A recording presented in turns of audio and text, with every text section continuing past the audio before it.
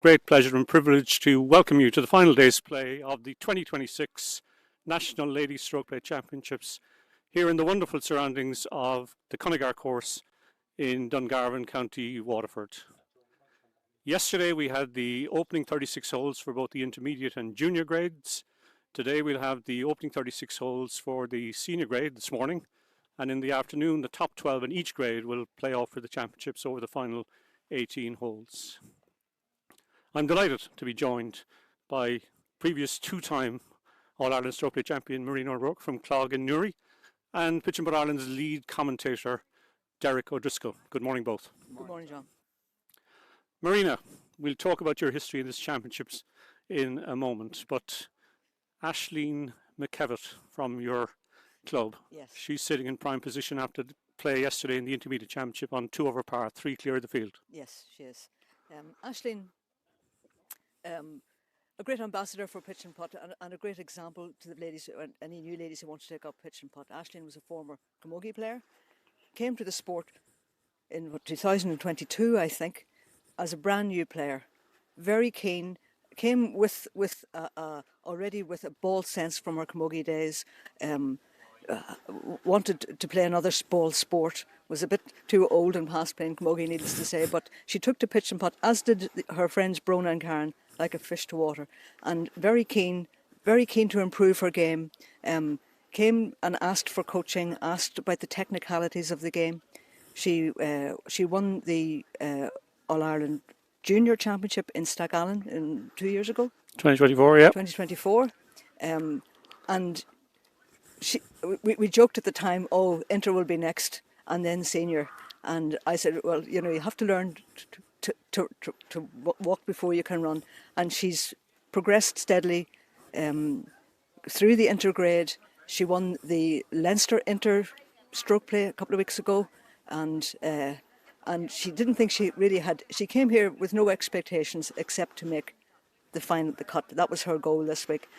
So she's more than proved that she's well capable of winning the intergrade this week as well. So hopefully, fingers crossed this afternoon. I know it's not going to be easy for any of them, but she has a good chance and she's well placed.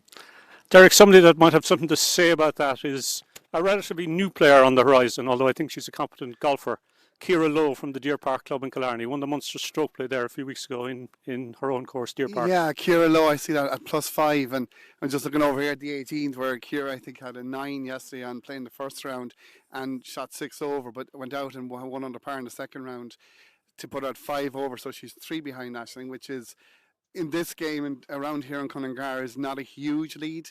And she plays out of Deer Park, which Deer Park is a great pitching course. So you got to be able to pitch a ball down to Deer Park. So I presume out here in Cunningar, it's similar kind of pitching up over the bunkers, stop the ball on the green. So I really think Ciara has a great chance as well. And then if you drift back to the two Lakeside ladies on +5 as well, they also have an opportunity. So I think we're in for a great playoff, John. And joining on 3 over par, Ciara, is the first Lakeside lady Bridget that Shelley, you I think, mentioned, is Bridget there. Shelley. Yeah. And Marina, Bridget has a wonderful record in this Stroke Play Championship, 1992 junior winner and 2 intermediate wins and 2 intermediate bronze. So she can't be ruled out. Absolutely not. Bridget, I've seen Bridget pitch putt for many, many years. And there are a lot of ladies in the intergrade who have even had lower handicaps and have crept back up, and they're all fine players, fine pitchers. I think actually that the intergrade will be the most interesting one this afternoon. And Elaine Quinn, Derek, All-Ireland Net Cup winner, the first All-Ireland Net Cup winner, and runner-up at your course, McDonagh, last year. Runner-up and Tipperary into county player as well. Definitely. And Lakeside, something similar here, is a pitching course. And that's really what I looked at when I saw the players who were in the playoff, where they're playing out of. Like Lakeside, you know yourself, John, it's you've got to hit the ball there. The grand long holes, similar again here. A few bunkers in Lakeside, so the ladies, if they got in trouble, would be used to getting out of bunkers. So you couldn't really discount anybody, I believe, from 9 over par back to the 2 over par. I think anyone in that group, there is a chance if they get a good start through 9 holes here, they could really put pressure on the leaders as well. And we better get a Cork mention in, Derek, for Linda Griffin of Bishopstown, winner of the Munster Junior Match Play here a couple of years ago. She's right there as well, tied with Elaine Quinn. Yeah, so also, like, it'd be, I suppose we'd be a small bit biased on the Cork, but it'd be nice, and it really depends how much practice they would have got in around Cunnigar as well. Like, how would they know the holes, and, you know, the more practice you get in, the better chance you have here today. And a lady with a lot of practice around Cunnigar is Michelle O'Connell, who's leading the junior championship after yesterday's play. Yeah, local player. Yeah, played really, really well. And again, that playoff, they're well bunched. Like, anything from plus 16 to plus 24. Like, there's about 8 or 9 of the ladies in that group. And I really think it could be very exciting because there could be drama out here. Like, you can bogey, double bogey a hole, and you can leave other players back into it. But they're well bunched in the junior, so I'm looking forward to that kind of playoff. And there's a few Cunnigar ladies in there, and a few from Clog in the junior as well. So it should be also an exciting playoff. And the last club to win both the intermediate and junior in the same year is Clog, Marina. So Darlene Parr must be in a good shape to deliver that again. If Darlene. Darlene, there's a story for you. Darlene is Canadian or spent most of her life in Canada. And she was a sportswoman, all-round sportswoman. She water skied, she played baseball, and she came fresh to pitch and putt in Clog, and immediately got hooked on the game, very keen, needed to know the technicalities, and it's taken her a couple of years to hone. Darlene can hit the ball a long, long way.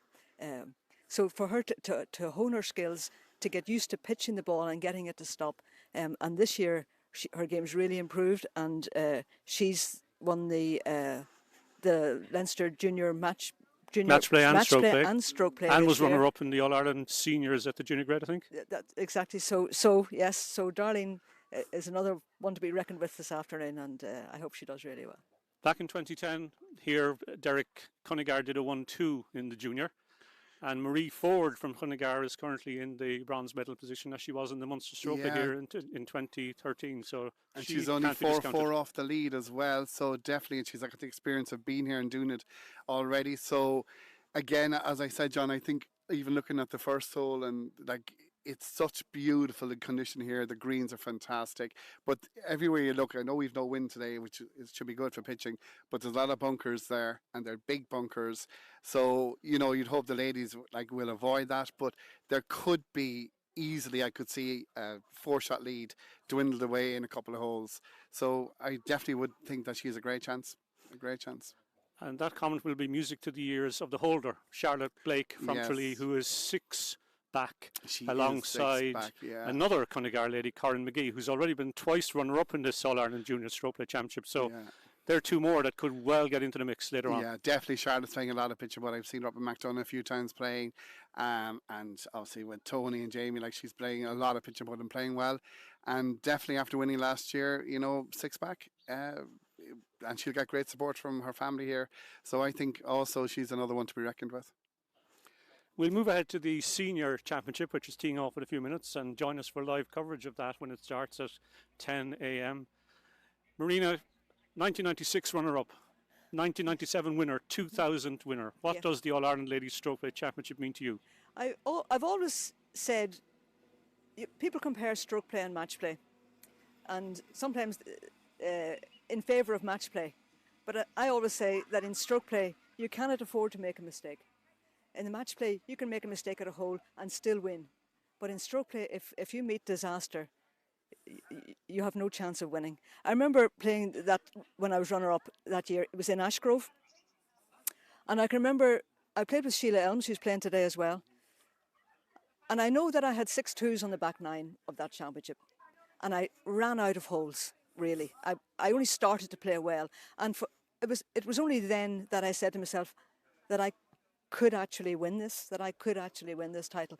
And so the following year in DCBS in Dublin, I built on that and had a lot more confidence, and I was lucky enough to practice and play with some really good players as well. And I knew that if I could hold my own with them, that I had a chance of winning. Now, I didn't win by a very big margin, and I know that it was very tight coming in at the end with Ger and Hall. A few of them were coming in just a shot behind, and I managed to hold on.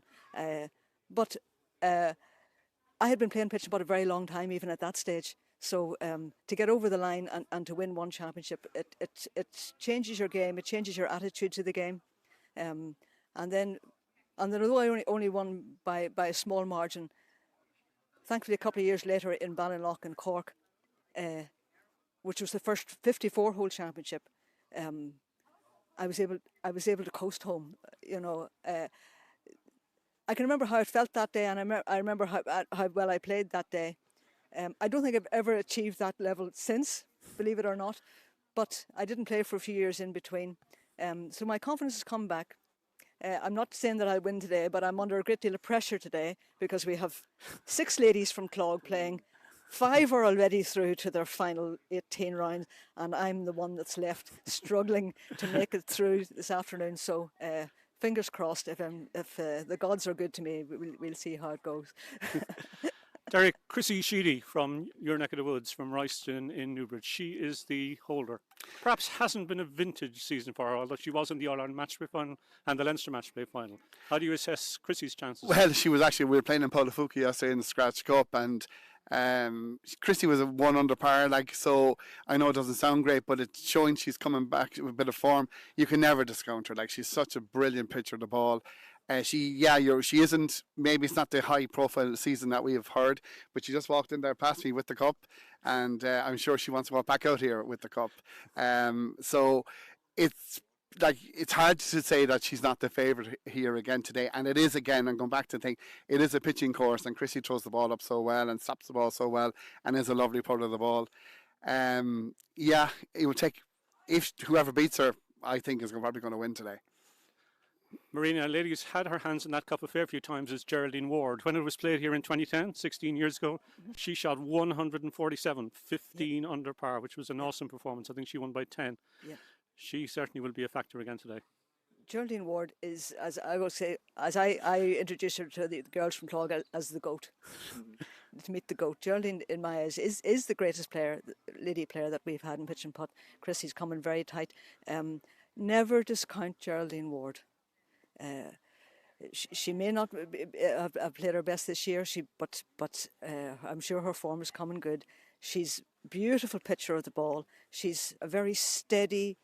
You can spot Geraldine playing across the course by that same swing, the same technique that has been so successful over the years. It's still there, very much, and I can see Geraldine very much in the mix later on this afternoon. And she did win the Irish Open there at her home She course in Portmarnock a few She absolutely weeks ago. did, and the conditions weren't much different from here. Ground hard, yes. Derek, a lady in a rich vein of form and with a tremendous track record around here, won the Munster Strokeplay here in 2013 and the Munster Match Play here in 2024, and won the Match Play, commentated on by you down in Rockledge in fantastic style. Frida White. Yeah, she's playing phenomenal. Yeah, and we interviewed her after the win in Rockledge, and she was really, really buzzing, and she won a great match.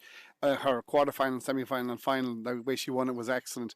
And then she went to Deer Park in the Munster Strokeplay and won again. So she is absolutely playing. Probably, she was saying, the best she's played in a long, long time. And again, around here, she'll be really, really hard to beat. I'd say she'll definitely have fancy her chances, and she'll probably have her shades on, and she'll be going out here and good to go. It'd be interesting to see. But John, I'm just thinking the scoring today, it is calm now. It's a challenging course, so I don't think we're going to see people going way, way under par.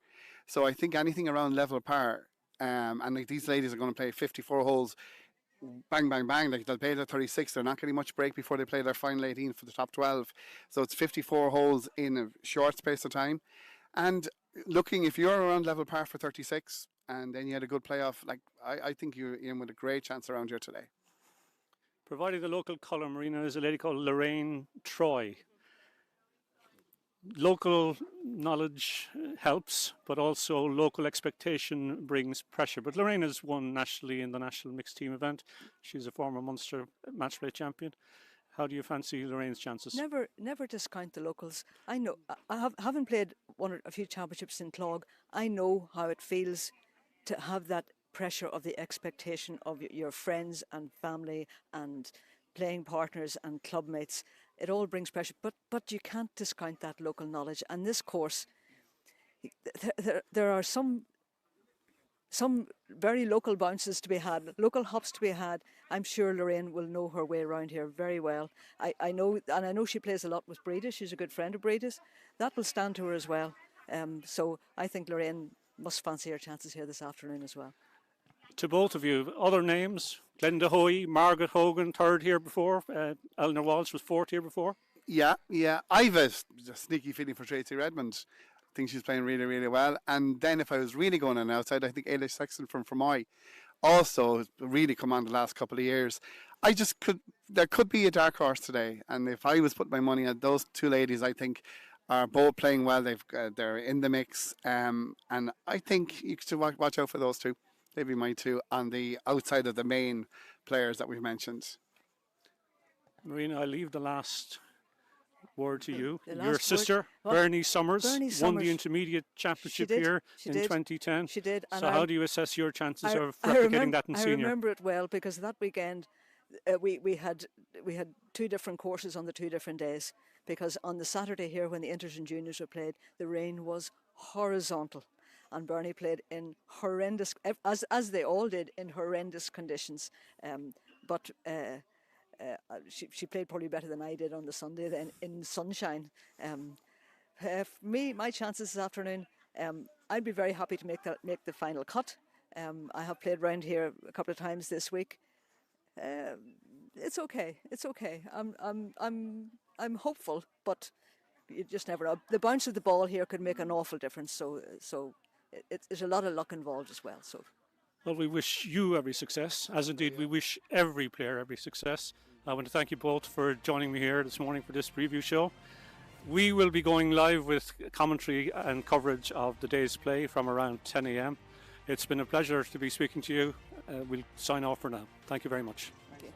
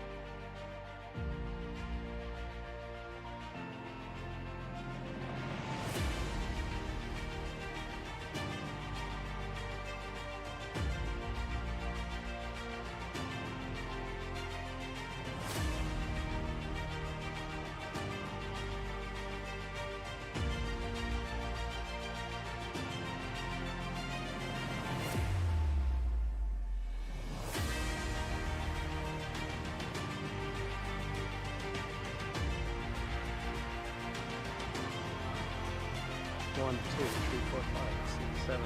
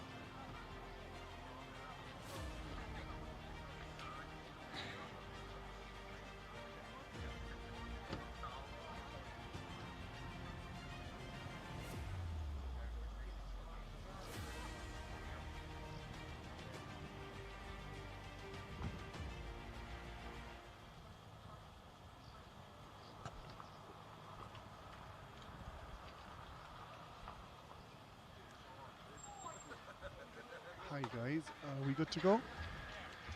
This is Molly O'Toole pitching the first hole, 42 metre pitch, and she's just gone off to the right there, but nice opening start. Molly's playing out of McDonough, my own club here, and great talent. You'll see her swing, the lovely swing. Playing with Louise Grace, John. Yeah, Louise from the RGSC club, consistent supporter of every event, every Scratch Cup, every Open, and in fact organises her own social tournaments around RGSC. A real passionate supporter of our sport and a good player too, Dublin Inter-County player. Yeah, just seeing Louise's ball went in lower, and it did take a good kick and kicked low to the left. Yeah, she'll have a tricky enough chip there, plenty of rough to cover before she reaches the green. Course is in fantastic condition. There's only a puff of wind out there. Beautiful, Derek, isn't it? I took a walk around there. I haven't been here since 1999. I was here for the Carroll's Club tournament final then. That was Cunnigar's first attempt at national event hosting. They did a great job then, and they continue to do a great job now. It's a beautiful spot. It was a really rough day weather-wise that day, even though it was August. 1999 was it? Yeah. But it's Davy Redden was reminding me that he was playing for a costume team that day in the Carroll's tournament. Our esteemed president. She's done well. Chipped it up to about 6-7 feet there for her opening par. Molly played in Palafuki yesterday in Scratch Cup, as I did myself. Didn't have her best day, but she went straight to McDonough to practice last night, and just showing the commitment that she's been putting into the game this year. Extremely dedicated. I mean, the work she put in around Bishopstown and Rocklodge during the national match play was incredible, and it paid off. She got the verdict in the final. Lovely chip. Well done. We had our President's Prize there during the week, and Molly played her 4 rounds, 2 under, 1 under her 2 best rounds. So that's the one where you broke par. I did, yeah. Well God help me, John. The pressure of that 1 under par is still.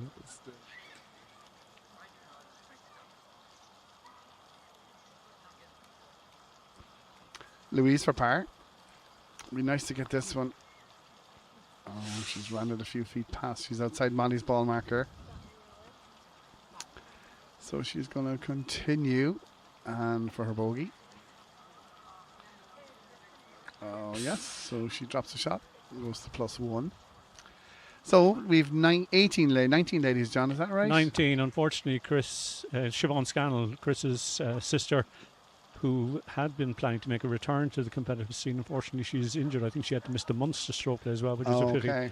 I was really looking forward to seeing that grouping of Molly was supposed to play, drawn to play with Siobhan. That would have been a class grouping, but it's still a class grouping between Molly and her Dublin counterpart, Dublin Inter-County player, successful Dublin Inter-County player, Louise Grace. Second hole, 41 metre pitch, more challenging, smaller green, and a big bunker in front. I'm not quite sure, John, but I think there must be 9 or 10 holes with bunkers in front of them, and they're deep bunkers here in Cunnigar. They are indeed, and it's a trend that some clubs are going ahead with out bunkers now. They're taking the bunkers out of the course because of the difficulties of maintaining them, but I think they do add significantly to a course, and like look at the framing of that hole with the bunker in front. It's ideal. And the swing is just really super. Look at that for a swing. It's impressive. And look at that. There's that's what I was trying to talk in the previous morning, John. That kind of one bounce stop action. It's the pitch. It's a pitching course. This is, and if you can throw it up there and stop it like that, gives you a great chance for birdie. So 41 metre pitch. Louise now, and not bad. Just broke her way to the left hand side. So the opening 2 holes similar in length, 42 for the first and 41 for the second. I think some of the more challenging holes are on the back 9. In fact, I think index 1 is the 18th, which is a little unusual, but it certainly warrants a tricky long hole with that water hazard in front left. Yeah. There's a 70 metre pitch, I believe, on the 13th on the back as well, a real great pitch, and there's a few tricky ones. 14 is index 3, so certainly the back 9 is going to challenge them. Talking to Molly, was out walking the course there with our chairperson Philip Warner, and before we just met them after the preview there. So she had a few games down here during the week as well. There are new McDonough tops that we've got. She's wearing. Molly's now playing off 4, John.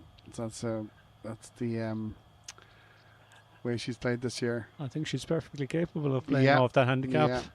Her form down in Rock Lodge was fantastic against a really, really good player, Nellie Sexton, in the intermediate final. Molly coming out on top. Of course, she served notice of that when she was playing as a juvenile. Lots of provincial and national titles, and represented Leinster in those interprovincial matches. Good putt from Louise. Although she's of relatively young years, she has had plenty of pitch and putt experience already. And she's got a right breaker here, probably. Right to left breaker, probably. Yeah. Not a huge amount of break. Yeah. So, Molly, her dad, actually, Ozzy's playing a good bit. I think he could have won her present prize. 9 out 5 and a 4 under himself, 9 under par. He's playing a lot. And Mum Nicola's playing as well now. So it's she's got them all out. Molly for birdie. And she goes into the red, -1. A round of applause out there.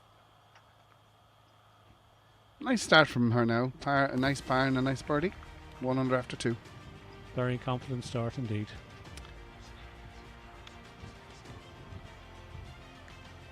Good. So 39-metre pitch, John, the third down the side. Looks relatively straightforward. Bit of a fall away to the left, I would say, at the back. Last year I played her, yeah. John Walsh loves this place down here. I think the Scratch Cup this year, I think John did 19, if I'm correct, for 36. 19. And he won one of his Irish stroke plays here, 2015, with 147. Did he? 15? Exactly the same score as Geraldine Ward won when she won the ladies stroke play in 2010. So clearly it's a one that suits John Walsh. But then what course doesn't suit John Walsh? Molly pitching into the third, 39 metres, and another super pitch. Lovely start she's made. This looks good from Molly. Opportunity to set a hot pace in the first group out. Yeah. Second group out. So the first 3 holes all similar distances to 41, 42, 39. So if you got your rhythm on that number, Louise. And again, that runs off to the side. So there's a big difference, like when your pitch, if you're coming in low and you're missing the kick, you will see that they will run on with the brown patches. And Louise seems to have it going left. Always the kind of hooking shot is going to run further anyway. So hopefully she'll sort that out and settle down. So a few people around in the background there. John getting ready. That's Molly's mum there. And you can see Paul Power from our club and Philip Warner supporting her. Louise is a nice chipper of the ball. She does her home, puts a kiss of death in her now, but normally she chips this well. Well, RGSC I think is a course where one is going to be doing quite a bit of chipping, so it's obviously honed there. Now there you go, John. What a call, Derek. Yeah, there you go. She didn't let me down. She looks to the crowd. She's back to level par now. Well, that's good. That'll settle her down. Brilliant chip. Yeah. Well, she's gone 4-3-2. So, well, sequence continues. There was a hole in one yesterday. Elaine Quinn, I think, aced the 15th, didn't she? En route to a 54 in the second round of the intermediate. Super. Lakeside lady. Runner-up last year at McDonough. Behind Mairead O'Toole, who hasn't made it through to the top 12 today in the intermediate. Molly for birdie. 5 feet to go to 2 under par. Oh, she's left that out there. Wouldn't that be a bad hole to lose a match play now, John? That would be a sickener in match play. Okay, 1 under through 3. Nice start. And we have a replay of Louise's shot. Bang. There you go. It really was beautifully played. Yeah. That's one for the highlights reel for her anyway.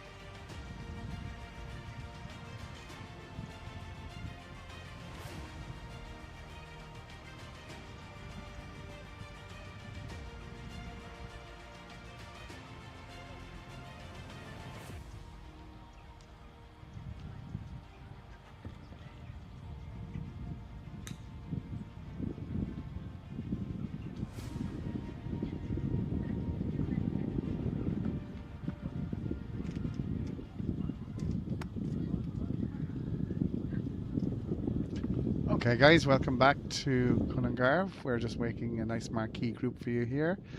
Chrissy Sheedy, the holder, just get herself organised to go to the first hole, and she's playing with Eleanor Walsh from the Fermoy Pitch and Putt Club. So, great 2-ball as they make their way up there to the first 41-metre pitch. So as I said, we were in Paulafuki yesterday, and Chrissy was playing in the shotgun start playing the morning session. Finished 1 under par. 42-metre pitch here. Chrissy gets right after the ball. You'll see when she's coming in with the pitch, she makes sure she gets through it.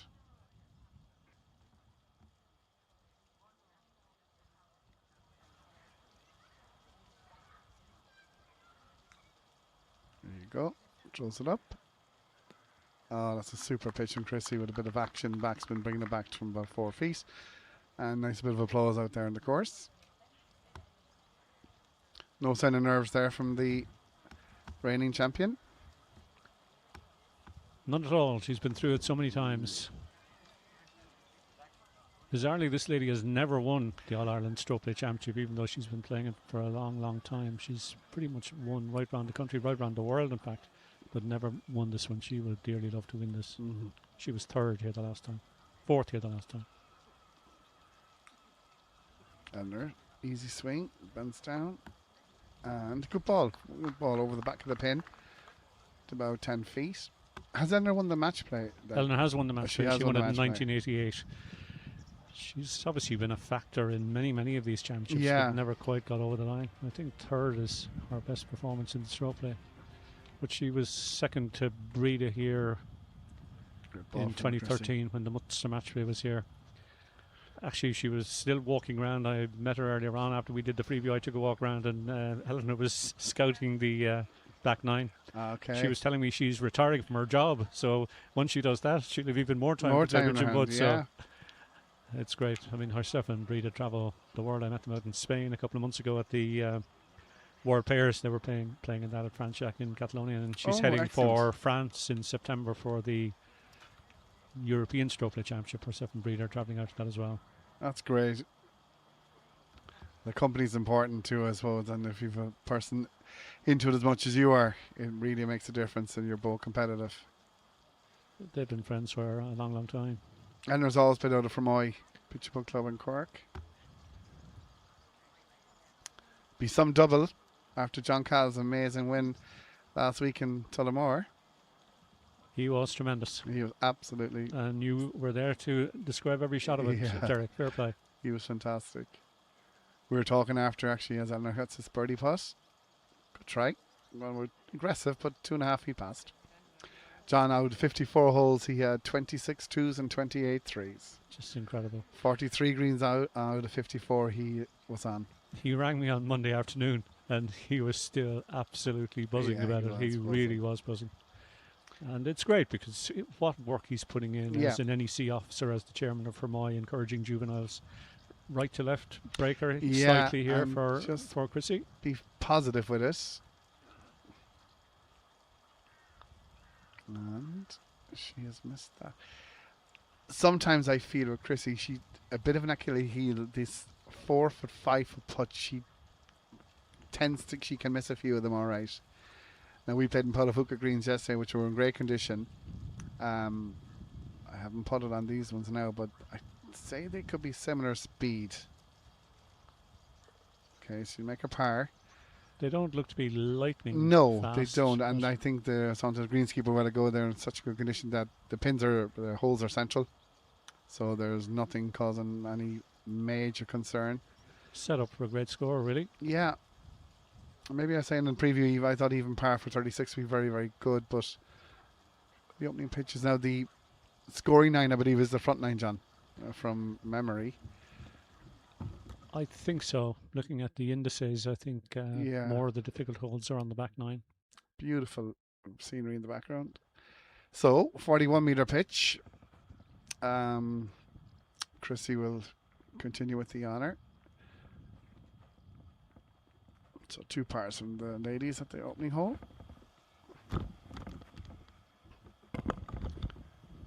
We can even feel the sun here from our commentary position here in the van. It's really coming out to be a lovely day.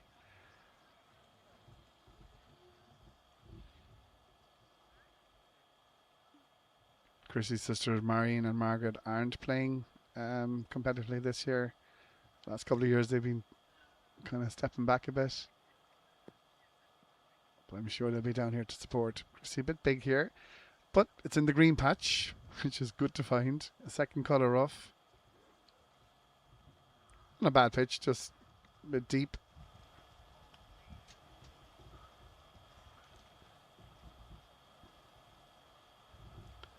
And they're now 41 metres. Just getting ourselves sorted. So as you can see, all ladies are playing in 2 balls like the gents did last week, which we thought was a good idea. And there's pitch now. Keeps her head very still, John, on impact, doesn't she? It's a classic action, really. Yeah, it's fine. Pin high. Yeah. Uphill, can give it a run.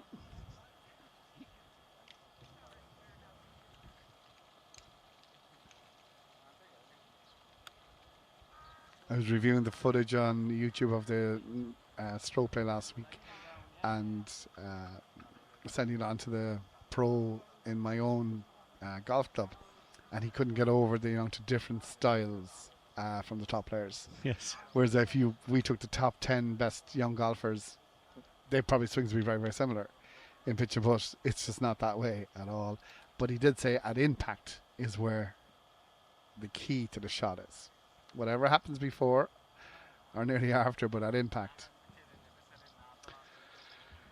Chrissy, little bounce of a chip on here and then maybe release out to the hole would be her plan. About halfway. I Pitch it would about think so. halfway to Once the she hole gets and let the it run out. first cut. Relatively straightforward chip for a player of her calibre. Yeah, very good. Checked up nicely on the first bounce and into a couple of feet. Should be cast iron for par.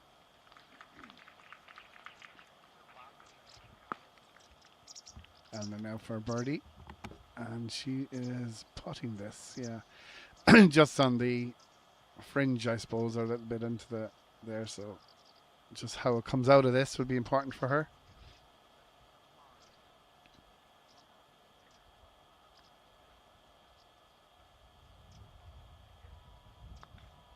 Oh, bobbled. Yeah, I'd say that just lost the impetus for the hole. It just did bobble on the first bit. But we'll tap in. We're happy 2 pars in the opening 2 holes.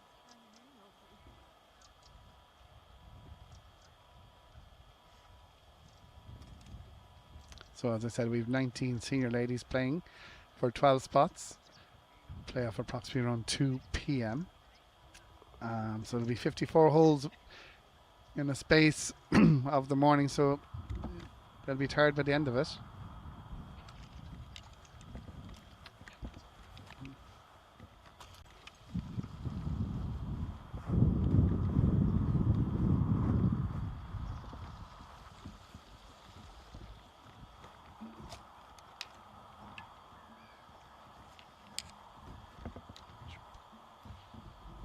Third hole, lads. So lovely scenery in the background there. In Dungarvan, Cunnigar. Anyone who has not played Cunnigar, it's a great spot down here. Really well worth coming down for a trip to have a game. Has it always had big tournaments, John? Has it all? I know you mentioned 99, the Carls, and it has had big tournaments through the years. The Carls in 1999 was the first one. Then they had the National Ladies Trophy Championship, this championship in 2010. Mm-hmm. They had the National Mixed Team event when that was going. That was here in 2011. Won by a local team, which included, I think, Lorraine Troy, who's playing here today. Yeah. And then they had the Gents Strokeplay in 2015, won by John Walsh. Chased home, I think, by John Ross Scrangle and Junior Smith. Then they had many Munster. They've had many Munster tournaments. They had the Munster Strokeplay in 2013 for ladies. They had the Munster Match Play for all grades in 2024. Jason Cregan from Tralee beat his fellow Kerryman Damien Fleming of Deer Park in the final of the gents, and Breda White won the ladies, beating Mary Murray over Rockledge in the final. So they haven't had a huge number of national events, but it's an ideal absolutely venue. ideal venue, yeah. Both ladies having a chat where we see a repeat of Louise Grace, her chipping on the second. Or the third? And it goes. So both ladies short on the third here. Chrissy's first to go. She's just deciding if she's chipping or putting. Chrissy carrying 3 clubs, you know, John. She's gone to the 2 wedges, which is relatively unusual among the really top players. Yeah. Of course, she plays a lot internationally, where the 3 club rule was in for much sooner than it was in here in Ireland. It's becoming. I'm seeing more of it out there. Good chip. Yes, and the little bags. And the little bags, they are, yeah.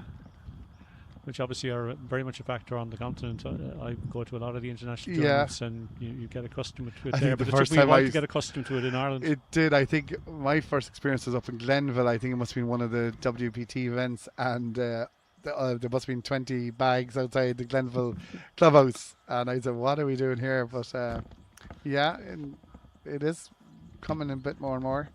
Breaking from the right here for Eleanor, I would say, from about 10 feet. Good chance. Uphill. Be positive with this, I'd say. Low left. Just on the low, and didn't get there, but 2 tapping pars from the ladies. I think they'll be happy with that. So, feeling their way into the round. Yeah, 3 pars each. So this is our first view of the 4th. John down 48 metre pitch. Looks an interesting one. Index 13 though, so obviously it does yield quite a few birdies. And these 2 trees in the middle are a lovely little design. Framing it nicely.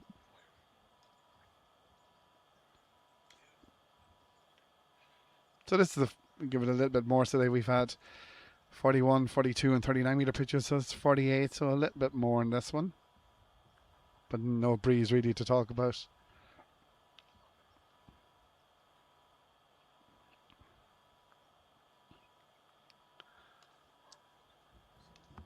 Six wins in this for Chrissy. Yeah. And many more runners-up spots. She was runner-up. At one stage she was runner-up on 3 successive years. So she really has been a factor on this. 5th here in 2010. It's rare that you'll have one of these where she's not involved. It really is rare. I think she was on 1 Strokeplay title at that stage. But boy, she's picked up a few since, 5 since then, I think. Throws that up nicely. And that's a great shot from Chrissy. Super shot. Again, lovely stop on the ball. 5 feet short of the flag. Good chance for birdie.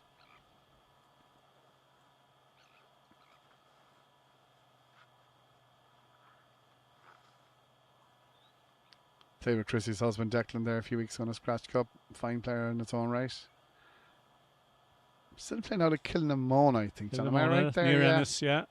Proud Clare man. Yeah. Represented Clare many times in the Intercounty. Never played Kilnamona. Of one of my few plays I haven't played. 9-hole. Lovely spot. No, it's 18 holes. It's 18, is it? Yeah. Nice parkland course.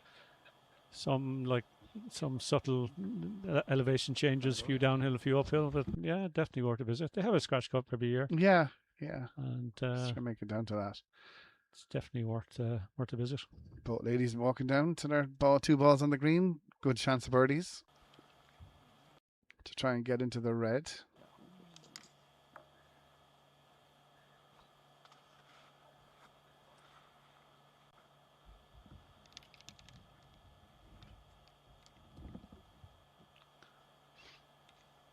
Yeah, great action shot there. Chrissy's ball and the nice stop that's on it. And they're first to go for her birdie. Looks to be breaking slightly from the left as she plays it. Needs to start running them at the hole. The last 2 putts just weren't hit with real conviction. Like, it's been a comfortable 3 pars for both ladies, but you know, they've a chance to get a birdie here now and get it into the red and go under par. So Eleanor, here we go. Yeah, that was more positive stroke, and this was the low side, but she will tap in for her par. Now, Chrissy, chance to get going.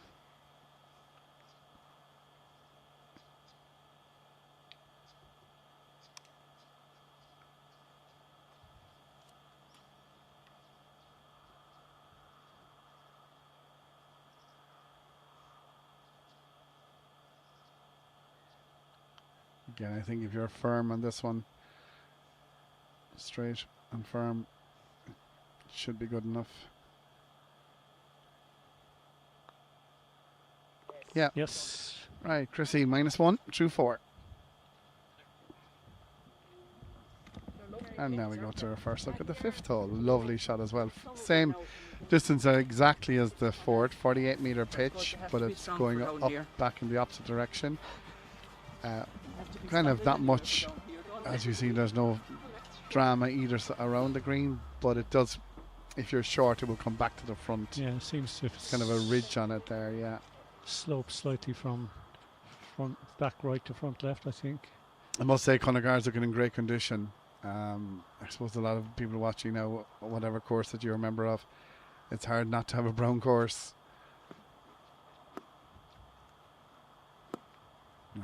Great shot, an angle for you to watch Chrissy swing here. Plays off her front foot, you can see, and then we'll always make sure to get those hands through, as you can see, and throw it up. And that's a fine shot again.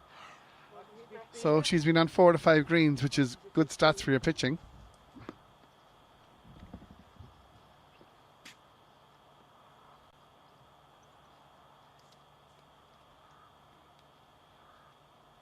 No, and again, and we're just getting herself organised here for her pitch to the 5th. High tee, actually, you see that? Clips the ball right off it. No impact on the tee, and that's just gone to the left. Yeah. But it should be okay. I don't think it's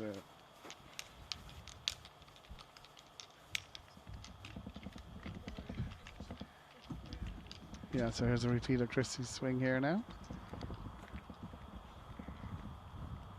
And you can see she gets her hands through and then goes up, rather than big mistakes some of us make is going up without going through. Pace of play is nice, John Smorn. They're through 5 already now. Moving along fairly smartly. Yeah. We'll try and update you now ourselves, and if the website you can see has really, really improved.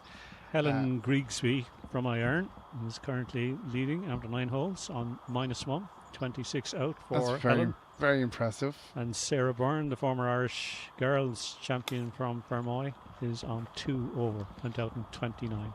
That's the opening group, isn't it, John? That's the first group of the day. Okay, Eleanor's putting this one as well. Just in the fringe, I would think. So we can see behind the hole behind Chrissy somewhere. It's above ground anyway, so is she tapping in for a 3? She is. For her 5th par of the day. Chrissy now, chance to go into, I know we've won it early days, but outright lead and 2 under. Helen Grigsby 1 under as well. Chrissy has put to go to -2.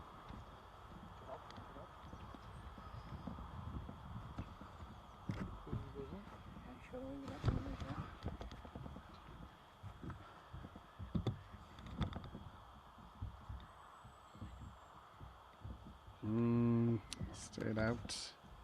I think it seemed to drift off to the right on her, John. Yeah. Seemed to, yeah.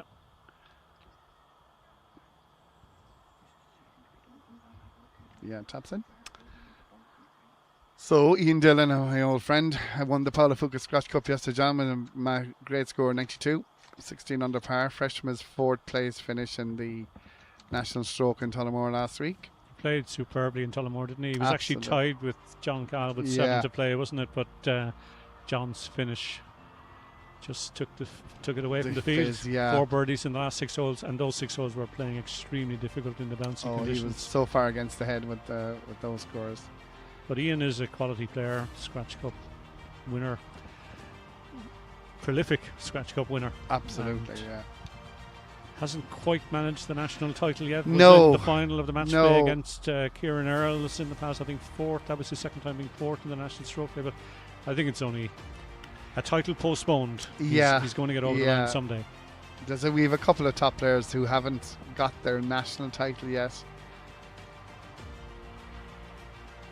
Yeah, Eamon Gibney from Castledown Would be another one. Who's an absolutely class player, wins Scratch Cups routinely, and was in a national match play final as well against Kieran Earls in Erie a couple of years ago, but just hasn't quite done it at the height of stroke player match play action. But again, I think that's only a situation postponed. Amy Galvin. Here's a lady who has her national title already. Yes, Amy Galvin from Tullamore. The match play down in Larkspur Park. Birdie putt. Amy was part of our interview team last week in Tullamore. And this for birdie. And knocks it in. Well done. I played with Amy in McDonagh Scratch Cup a couple of weeks ago. It was a pleasure playing with her. Played really, really good pitch and putt. Neither one of us scored too well, but you could see the potential that she has. Yeah, she won a overall Scratch Cup, didn't she, a couple of years ago in Kilbeggan, wasn't it? Took on all comers and beat them. Okay. Just making our way to the fourth hole. So Chrissy's coming across to pitch 6, I think.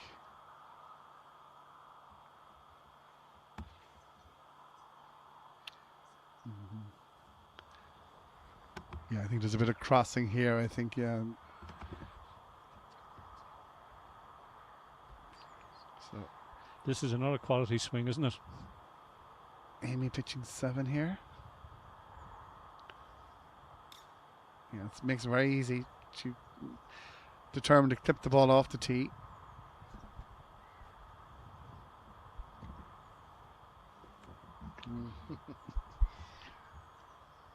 So, playing with Glendahoy.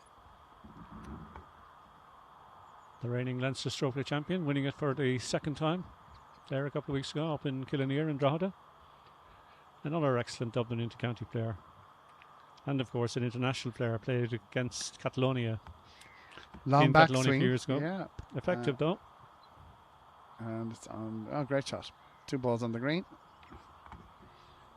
Yeah, we were having Glenda who won up in, as we said, it's still hard to call it Killinear after years of calling it cement. Yes. Right, Chrissy, this is the first one where you're hitting a distance, 56 metres. Index 2, John. Tough hole. And it's another fine pitch. Just ran out a little bit on it, but that's grand. On the fringe.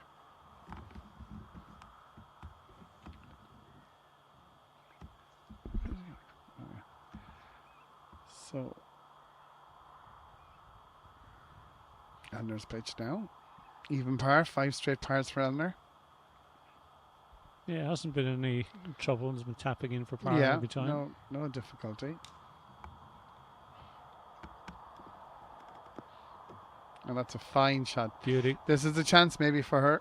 That's our first chance for a real decent birdie to get into the red figures. Go -1. 1978 and 1982 Irish Girls champion. Difficult to credit, isn't it? God, it 48 years ago, I think she was only 11 years old or something at the time. Won the juvenile and won it again in 1982. And of course has been a mainstay of Cork inter-county sides as well over the years. Absolutely, yeah.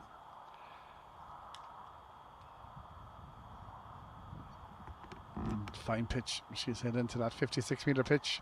Glorious chance to open her account for the day. Pitching has been good this morning, John, in fairness. Yeah, these two have been there or thereabouts on every hole. There's been no difficulty they haven't experienced yet. Neither one of them have looked like getting a bogey. Cameraman man his way travels down. Fair play. Doing a great job, these lads.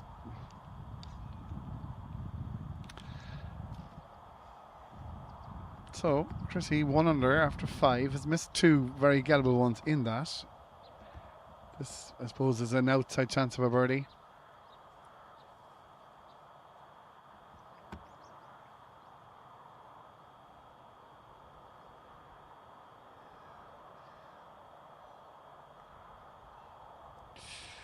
Oh, she's so well. There you go, guys. An outside chance of a birdie, and in it goes. She goes somewhere, and she's smiling about that. I won, and they're both smiling. 6 or 7 feet by, I would say, at least. Just as well the hole got in the way, but great putt. Great putt.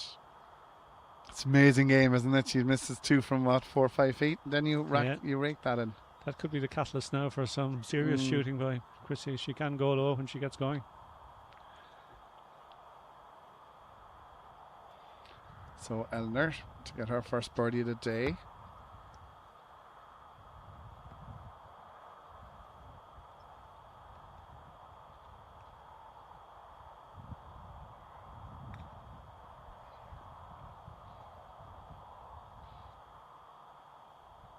Yes, 2 good birdies and 6 for the ladies. 2 under, 1 under. And now we come our first look at the 7th hole, guys. This is a 39-metre pitch, index 16.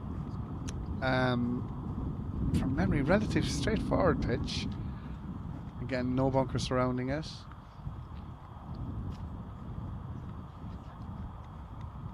Molly O'Toole has gone through the 9th, and she was out in 27 to be even par.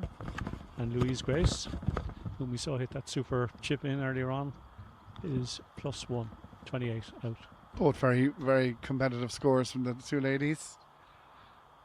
So Molly must have dropped. We saw Molly 1 under through 3, so must have dropped one along the way. But still, this is definitely a 2-hole. Looking at this, John, because there's a backstop beyond the green from memory. For these players at elite level, it should be, yeah. 39 metres. I think you can throw that in there.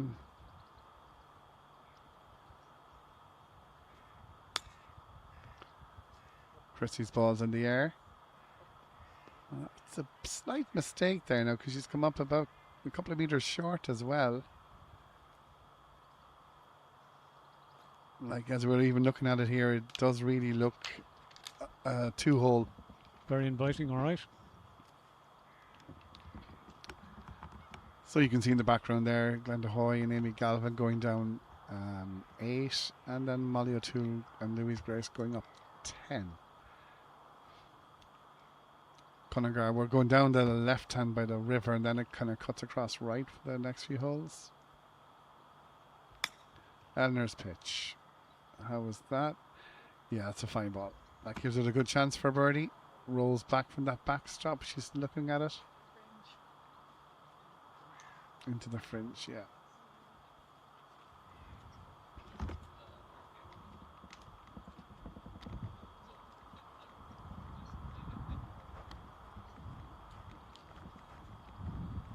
Leave Mark Hogan on the course. PRO for NEC directing traffic for us, so he's doing a great job out there, Mark is.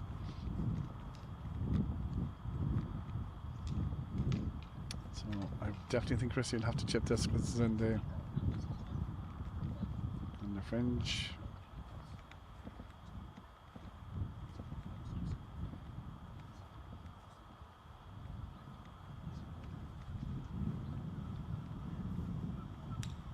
Chrissy having a look, yeah. Few grades of grass to cover here, but again, it's one of these it's runs, up the hill chip as well, and run halfway to the hole, checking up.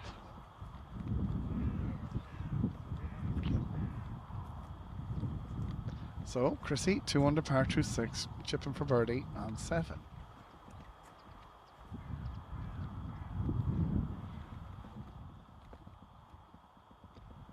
Oh, that's a good try. Well done. She'll take that. That'll be tapping 3. So, for anyone wondering, that the order of play today is we have our senior ladies now playing, and they will play 36 holes. Top 12 will make the playoff for approximately 2 p.m, I believe.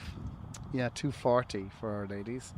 And then we have our junior ladies and our inter ladies. They played yesterday. And if you look on the PPI website, our preview this morning, the top 12 ladies in both those grades will be playing today.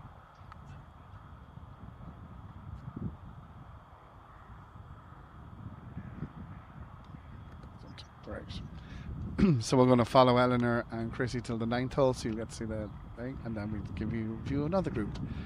So hopefully you'll see all players playing. Quite a break on this from left to right. Yeah. She plays it. Fade putt, always tricky to And get the. Must be hit, I'd say, too. Yeah. Yeah, she played it overborrowed. Yeah. We all have a tendency doing that, when you feel there's a break in it, that you just turn the hands and really overplay the break. Okay. They're making their way to the 8th.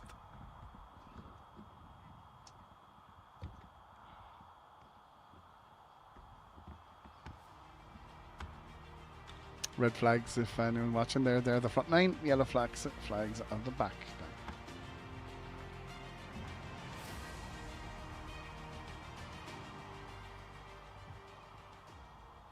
Even if you watched our previous morning, we've talked about the strength of the ladies from Clog, and Cunnigar ladies also been very competitive in all grades. It's great to see. So Chrissy's 43 metres this time. Similar enough pitch to the last one. I know it's 4 metres longer. Just want to get it up there. Bit of a fall away to the left, I would say. It's index 11, so it must cause some few problems. Yeah, fine ball. That'll do That's nicely. much better now. It gives her a decent chance. Lovely scenery in the background there. Good 2-ball now, so 2 under, 1 under. Not a sign of a bogey. It's been comfortable for both players. 7 holes in on the 8th. Eleanor 43 metre pitch. Again, keeps that head still on impact. And yeah, just backspin a bit into the first cut. But very, very gettable actually. That's a gettable shot for her now.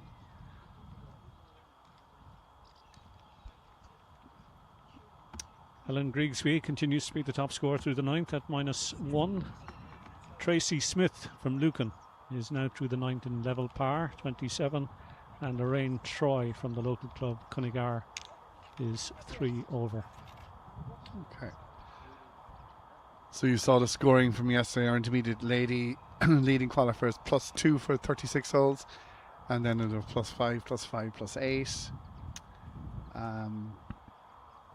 Similar conditions, I think, yesterday to today. 12 over won the intermediate in 2010. For Will 54, for 54. 54. They will surely beat that this time. You would think, the yes. winning yes. junior score in 2010, I'm calling for a ruling here, the winning junior score in 2010 was 187, that's +25, and the leading score currently is +16, so they're on par to around equal what was done in 2010. And there has been looking for a ruling, John, is it? Yes, calling for a ruling. So who do we have here? We have Darren O'Connell. Darren O'Connell. Intrepid Darren O'Connell from Tullamore. Who played in the Strokeplay He did. last weekend, having delivered a wonderful course to host the championship, or he was obviously involved. It was a great team in Tullamore, but Darren was heavily involved in it. And I was over there, we're doing the preview on the Thursday, and he was out in the course working for hours on end. Took the week off work actually, John. Leading to that, Darren works in the HSE, and he took the week off and worked away on the course. We're just I think we're looking at an old hole, John, are we? Yeah, it doesn't appear to be on the line, but you only get relief from that only if you yourself are on the green. So yeah. It looks like we're going ahead with it.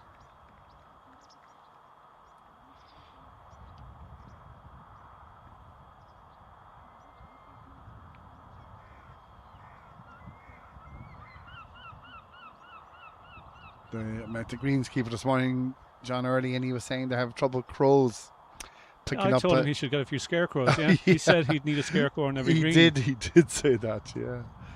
And because they had so much great work, but he said they're desperate to come in and picking at the greens on them.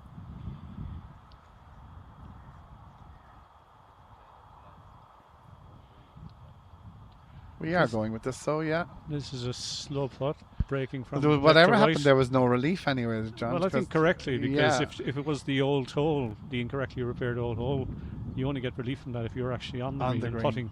It's good to know. She is putting, but I think it actually did hit it coming through. I don't know, was enough to knock it offline. Another tap in par anyway for Eleanor. This one will probably break slightly from the right for Chrissy. Again, once she can give a good run at it, I don't think it's a particularly fast putt.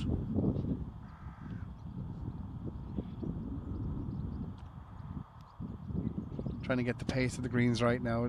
8 holes in, they should be kind of feeling it better.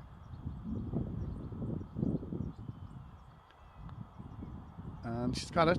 Oh, stop it. Commentator curse, spoken too soon.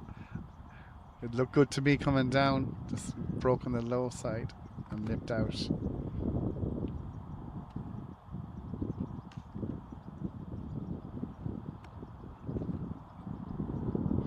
Went a foot past. Yes. We need to get her attention. Yeah. This will now break a little bit away On to the the way right back, as she plays it. will, absolutely, so. Yeah. Always sign of a good putter if you look at the way, when you do miss it, when the way it passes the hole for the one back. Yeah. Centre left firm will do the job. Yeah. There was a bit turn in that, John. There was. Yeah, it was. Okay, guys, first look at the 50-metre pitch, the 9th, over a bunker, risen green from memory. Small enough target there now. Tiny target, and foreshortened the hole, isn't it, by the bunker? The bunker is quite a bit back from the green.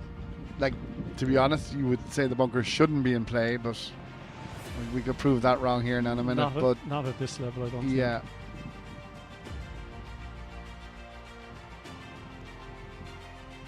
So we're gone. If anyone who knows Cunnigar now, we're down to the 9th, down to the bottom end of the course, moving down. Amy and Glenda on the hole there on the 10th there. Tricky hole. 10th hole, risen green.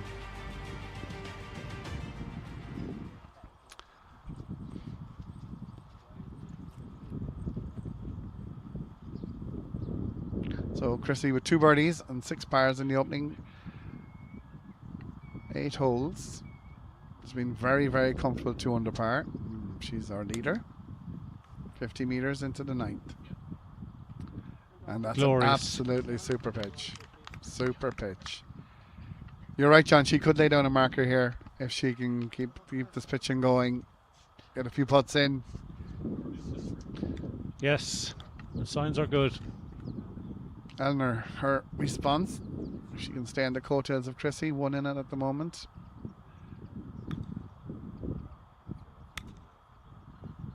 She doesn't like that, I'd say, from the reaction. Oh no. Yeah. It just pulled left on her and rolled down. That chip will give her a little bit of tension because you have to get that up and down. It's a more difficult chip. It is a more difficult chip, than either of them have faced so far. Yeah, there's a few risen greens on coming up 9, 10, 11, 12 where the chipping is more difficult.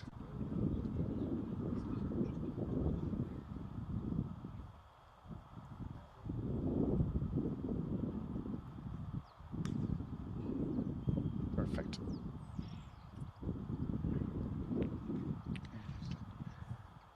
After this hole, we're going to move to follow Amy Galvin because Amy has blitzed the front 9 in 23. She's 4 under par after 9, so we're going to, after this hole, pick Amy and Glenda Hoy up around the 12th. You can actually see Amy in the background there, so that's a super opening 9 holes, 4 under par to 9.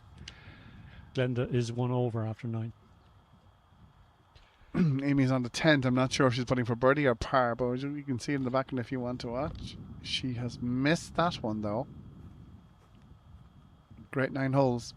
I wonder if she's still 4 under, but we'll pick her up on 12. Now, Eleanor's chip. This is the one, you have to get it up. And just onto the edge of the green, maybe, and let it run out to the hole. Oh, yeah. Tricky. That is the difficulty with the chip where you have to get it up and then get it to stop quick enough. First time now, I think we've seen either lady have to work on for their par. Yep. Great view in the background of Dungarvan.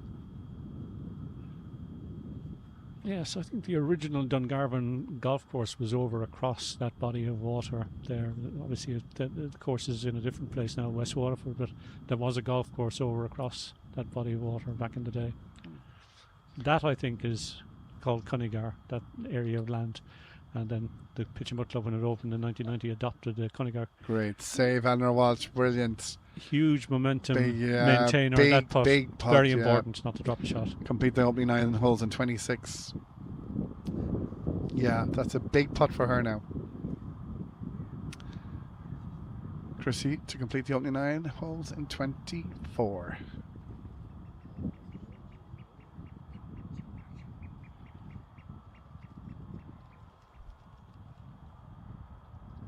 I think this one can be hit straight in. I think so. I don't think there's any mess in here yet.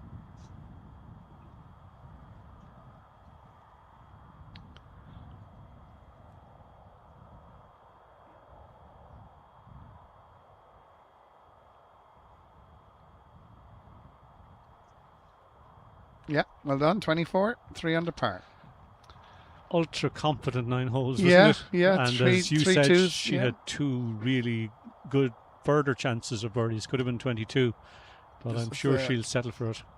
Here's the 12-time champion, the GOAT, as Marina said earlier on. Oh, great try. That's some stat, 12-time champion. And that's only stroke play. That's only stroke. There's another 12 match plays. Oh my and God. a share of over 55s as well. And as we said earlier, the Irish Open, International Open, for the second time. She won over a home course, and she said obviously that the local knowledge was an advantage, but still the expectation is also can be a hindrance. Margaret Hennessy from Riverdale. First class player. Winner of the junior and intermediate in the past. Trying to add the senior. Wow, has she not run that past or what? Plenty of work to I do know there. it was aggressive, but I didn't think it was that aggressive when she hit it. First yellow ball we've seen today. Yes. This is for par after being aggressive with that birdie putt. Oh, it's a poor 4 now for Margaret. She won't be happy with that.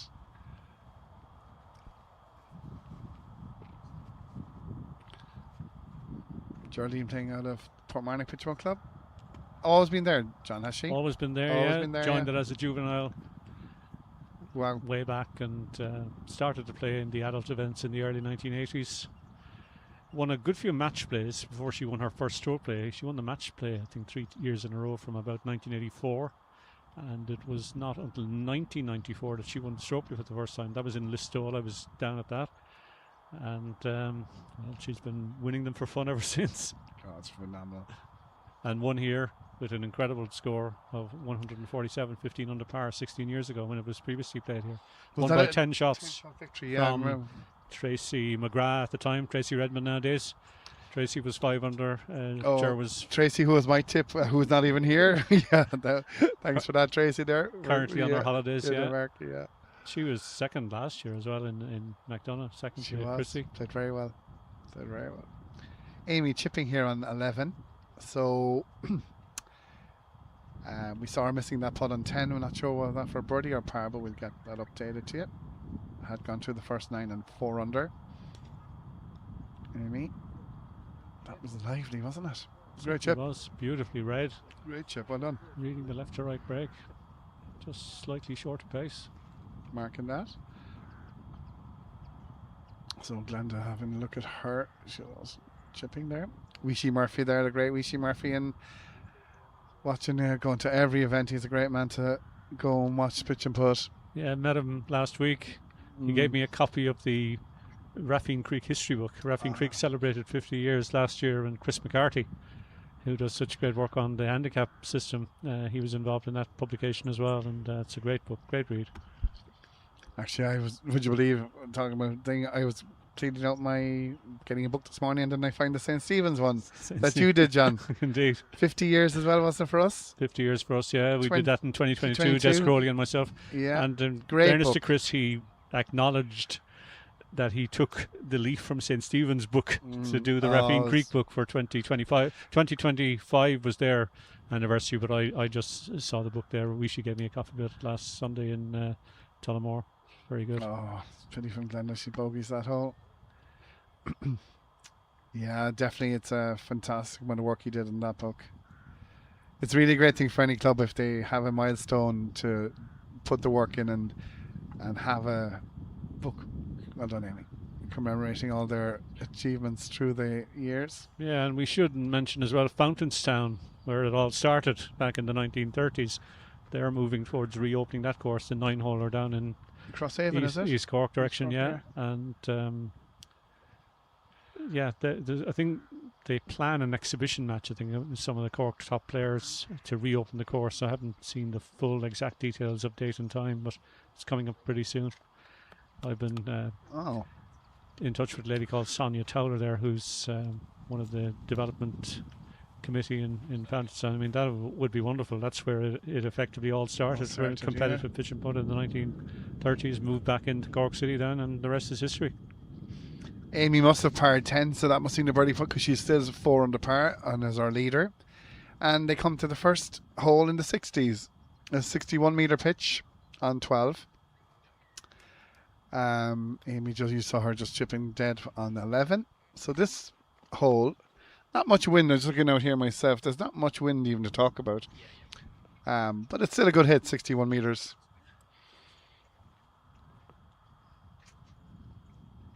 I remember playing this hole, yeah. There's a few good holes now in the back nine, a few good testing holes. So, Amy from the Tullamore Club.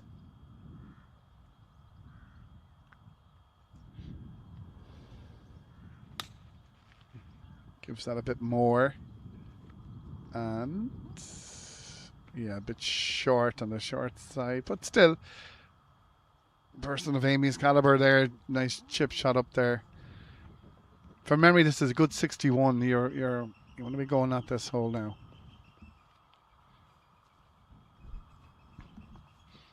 So Darren O'Connell from the NEC, they're standing there in the red and black. Glenda's +2 through 11. So wouldn't want to be dropping too many more. Doesn't want to get away from the leaders. Big long backswing, throws it up. And that's a fine pitch. Beautiful shot. Fine pitch. Great chance for birdie on a difficult hole. Well done.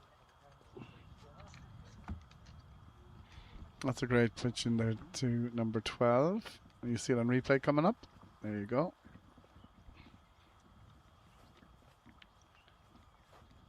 So, if you see anyone in red and black, that is your NEC officers and members of the PPUI. So Dublin and Offaly ladies making their way to the 12th.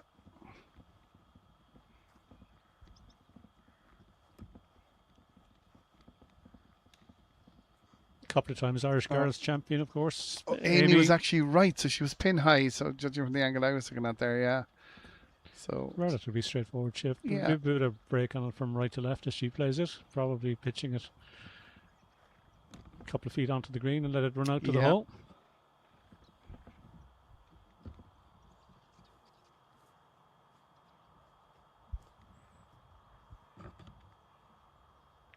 Yeah, very good. She's very tidy around the greens, Amy.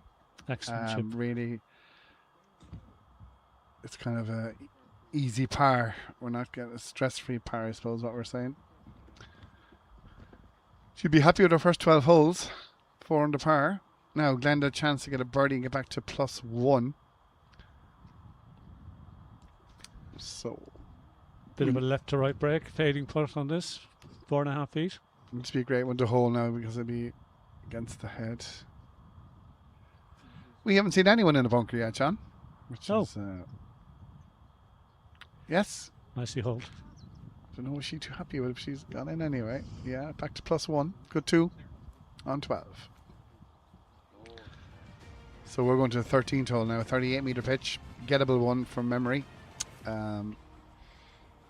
Nice pitch into a small target.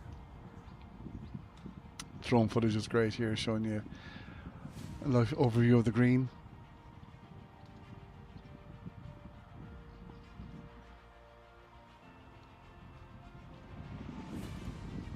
Amy chipping.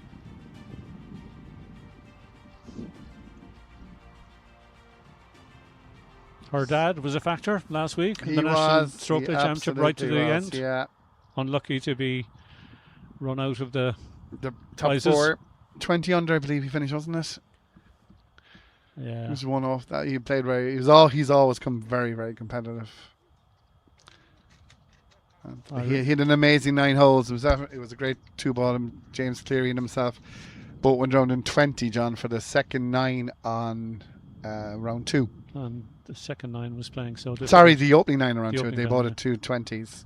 Excellent play. But he bogeyed 15 all right in that one. He was just unlucky. He was on the right of 15 and kind of duffed the chip, but got his bogey, slowed the momentum, but had a lovely 14 under par. Great shot, Glenda. Glenda's getting going. That should get her back to even par. Absolutely. Great ball, 12 and 13. She'll be delighted with them. Nice bit of crowd down there on the green. So,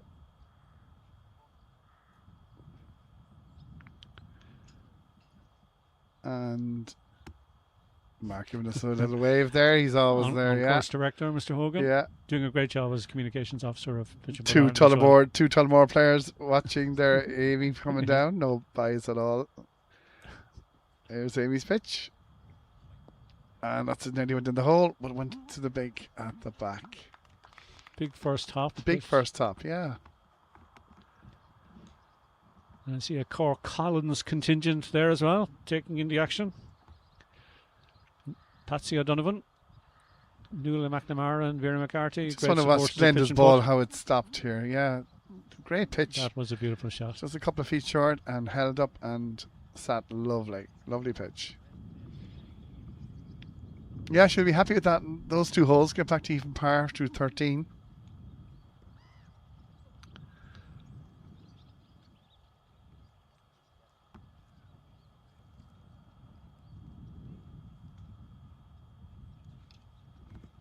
Dahi Sexton in the background. Ailish must be out in the course. Right, Changed Amy. his place on the Cork team. Yes. Which changed Cork team this year for gents a little. No Ray Murphy, or currently he's the reserve, isn't it? He's the reserve. And no Frank Janine, no Brian Delaney, even though Brian Delaney has been pulling up trees in scratch cups right around the country. Mm-hmm. But obviously the counting events must have gone against him for the points to qualify for the team. Yeah, there's 3 Collins player in it. 3 Collins. Owen Shannon, Owen Walsh and John Walsh. 2 from I. And Jackie Freeman from Kilworth. Oh, great try, Amy. Another tapping.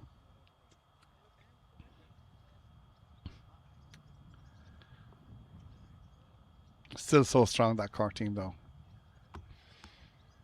Yes, they will definitely be in the shake-up.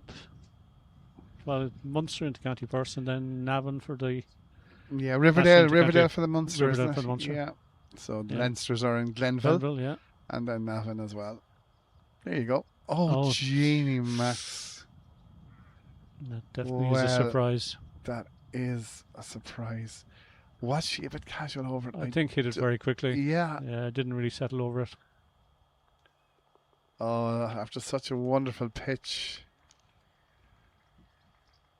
Here's a lovely hole, John. This 14th hole, 61-meter pitch. Great hole. These next few, they're all very good holes, but the next finishing here is great in Cunnigar. Glenn will be disappointed with that, staying at 1 over par, and has a good batch of challenging holes coming in now. Yeah.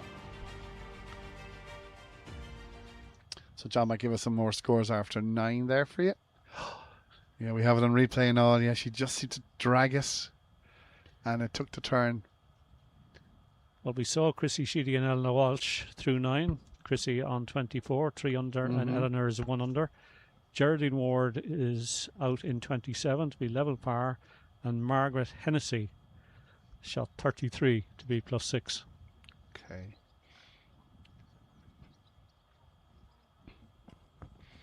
So anyone, if you see Glenda's, that's twice we've seen it now, so she'll be happy with that. Right, she has the honour still. 61-metre pitch. She keep that out of her head and just go back. And Glenda also with the 3 clubs, John. Yes. 2 wedges.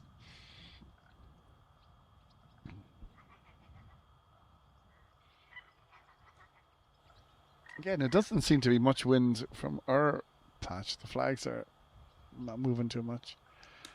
Big high backswing and fine ball. Fine ball. 61-metre pitch into what, 10, 12 feet? Chance of birdie.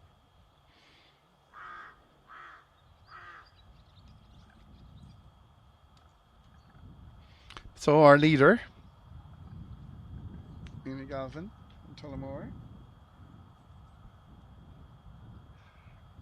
Our second grouper, Molly O'Toole, is on the 18th hole. I can hear Louise Grace from our position. And Molly. And now Amy's pitch. And that's another excellent ball. Shot of the day. Glorious shot. 61-metre pitch beyond the flag. Backspin to a... What?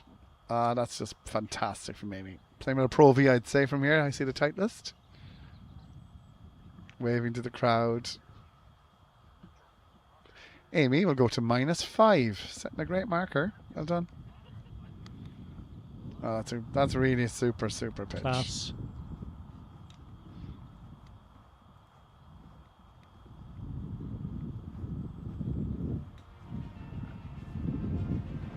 Molly just if he can chip behind me on 18 here. 18 toes of gorge, so water in front of it.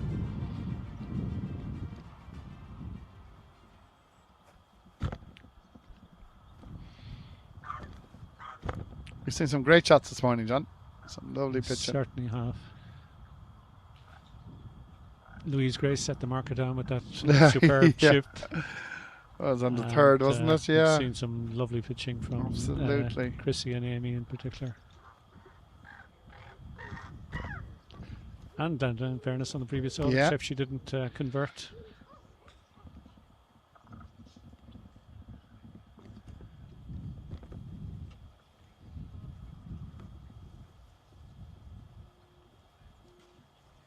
I believe everyone's on the course now, John, are they?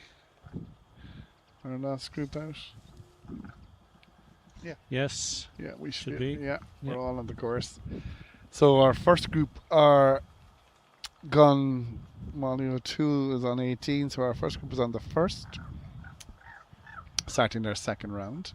So pace of play is very, very good, actually. Really good. Okay, Glenda for birdie. This to get back to even, which we said a while ago as well.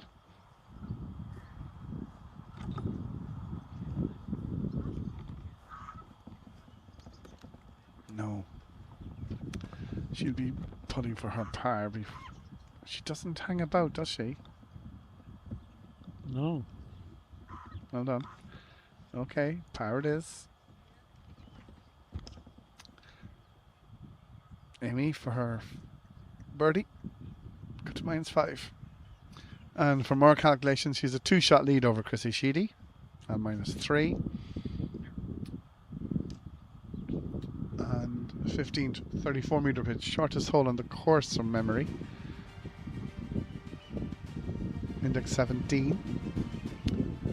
So, not to bore you, but anyone if are new to our game watching, the index is the higher the index, the easier the shot, supposedly. So this should be the second easiest shot on the course. Index 1 would be the hardest. So anybody from non-pitch 1 players, the longest hole of pitch and putt in regulation is 70 metres. We don't have a shortest hole, John, really. There's no regulation on that, so there's not. There's no regulation on the shortest shot.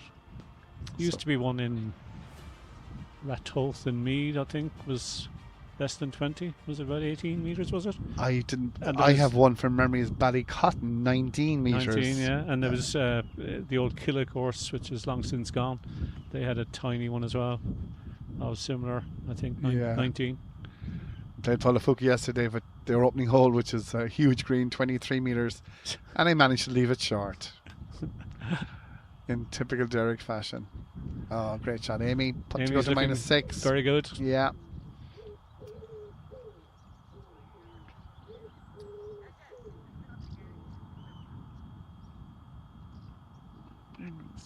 So it looks very straightforward to us, doesn't it? 34-meter pitch. Nice backstop beyond the flag, so it should hold up there, even if you're beyond it.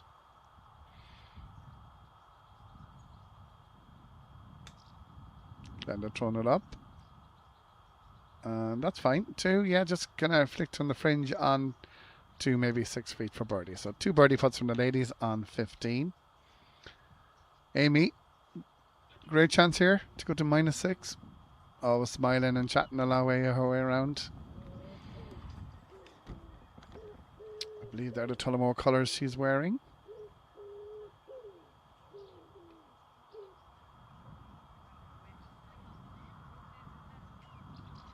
Glenda's playing out of... She's playing out of Lucan these Out of days. Lucan, She right. did originally start in RGSC. Okay.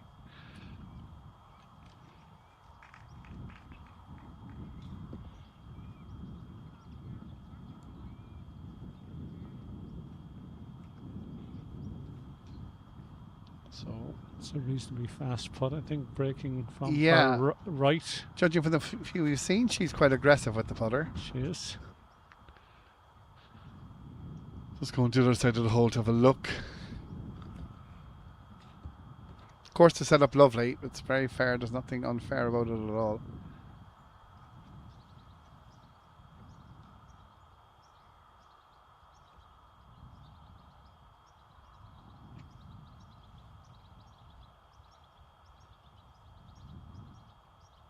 And she's Well got hauled. it. There you go. Back to even par.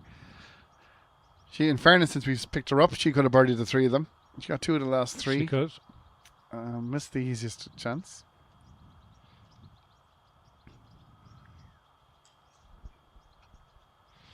Amy Galvin putting a lovely round together here. This putt to go to -6 through 15.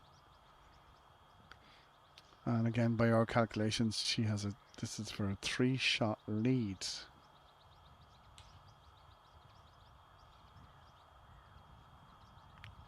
And she's got it. It just went in. Just talking about it, just went in. Challenging hole this one, John. 52 metres up the hill over a bunker. 52 metres. Last 3 now. I think if you came in par, you'd be very happy with your round of pitch and putt. Top finish, yeah. Raised green as well. So you're going 16 up, 17 back, and then 18 for the water. John just going to give you a few scores, I think. Of those that we haven't mentioned yet, Mary Murray, former national match play champion from Rock Lodge, is 1 over. She's playing with Liz Quinn, former match play and stroke play champion from Collinstown, who's also +1. Sarah O'Neill, a winner of the junior and intermediate championships previously from Collins in Cork, is +5.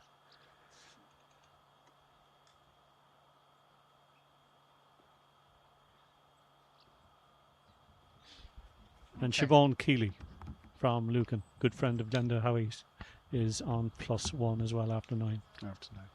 Okay. Amy, pitching the 16th hole. Oh, just the ladies coming off. That's Christine Allen there going down 15 from my accounts.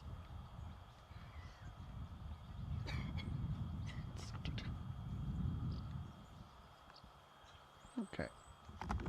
Index 8. And she's just short, but it's over the bunker and it should be a straightforward pitch onto the green. Yeah, I was just looking there. It's 52 meters, this one. It's showing 2 different numbers there, yeah. It's 52, it's the longer of the 2 numbers. So Glenda has birdied 2 of the last 3 holes and hit the ball well. And you'll see this high backswing that she has. Long. And then up and through. And that's our first ball in the bunker. That one just got up in the air, and the wind kind of held it up a little bit. She was a little bit shy. Her swing is quite a contrast, isn't it? Say John Cahill, who you would have watched last week, absolutely, winning the national gents stroke play. John has a very short but effective backswing. But he goes through such acceleration through the ball. It's always under control with him. This is the ball into the bunker, I believe, is it? Yeah. So now you can see the bunker shot now. It's not simple because it's a high lip. Now you have a lot of green to work with.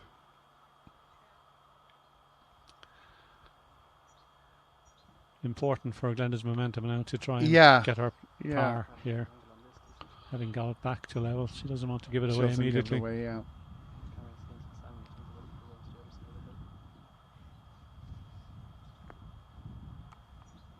Always important to follow through in the bunker. Sand before the ball and keep going. Came up very lively on her. Yeah. It's just important for her own self here now to come walk away here with a 4 and not double bogey and take away all that good work that she did in the last 3 holes. It's quite a challenging chip though. It is because that's going up a rise, and that also is running away from her on the wrong side. Will break sharply then downhill when she gets to the green.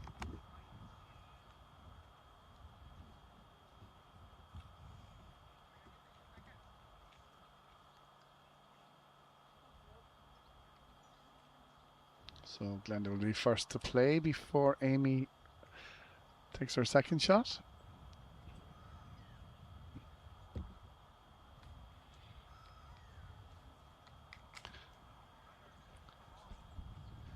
Pitch and run needed. Probably needs a little bit of luck with the first bounce. Definitely, yeah.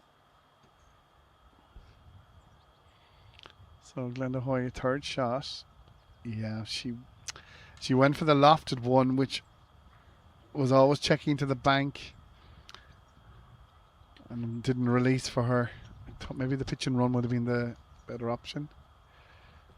So this is for bogey now, and she'll mark, and Amy will have her go for birdie.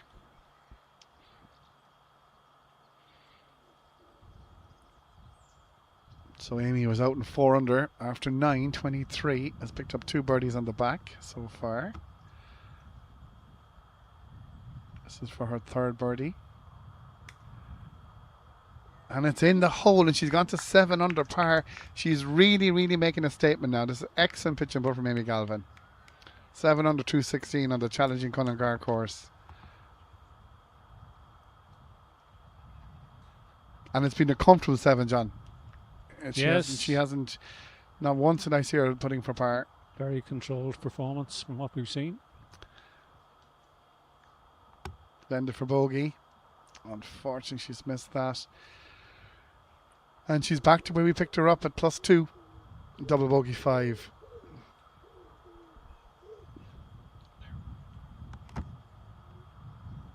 And this is the index 4. It's the longest hole on the course. It's a good 69 metres. You can give it everything you have, really, I think. There's no drama around it in bunkers or whatever like that. Kind of a raised green. But it is, you're hitting it out anyway at 69 metres. Great finishing holes in Cunnigar, really. And out 16, 17, 18.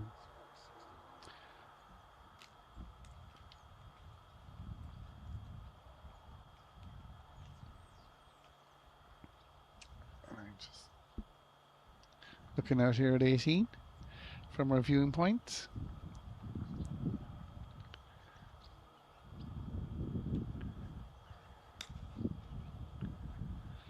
So, John, my prediction of level par being good is kind of going out the window if Amy keeps this going.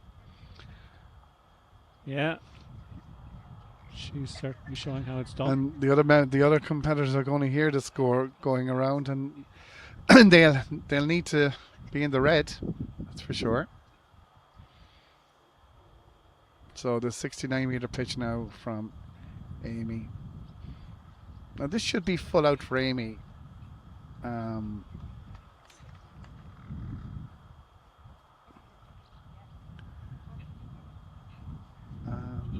Yeah, she's well short here.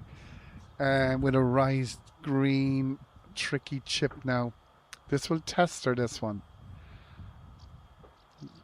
First crisis that we've seen. Yeah, anyone with the raised greens. So the flat greens, the chips are fine, but the raised greens, you got to decide, are you bouncing it up or are you going to throw it up and see can you stop it?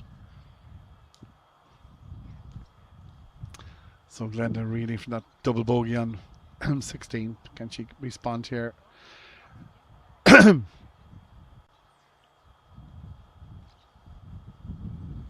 And that's an excellent pitch. She's hit some cracking balls Super shot in there. here. Really has.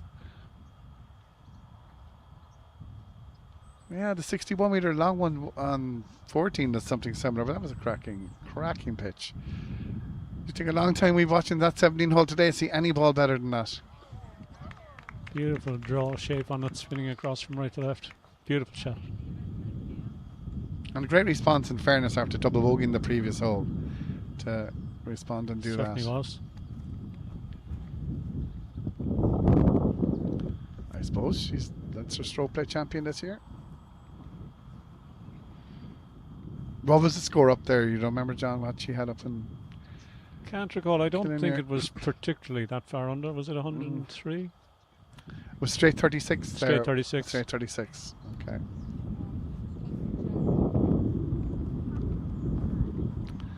So, Amy's ball, is it big or short? She was.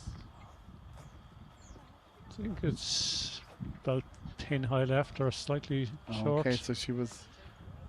All right, so there, Got a what you kick see, off yeah, the it's on that side. I wasn't left sure hand when bank. coming down.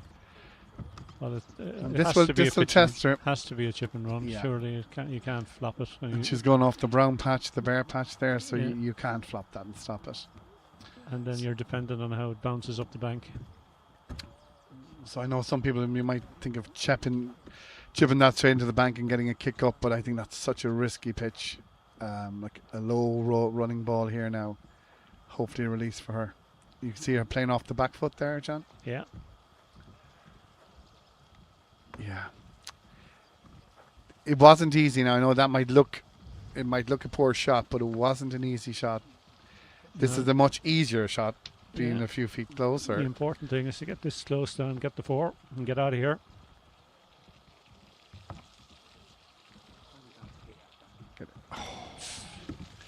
She nearly holed it, but that 4-footer will be important. I think Amy will be going. Will she be putting before Glenda? Nope. Okay. So Glenda for birdie to take 2 shots back off Amy, possibly, maybe 3.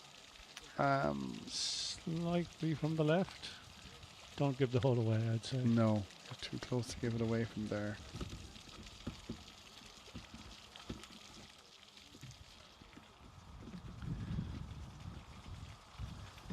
Oh, it's a very good putt, really Beautifully well hauled. judged. And there was half a foot on that coming down. That's a grade 2. That's one against the head. Amy for bogey. Important putt now. She's played so well. Don't want to give 2 away in the 1 hole. Once you have to face a tricky 18th as well. Right lip firm. Gets it done, I would She's say. normally firm anyway with it. Yeah, she was always firm. Okay, it's a good 4 if there's such a thing. She drops 1 back to 6 under. Leads by 3, I believe, John, are we? From Chrissy. And this is the beautiful stand. We don't have an update yet of No. Chrissy's second 9 score. signature hole, I suppose, in Cunnigar. Would think the water front and all on the left. It's a 57-meter pitch. You're hitting this ball. It's a beautiful shot. Big green. I suppose big all day long is the place to be. Yeah, And we can actually see it from our side here. As I see Mark Hogan coming up there. So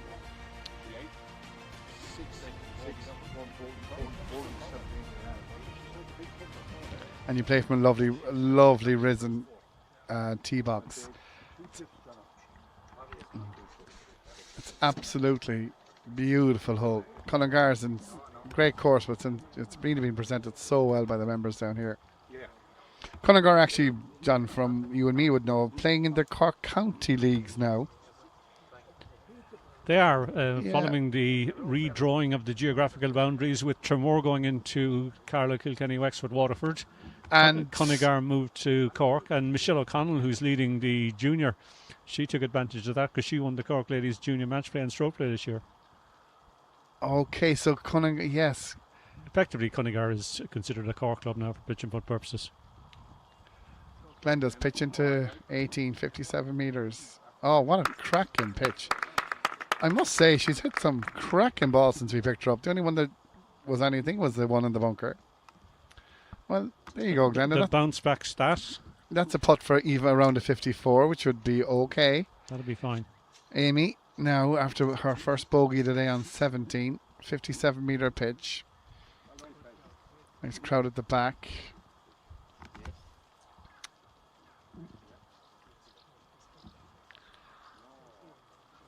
Important pitch now from Amy. Just throw it up there in the green. I don't know, does she like this, John? Oh, she's in the water. Can you believe this? She's now asking. I believe we're dropping up, playing 3 up there. Is a drop zone, John? Yeah, 2 options. She can re-tee if she wishes, or she gets a drop from where opposite where the ball entered the hazard. Yeah. She is going to drop above, I would think, yeah. So, the famous sign of the ball splashing in the water. Yeah. It's annoying, and she was playing so well. Yeah. 3 more players have dipped under par. Oh. Ailish Sexton, the former junior champion. And who mentioned her in the preview? Oh, stop. Derek O'Driscoll, yes. -2 after 9. Super nice. Louise Grace has fought back after a slightly sluggish start to finish with a 53. And Marina O'Rourke, our co-previewer and former 2-time champion, is -1 after 9. And she wasn't singing her praise. She was being cautious about her chances. Now, there is our vice president, the great Anthony Malone, out with the device to get the ball out of the water, the retriever. And now, it's just interesting to see where we're dropping here. Yeah. So you see in pitch and putt, we drop from the knee height now. Yes, that was changed at the recent convention, wasn't it? The latest convention back in February. So Amy will be playing 3 from here. And I'm just being cheeky here, and I'm just looking at my vantage point to see the ball live coming up.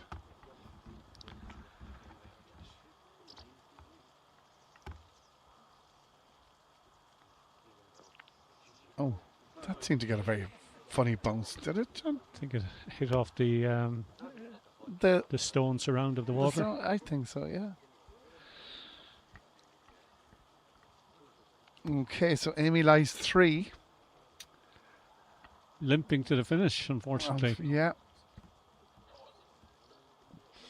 It'd be show for me something for today, John, in all 3 grades, that this is not done. If you're out there, if you're 3 holes left and you're ahead by 4, you're not done, and you have victory is not done. Certainly not. We mentioned Ciara Lowe from Deer Park, and she had an unfortunate visit to the 18th yesterday. She did. And like 16 and 17 are absolutely no gimmies. Certainly not. Right, Amy, this is for a round of 49. This will be breaking quite a bit from her left as she plays it.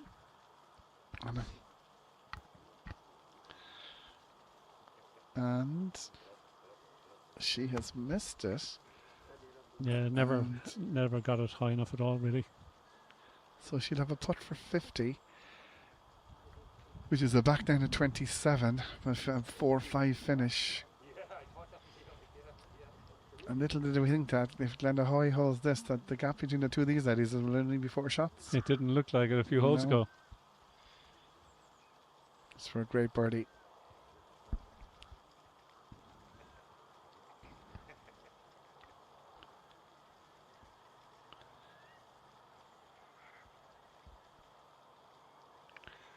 Oh, she's got it. Excellent. Excellent. 54. You can be very proud of the way you've What a fight back there, after the trouble with the bunker at 16. So since we picked her up, she's birdied 4 holes and has had double bogey. but 4 excellent birdies.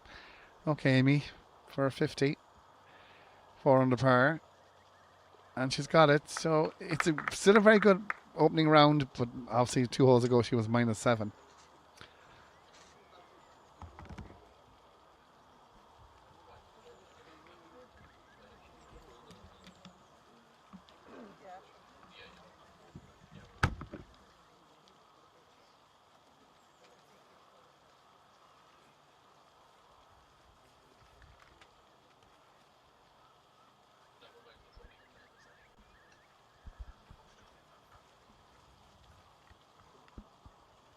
So you're back on 18. This is the Chrissy Sheedy and Eleanor group playing the 18th hole. And again, you can see there, 57-meter pitch.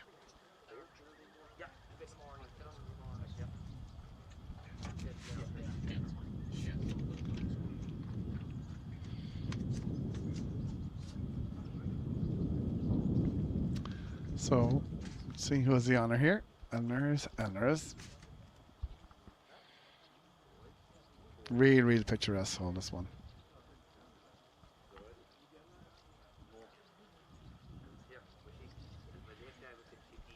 Index 1. If you were waiting for your shot in the handicap match play, you'd have to wait a long time. Is it index 1, John? It It is. is. Yeah, I didn't know that. Actually, you're right. Index 1.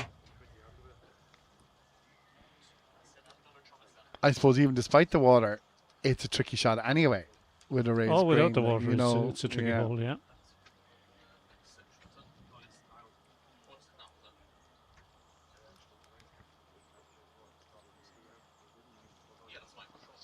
Eleanor having a look. 57, playing 60. No. Super shot by Eleanor. Super shot. Heart by of the Eleanor. green. Yeah, Uphill foot. excellent.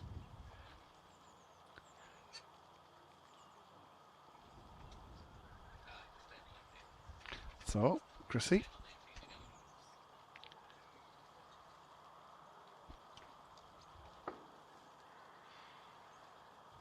Right, so Chrissy now pitching here. Looked a good swing from me. Oh, that's a great ball. Stop dead. Super pick. Beautiful Two shot. great shots into 18 from the ladies. 2 super great shots. Great shot. Stopped dead actually. Chrissy's ball came down. 2 very, very good birdie chances. So these ladies teed off around 20 past 10, I think. So pace of play is good, about an hour and 25. So be under 3 hour pitch and putt. So the playoff for the ladies is at 2:40 for the senior ladies. Is the timing at the moment.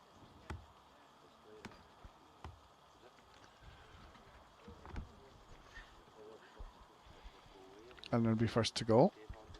Uphill across a slight ridge, probably breaking a little bit from the right. The background there, you see Geraldine Ward and Margaret Hennessy. I think making their way to the 18 tee box. There's one of our NEC officers, Suzanne Jordan, doing great work since all year.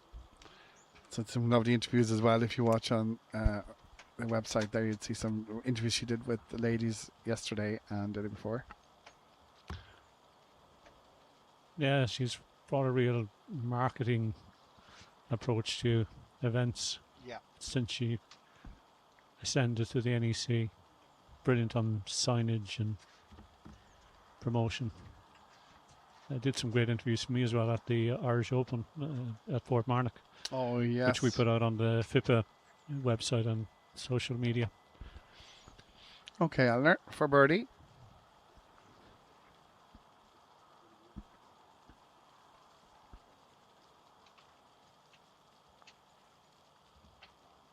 Oh, good try. Good break in that now. Came down the hill. Maybe the pace did her a little bit, but tapped him for par. And we'll just watch Chrissy for birdie to complete her opening 18 holes. And then we'll try and get score update for you. So from our belief anyway, we've Amy Galvin leading at -4. And we know Chrissy was 3 through 9, but we're not sure how the back 9 has gone for her. Fairly slippery putt this now downhill. Yeah. With a bit of a break on it. Right to left. Yes. Got away again. That's the third or fourth relatively No, short we've chance seen, that she's yeah. missed. Yeah. Yeah. But still very competent, controlled stuff. Never in any danger of dropping the shot. Such a good pitch into it. You'd love to take advantage of good pitches on difficult holes. See there, Chrissy, with the... Actually, both ladies have 3 clubs.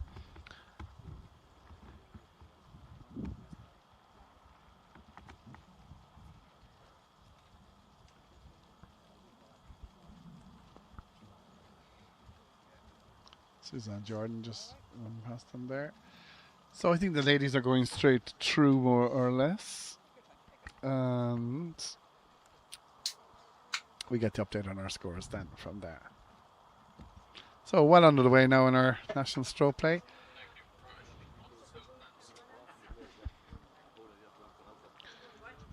And then you can look back here to the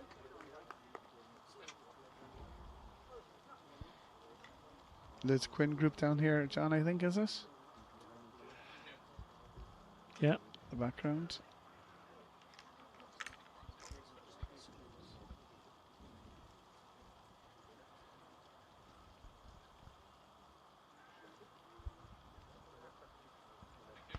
So as we were saying this morning, top 12 of the ladies will make the playoff for 240. Aggregate 54 hole then will give us our champion. Sun beginning to break through here now as well. Amy Galvin's on the first. I'm just watching there, putting for birdie, so I can give you a little impact there on that if I see it. Turn 4 under. Beautiful. Look at the 18th hole again. And Amy has missed her birdie putt in the first. Remains our leader.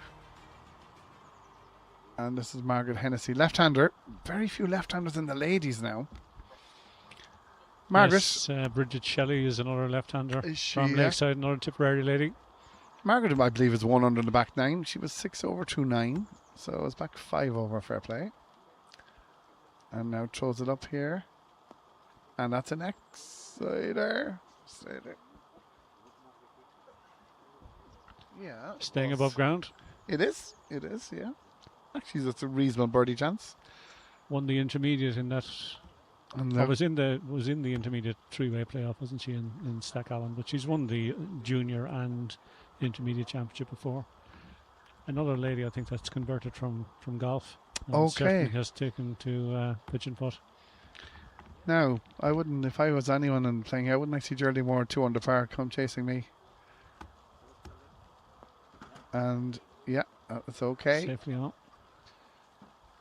She'll be drawing from positive memories from 16 years ago when she was 11 under, if memory serves, after the 36. And then 4 in the playoff. 4 in the playoff to keep everybody at bay.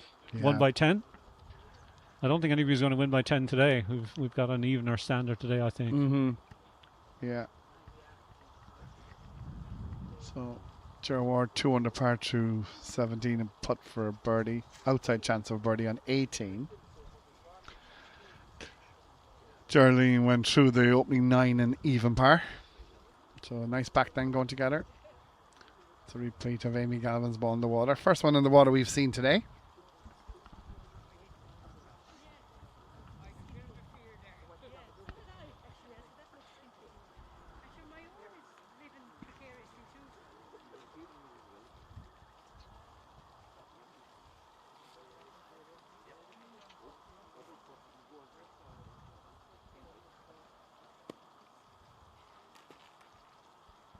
So as we were talking about, John, golf bags have becoming a part of our game.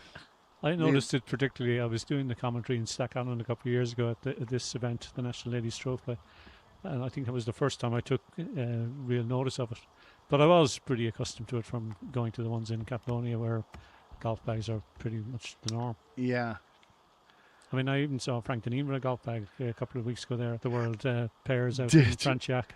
And in I was even Spain. thinking last week in Tullamore, James McLaughlin definitely had a golf bag from our Leinster Strokeplay champion, and there was definitely a few golf bags going around even in the senior event as well. Of course, he's another convert from golf, isn't he? Yes. Or, well, he's combining both, isn't he? He's Combining, I playing think, golf, yeah, he's golf still and tipping pitch and putt. Yeah. Actually, I was watching last night. Frank Nocton doing great warming up on Mellows. He had great coverage of James McLaughlin playing a handicap match play. I was watching match. it, yeah, the Paul Flynn handicap match play. I actually remember playing with Paul Flynn at a Limerick Masters years and years ago, and I think the trophy is named in his honour that Frank was covering. But Frank has bought some new equipment. He was telling me microphones and mufflers and all that, and the coverage is really top quality. And like Mellows, as you know, John, the wind blows always up there, and it didn't sound anything like last night. So it was really impressive. First class.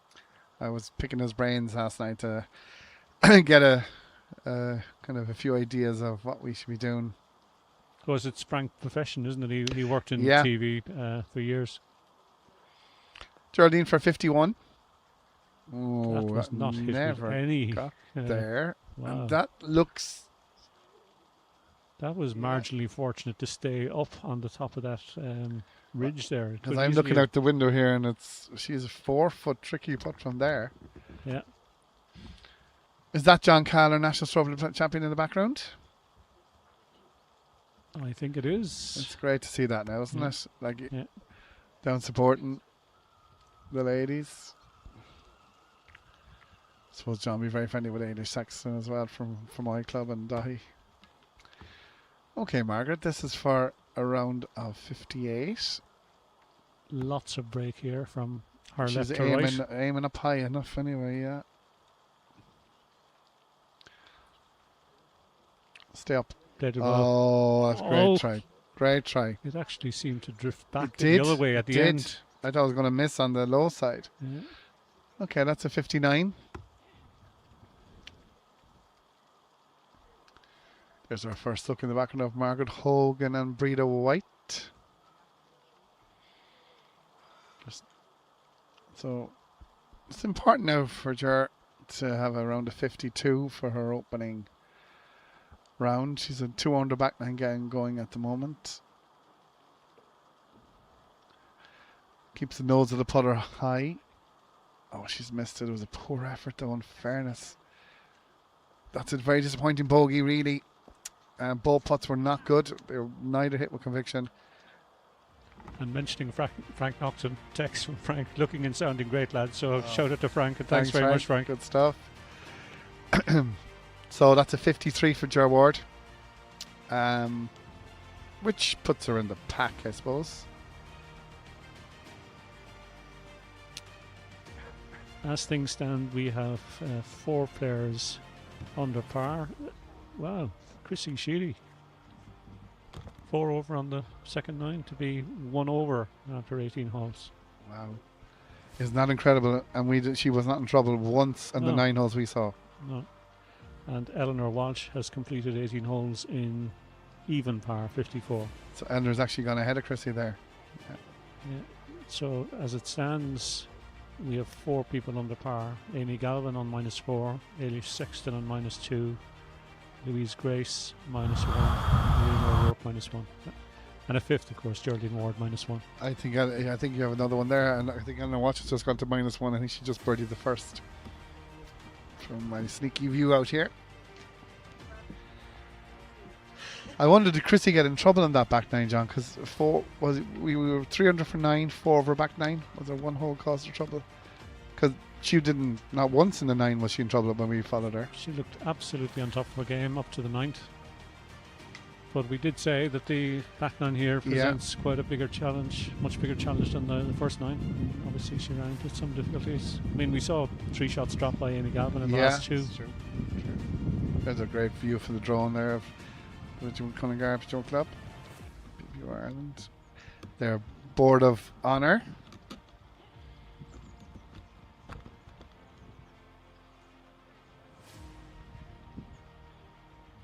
Must have been a stronger day when the drone was there. The wind blowing much stronger than number 5 there. And 18.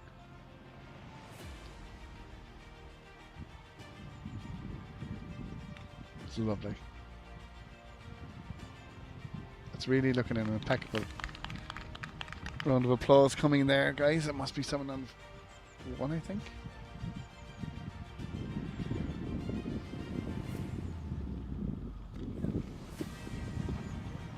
Pitch into 18 into about 10 feet.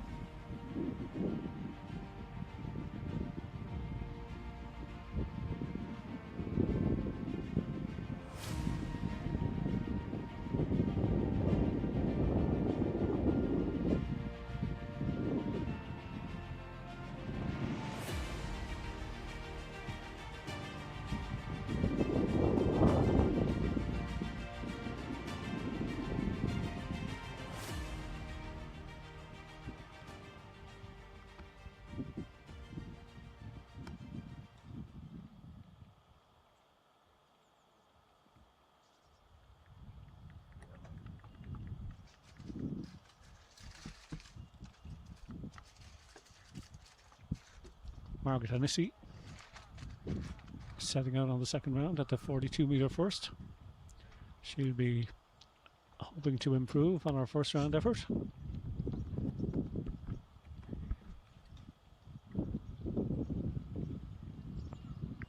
And that'll do nicely. Heart of the green. Fine shot. 7 or 8 feet for birdie. Fine shot into the opening hole, yeah. Joe Ward will want to bounce back from that uncharacteristic bogey there on the 18th. Pitch was fine. Both putts were just were her norm standard.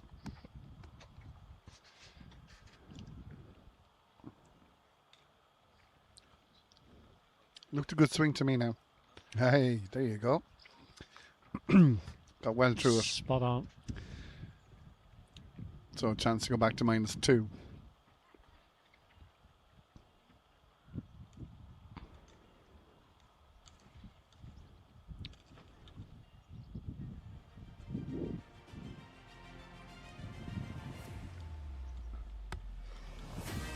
Margaret was actually the holder of the intermediate that year. She was in the 3-way playoff at Stack on, but she lost out in that playoff to Valerie Rogers from Clough. To retain it. Trying to retain it. Okay. But she had won into the previous year, and she'd won the junior before that. Of course, Clough is the club for ladies right now, isn't it? Absolutely. What was Marina saying? There's 6 playing and 5. If she makes it, they've all made the playoff. Yeah, she's looking okay at the moment. She's 1 through 9, yeah. I've been up there a few times actually. We were playing the inter-county there last year, and the Leinsters.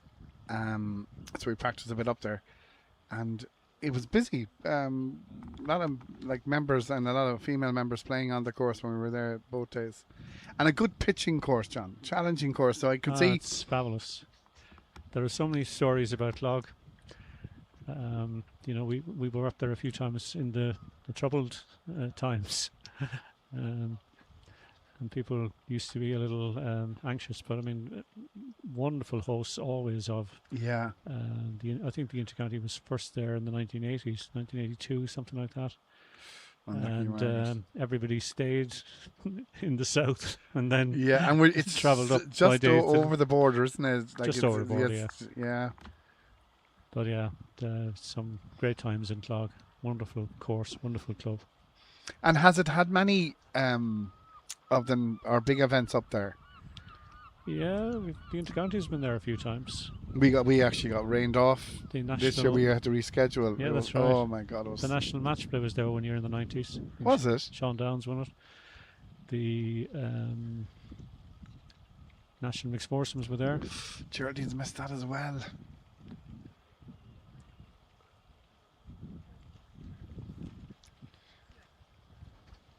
You know, it's next to a church. Yeah, and part in the. I was doing T steward at that national mixed foursomes. I think it was 1999, and it was quite an antiquated sound system. But whatever way our sound system was working, it was coming out on the loudspeaker in the church. So the priest had to come up and say, "Could we desist?" because we were interfering with mass. Oh, stop. 41 metre second. Yeah, over the bunker. So Joe Ward has missed a putt for a birdie and a plus for a par in the last two holes. Margaret Hensey still the honour at +5.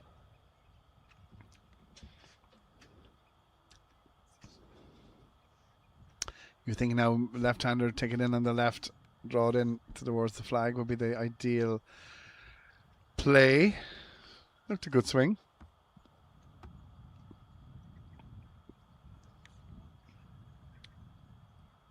Looked a good swing. Are we short? Oh, we're well short. Plugged in the front bunker. Oh my God, that is not easy. The classic poached egg. And look how much she's got to go over to get out of that bunker. So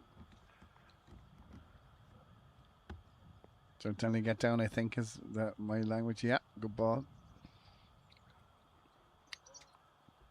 This is going to be a very, very tough shot for Margaret Hensey here because she's in the front of the bunker. It's plugged. She's got to get it out. Yeah, there'll be no chance to spin this. No, there'll be absolutely no spin on this. As you say, it needs to be out. And maybe like even if you're up the front of it, you'd have some chance. But look at the amount of sand she's got to cover just to get it out. Yeah.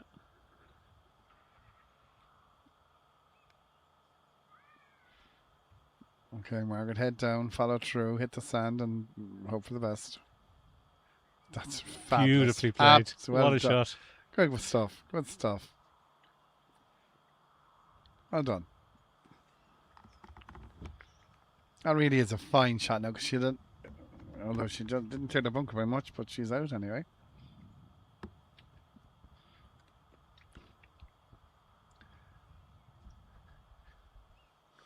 Cameraman walking down with his camera there. 2 cameramen we have today. Mary Murray just going through 18 there. Playing with Liz Quinn.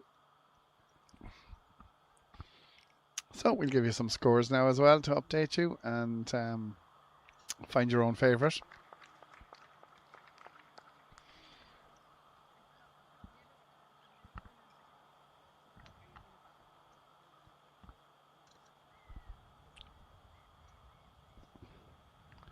Sure. Didn't hit us. Okay. Tap in your par and keep going. 1 under par. At the moment, you're only 3 off the lead from what we have. This would be some par if Margaret can make it.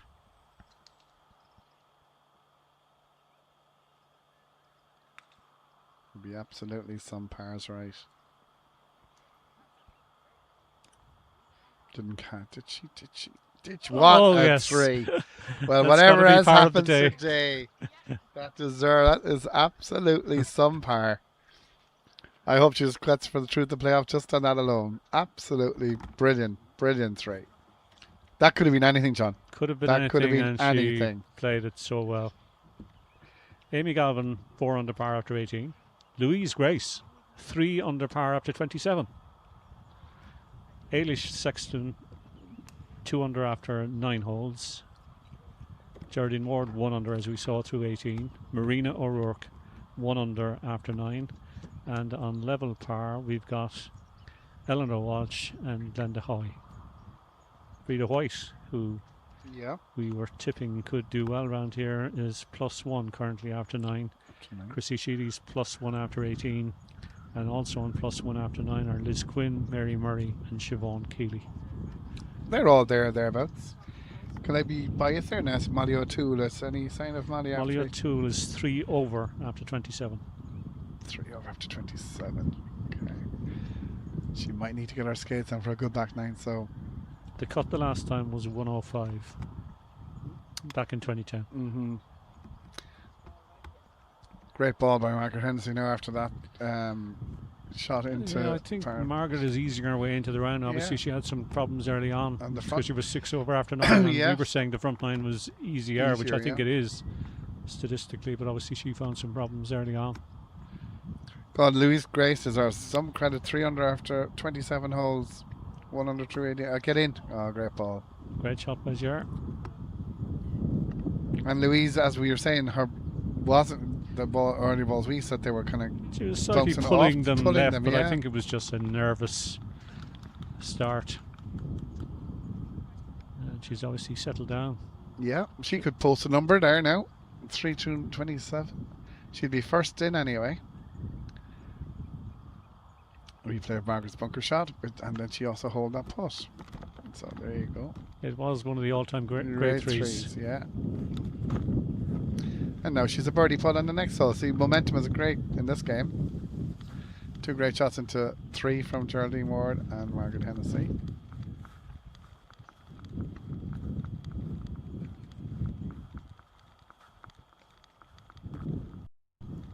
Be interesting to see what will lead John after 36. Yeah, I mean, we felt Amy Galvin was going to set a serious number at the start. Geraldine Ward was on 97 in 2016, and Eleanor Walsh, I think, was next best at that point at 103. So I would say somewhere in between the two of those. In between, yeah. This would be a nice follow-up now to that stunning par to birdie this one. I think it doesn't do much, does it? Maybe slightly from her left as she plays it. After holding the last one, she'd be full of confidence anyway.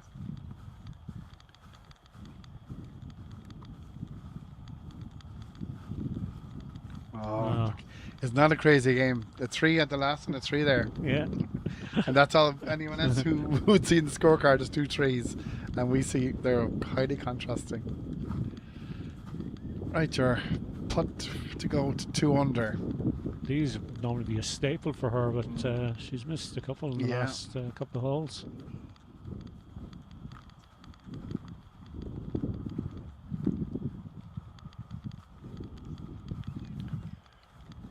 Oh God, she's missed. What's she done there? Bogey 18, missed an easy one on 1. Missed a relatively handy one on 3 as well.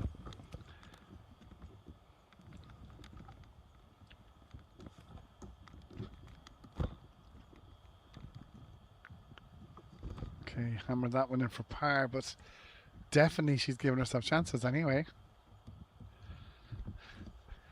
And despite that, it's only 3 off the lead.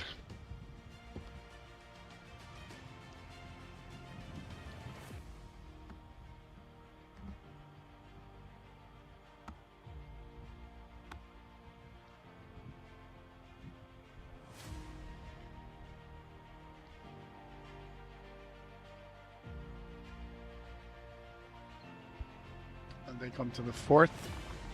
This 48-meter pitch over the bank, but it's not really in play. And the 2 trees either side then.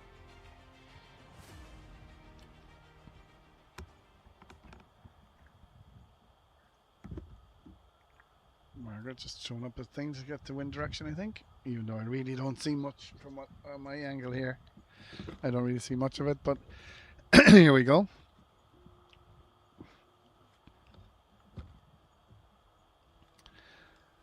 So Margaret of the Riverdale Club, which is a lot of good high long shots in that place. That's a good ball again. Yeah. So in fairness to her, she was 6 over par to 9. She's 1 under for the last 12, and has got back to 5 over. It's a little bit high relative to the leaders, but if you could find maybe a few twos coming in.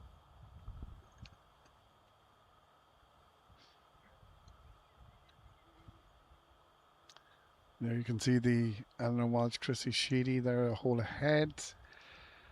Eleanor was putting there.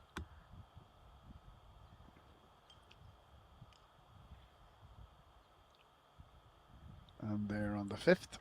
And we're going back then. Jer's just going to wait for Chrissy to putt.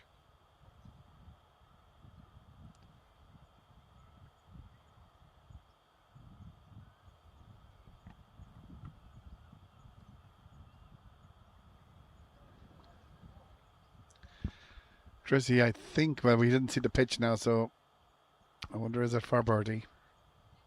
What you would like to think so. She's got that.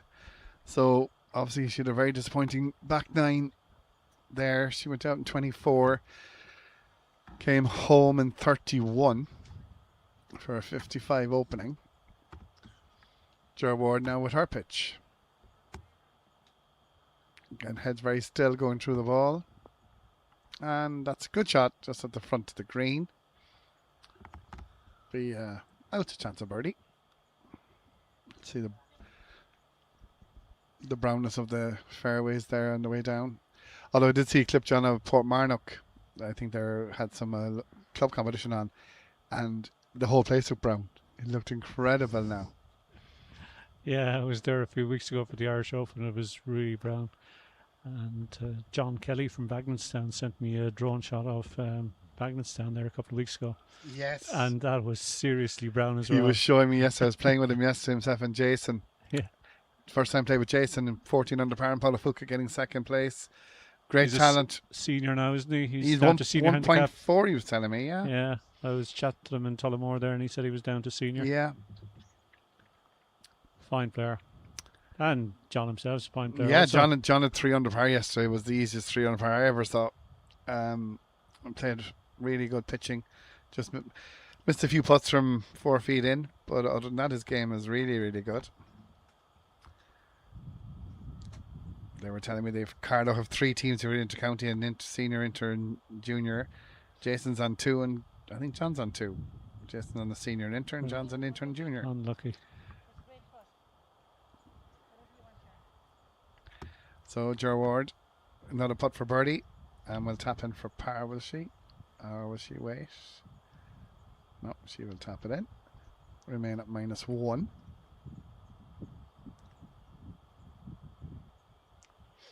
Well done. It must have looked good to her coming down. Yeah, just kind of broke on the low side, alright, she thought it was in.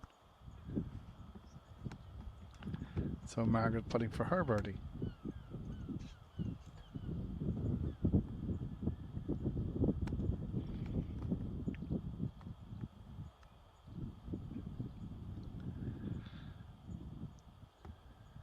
Lively enough putt coming down the hill, I'd say, John, there now, and a good break left to right as well.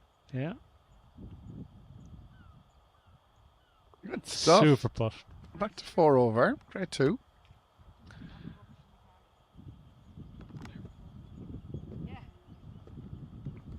And now we come to the lovely 5th hole. 48 metres. Pitch index 9. Again, don't be short on this one because it won't bounce up. So you're hoping to throw it up there nicely.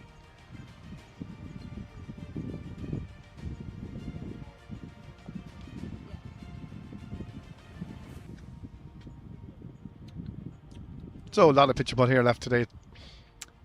These ladies finishing their second round. They will have a break then when they organise the top 12. And we'll have the junior and inter player will be before the senior player. So those 12 ladies who played yesterday from the junior qualified and the 12 inter-ladies will be arriving shortly for their tea time. And we'll cover definitely the closing stages of that.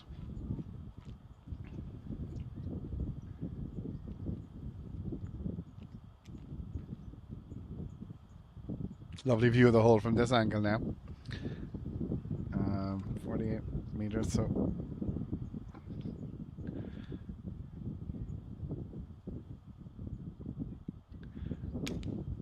she gets right through the ball in fairness to Margaret, and that's another fine pitch. Get up there, yeah, just at the fringe chance. It's on the left hand side as you're looking at, as we're looking at it here.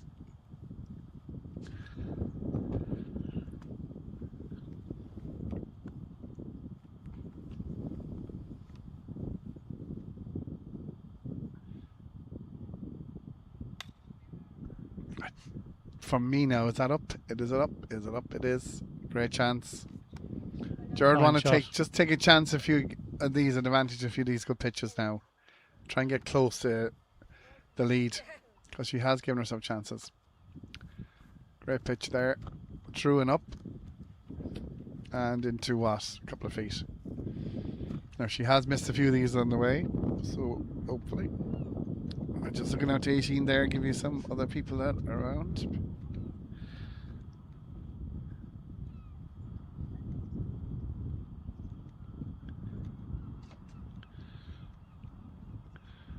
And we have Sheila Elms on the 18th green, Marina O'Rourke on the first green.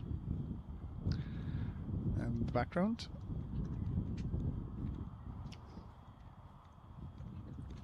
Marina O'Rourke has got around in 53 for the first. That's 18. Absolutely. So she's 1 under. Great stuff. With a round to go. So 5 ladies under par, John, yeah? Yeah, we've Amy Galvin on -4, Louise Grace -3, Ailey Sexton -2, and Geraldine Ward and Marina O'Rourke both -1. 3 on level par, Tracy Smith of Lucan, Eleanor Walsh from Moy, and Glenda Hoy of Lucan. Margaret chips up to a couple of feet. Will mark. Should be on okay par. Joe Ward to go to -2. Get within 2 of Amy's lead. So anyone new to Pitch and Putt, what happens for the 36 top 12? You carry your score on.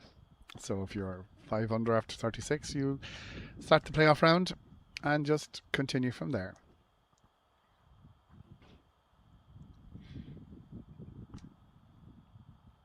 So Pitch and Putt a game for everyone, all ages.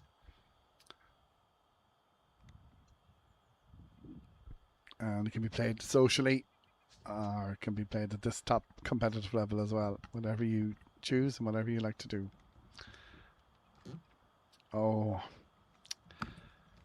that's disappointing for Margaret. Now she did so got hard work to get back to 4 over. Now it's giving it back to go back to 5 over. So Jer could do with knocking this in for her own confidence because she's missed a few of these since we picked her up.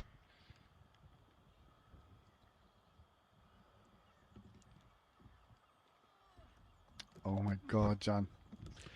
It's not her day on the greens. No, it really, and that was short. She left that short. Yeah. So she's boxed it. Definitely from what we've seen, she could be four shots better at ease. Right, we come to the 6th hole. Challenging hole now.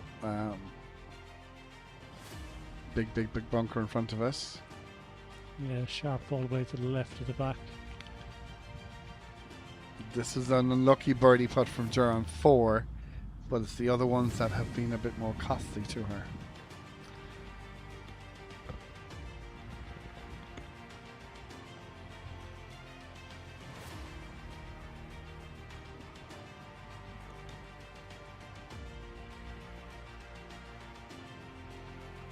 And there's a lovely 6th hole now.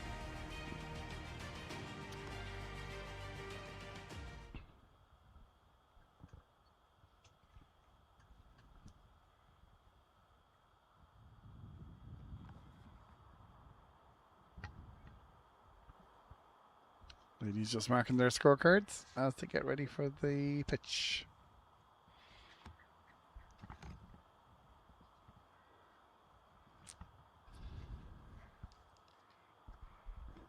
Okay, Ger. 56 meters. Is that a bit to the right coming back? Another fine shot. It's really on the greens for Ger. Yes, she's pitching very well. Just not capitalising at the moment.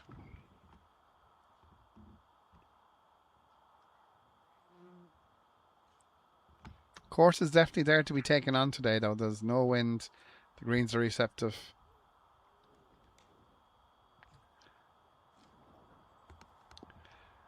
And that's a good shot as well on the green yellow ball.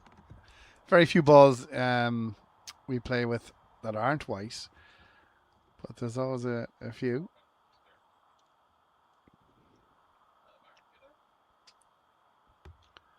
Dean Granell, a great man to play with. He's playing with a kind of a pink ball at the moment. I saw him pull a Fuki yesterday in the All-Ireland last week. Likes his colours, Dean, doesn't he? Yeah. I like his Wexford coloured shoes in particular. When he was playing in the Intercounty last year, he had the purple and gold. He had the purple and gold, yeah. And a fine player too. Yeah, great win in Goran a couple of weeks ago there. 23 under par for 36 holes. Massive shooting. Dean's very hard to beat in his own St. Pat's and Escorty, and the courses down that way. Bagnallstown, Goran, Ashgrove. Yeah, former Leinster match play champion. Did well in inter-counties for Wexford as well. So Margaret's just on the fringe. Oh no, she's on the green because she's marked that. So she's just on to the front. 5 over par. If she's going to make the top 12, I believe the cut won't go to 5 over. No, she'd need to make about 3 or 4 more birdies coming in. She just judging from the top 12. Maybe over par will get in, but it won't go to 5, I don't think.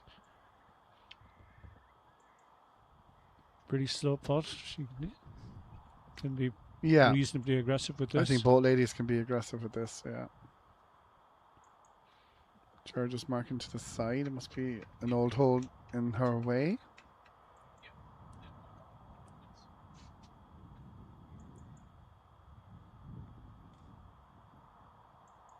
Just came up a little bit short on that. Looked to have the line.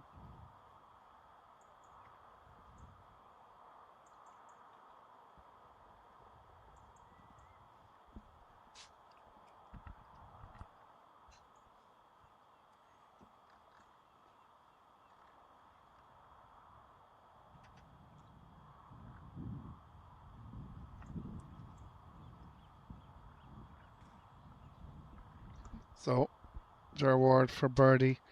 Can she finally get to 2 under? We picked her up at 2 under. She bogeyed 18 and has missed numerous chances to get back. No, John. No. No. Probably not running at the hole. Yeah. So that's a par. 12 holes left to get going. Now, if there's ever a chance to get a birdie, it's the 7th. 39 metre, index 16. Flag is not there today, I think. Flag is on the front, is it? Into a backstop.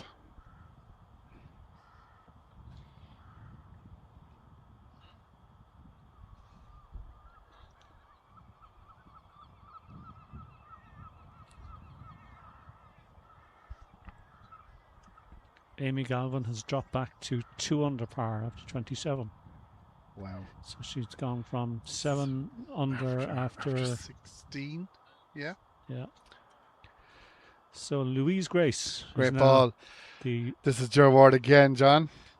Well, I'm going to back her for that one. Okay. Nasty. And actually, it's not that easy. Nasty downhiller, but she'll make that one. Okay. You're going to go give her the hardest one. Louise Grace currently leads the National Ladies Strokeplay Championship. Well, that now is great to hear because I don't know, many people have said that name will be leading. Fair play to Louise. And she probably has shot it today already. That beautiful chip in on the 3rd that we saw at 10 o'clock this morning nearly. So when you look at it, Ger Ward has put to go to 2 under, which is 1 out of the lead, John, after missing all what we've seen her miss. Just shows you, doesn't it? What? Yeah. So Amy Galvin completed that opening 9 holes there in 29. So she's had 9s of 24, 31, 29 to be 2 under par. But even at that, I know she'd probably be disappointed she was 7 at one stage, is that she's 1 off the lead. Still right in it. But what's it doing? It's bringing everybody back in, isn't it, John? It is. Like Christy had that bad 9 holes, but now she's only 5 out of the lead. No one's going away. No, you're not going to have a 10-shot lead like No. Ger had in 2010.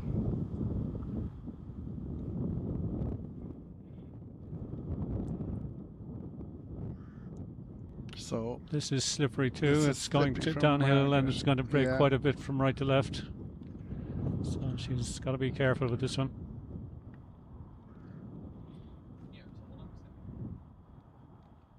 she's aiming a good bit to the top side here now. Yeah.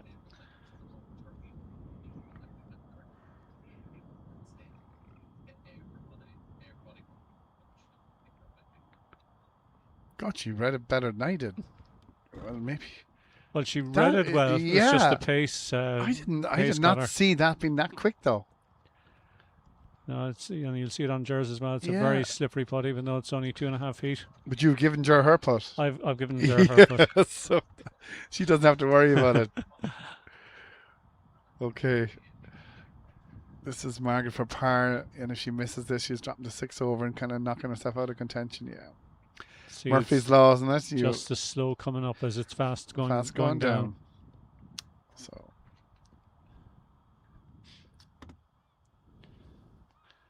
Okay. So we're wishing Ger all the best on this one to go to -2 and to be 1 off the lead for the ladies' national stroke play after 25 holes.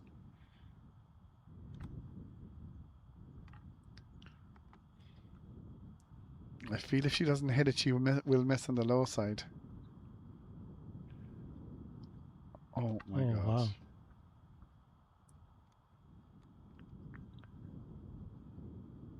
Again, we didn't see that from earlier groups. I think the players we saw earlier were coming from the low side. Yeah. So Ger is this for par, and unfortunately her putter is definitely leaving her down today. Get in. That is a 4 that she did not deserve. She drops back to even par.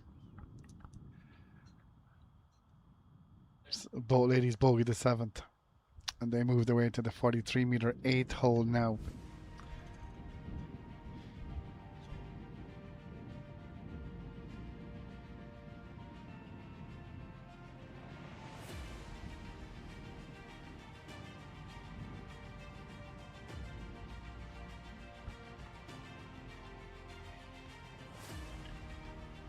Okay, the 8th hole, 43-meter pitch.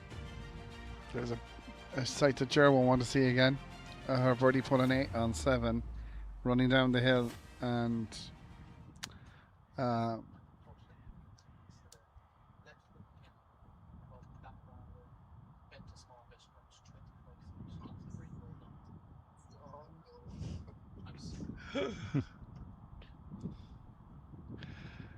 okay, Ger. Even par, pitching the 8th. That's about the first green she's missed in a while, but it's not a bad pitch. It's over the back. Straightforward chip. She might chip that in now, ironically. And Margaret, 6 over par. Back to where she was after 9 holes. There's been a lot in Margaret's game today. It's been good and bad.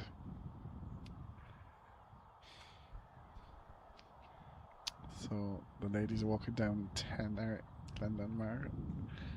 Now, that looked a good swing to me. And just into the second cut. Again, the first cut, second cut, so well manicured here. It looked really, really well. And then you've got your lovely brown bits. Amy Galvin has an awful chip from her from the back of 10, I'd say, from memory. which we won't see. Way off the back. That's where I've seen shots can be dropped on. Any of the raised greens, if you're good off those ones, seem to be the ones that are catching them out. Yeah, they need a chip and run and, and a it- good bounce. A good bounce. Any that we've seen yeah. haven't got that good Like bounce. these two are okay here now, but it's the raised greens. You're actually putting this one.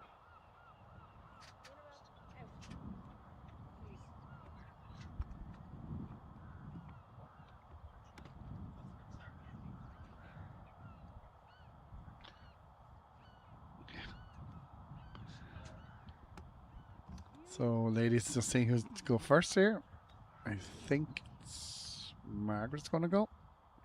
She's going to chip this.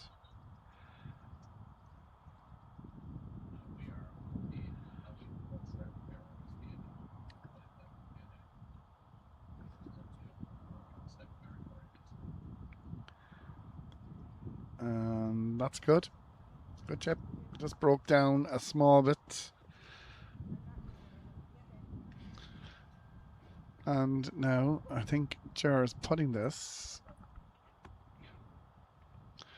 So this will be slow enough to get it to the should be, green, 'cause and then you have a will bit run of- away quite fast once it Yeah. hits the green.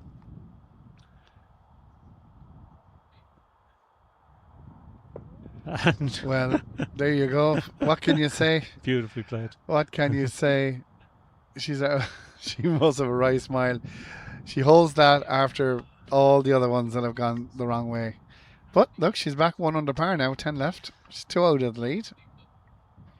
Maybe that's something. Maybe that's the thing that Geraldine Ward needed to get going. Okay, Margaret remains 6 over par, 10 left. She definitely needs to come home in a 3 under par from here. Oh, it's a beautiful shot into 18.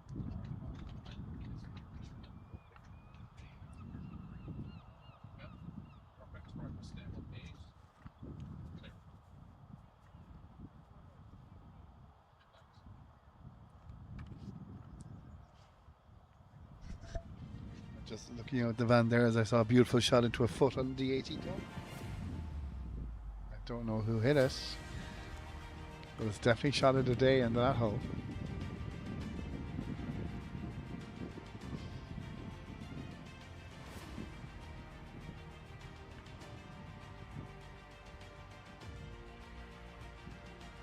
So 12 of our ladies are going to be in the playoff, which is 12 out of, what do we say, John? 23. 23.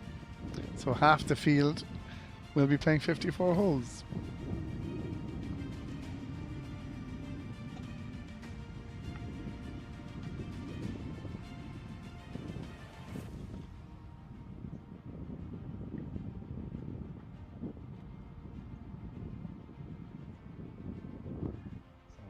Still trying to figure out who hit that great shot into 18. I will let you know when I know.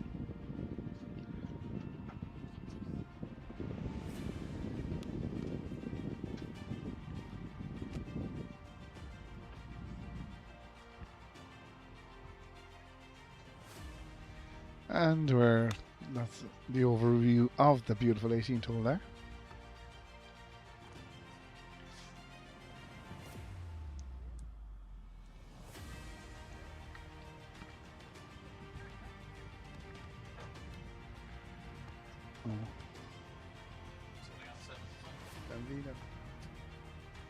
Yeah.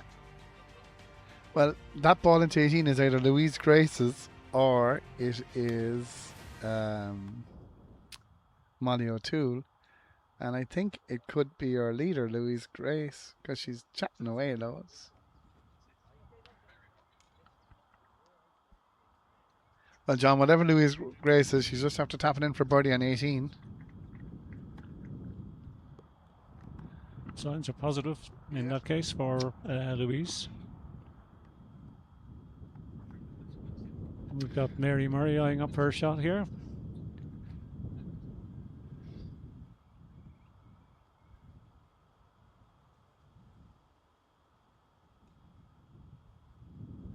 Molly O'Toole has just hit it.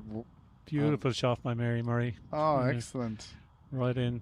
So she's at the right side of that hole where we saw Ger Ward have the trouble. Yes, Liz Quinn. Lovely shot by Liz Quinn as well. Was trickier, She's got much a fairly trickier putt, yeah. slippier putt, downhill, breaking a lot from the right, even though it's a short putt. Two Irish champions here. Mary Murray, national match play champion at Rock Lodge in 2018, and Liz has won both stroke play and match play. Wow, that's great. And is also serving currently on the NEC She as is, the yeah. National Ladies Officer. Playing out of Collinstown, isn't that right, John? Collinstown, County Yeah. Westmeath. Much travelled. She played a lot of international opens in the early days of international pitch and putt. And I should mention the India Open. I told the Indian Pitch and Putt Association that I'll give their India Open a mention. That's on in India, near Delhi in November. They'd be Wow. very anxious for some Irish people to travel out there. It's a long way to go, but I'm assured that the course out there is absolutely super. Big break from right to left here for Liz. Don't go down. Oh, it's gone. And John, what's the regulations on the course in India? Would there be something similar to Spain in distances wise? Yeah, or? they're constructing a course to the FIPA distances, which would be a maximum of 90 So the FIP in 90 meters. 90 metres, 90 meters. maximum of 1200 overall course. That is the FIP. That's the FIPA rule. That's the FIPA rule. Okay. Yeah. Okay. And again, no minimum. No minimum, although in general terms they don't go below 40 in the international sphere. That's sloppy enough 3-putt there by Liz from a good position, even though I know the putt was a challenging putt. It's Mary's definitely putt is much easier because below it's the straight hole up is the the hill. way to go, isn't it? Yeah. So we'll get you results of our leader, Louise Grace, and see what she actually did finish. She's gone off 18 there. So we can tell you she's 3 under after 27 and she birdied the last. So whatever else, we'll get you out when we know.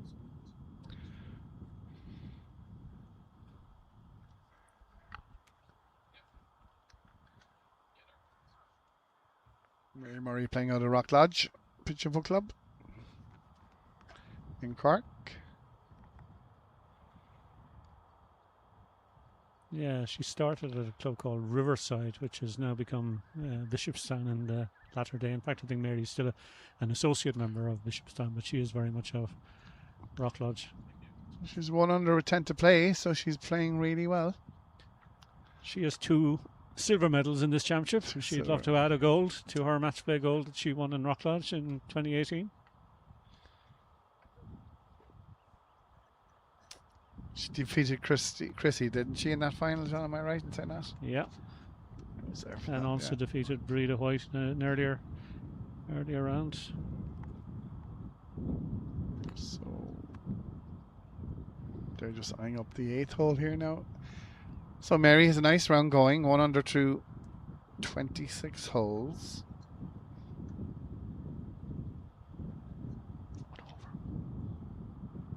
Oh, 1 over. Sorry, I don't know. So Mary's 1 over.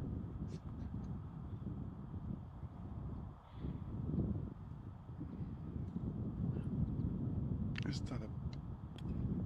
Yeah, not bad, not bad. Just front 12, 13 feet for birdie. Liz Quinn not going her way today, +7. So unless something major happens in the next 10 holes, I don't think we'll be seeing Liz in the afternoon. Good swing there though. Yeah, good ball into something similar. It's looking like it's going to be about 109, 110, I would say, to make the cut. We'll make the cut. So Mary wants a nice little finish for herself going in. Liz probably has too much to do.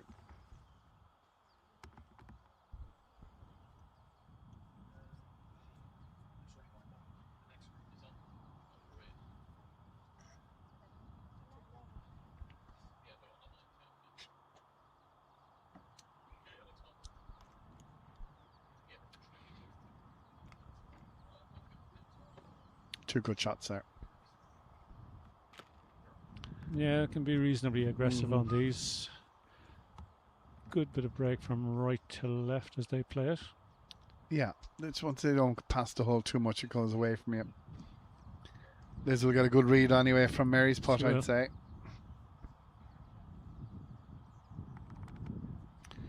As we stand, we have 4 people in red numbers under par.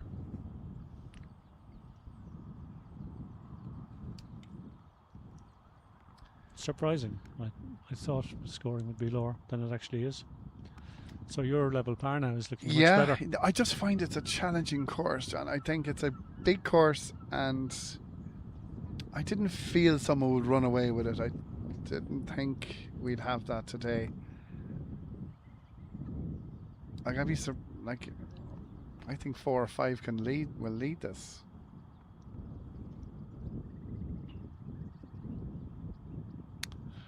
Take this Pro V Mary's playing with. And the Odyssey putter. On the Odyssey putter.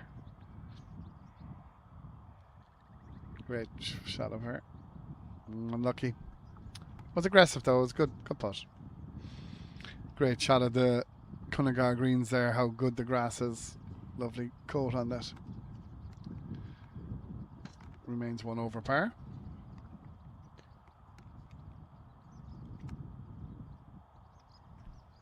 Liz, similar line for birdie.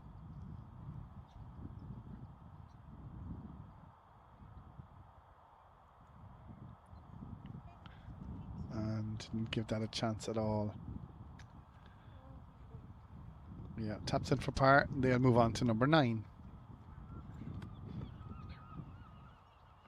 I love this hole, this 9th hole. The houses in the background, all different colours. Again, the bunker probably not in play. It is a good 5-6 meters short of the green. Yeah, I just think it foreshortens the pitch. So you feel as if you can hit it shorter than you actually need to. So they're down the far corner of the course now. Anyone who knows Cunnigar? 9, 10, 11, down all that area.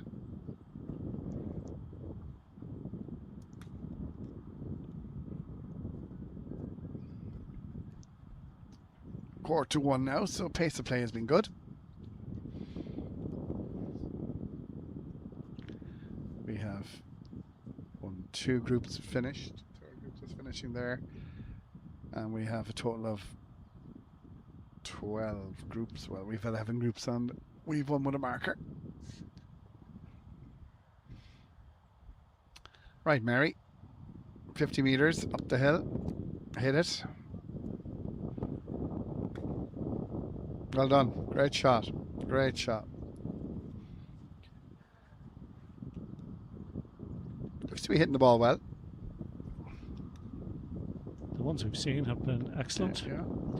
Louise Grace finishes on even par. So wow. she is the leader in the clubhouse. So something happened from 10 to 17, John. Certainly did. That 3 under. back 9 reared its head again. So currently, as things stand, we only have 3 players under par. Amy Gallivan, 2 under after 27. Geraldine Ward, 1 under after 27. Maureen O'Rourke, 1 under par after 18. I think I'll go into prediction business here, John, with these stats. I'm getting closer and closer to my level of par. We have 6 on that mark at the moment. Eleanor Walsh, Glenda Hoy, Tracy Smith, Ailish Sexton, Breda White and Louise Grace, all on even par. Wow. Chrissy Sheedy is 1 over after 27. So she kept the even par front 9 there from Chrissy, yeah. Keeps her right in touch because no one's pulling away from her, so it'll be very boxed playoff, John. Looking from this. Yes, absolutely. This will challenge Liz. Yeah. It's one of those chips that needs to be played as a pitch and run because there's no point doing a flop shot because it was just run too far. And you'll go down, the bounce you'll then go is down the unpredictable other on the side, pitch and run. yes. Well, she's played that well. Played that very well. Well done.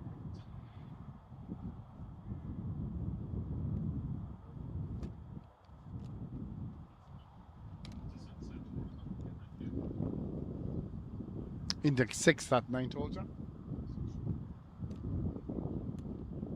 Yeah, it's a tough shot.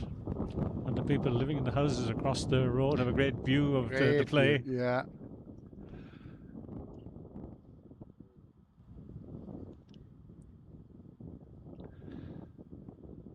So, as we stand, Mary Murray has a putt to be back even, and that's only 2 out of the lead. Yeah, sharp break right to left, 6 feet. Missed on the low side. That was a great chance because that wasn't a quick putt.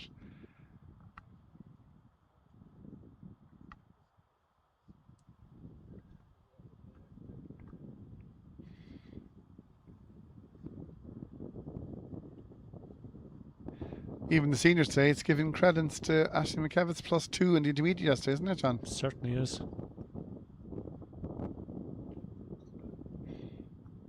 Like that +2 from what we think would be making the senior playoff.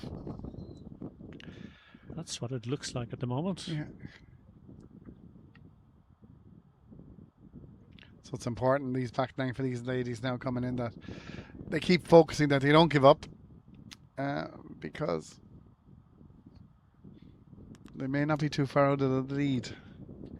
Well, +3 at the moment is 12th. Margaret Hogan is +3 and she's in 12th place as things stand, but obviously people are at different points in, in their round. And you think, if anything, it's going higher than lower from their finish. Well, given that the back nine is playing more difficult. Yeah. Oh, our first look here, is it, of Marina O'Rourke and Ger Holland? And they are on 9 as well. Nice shot. Haven't seen Marina play actually before, John. One lady I haven't. Yeah, well, she went to golf for a good while. Did she? Yeah. I've known Marina a long time and seen her play a lot over the years. Was at all those wins. The one in DCBS, sadly now gone. Gone, yes. Coldcut, Clondalkin, Dublin City Bus Services. She won there in 1996. She was second, as she mentioned, to Rose Kelly at Ashgrove in 1996, then won the following year over 36 Rose Kelly holes. from Royston. From Royston, yeah. Oh, yeah. Sister of the great Andy Dempsey. Andy Dempsey, yeah. And then in 2000, she won over 54 holes in Ballinlough in Cork, thereby Porky Rinn and Cork Constitution. So that's where Marina is a quality player. She's been good in intercounties as well. She was on the only down team that won the national intercounty back in the 80s. And she did well in mixed horsemen as well with Paul O'Hagan, Irish international player from Clog. Yeah. So yeah, a very and good always played out of Clog, John. Always played out of Clog. Lived in Newry, I think worked in Belfast for a lot of her professional career. But steeped in pitch and putt. Great supporter. She was telling me that she arrived from Newry in 3.5 hours to here to Dungarvan. Back in the day, before the motorways, that journey would have been a very arduous journey. Would have probably taken Dublin that time. It's hard, really. Jarred a really hardship there. Very difficult to hold it on the green. Really hardship, yeah. It was either that or try to check it into the fringe and hope that it would kind of see herself out. She actually played a reasonable chip. Just kept rolling and rolling. Ger also looks way too high really to make the cut. She's +8 at the moment, and this is for par itself. First met Ger at the National Ladies Strokeplay of 1995 in Port Marnock. She was playing out at a club called Dublin Postal, now sadly gone as well. And it was just down the road from Glenville there on in Tala. And she was placed, I think, in the junior that year. She was only starting her pitch and putt career then. Of course, she's been the national secretary, and now she's doing phenomenal coaching work. Coaching, yeah. This one Marina can be pretty aggressive with. Yeah, we've seen the ladies play this one now. Yeah, breaks a bit from the right hand side.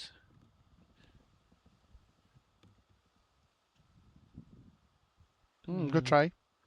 Spot on for line, but just short.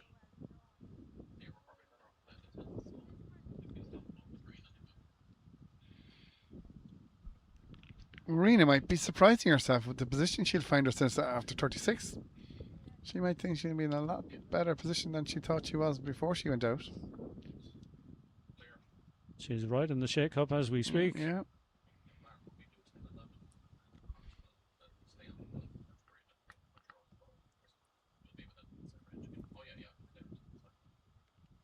Oh, I think this is our first look at the 10th, John. 48-meter index 10 down the hill, but a raised green, and this one has been causing problems. We've seen in the background some ladies getting bogeys on this one if they have missed the green. Yeah, we saw Amy Galvin facing a tough chip, didn't Liz we? Quinn has something similar there now in the back.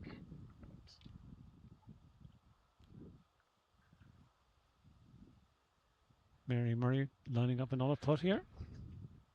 Again, this one she can be reasonably aggressive with, breaking slightly from her right, but it's a pretty slow putt.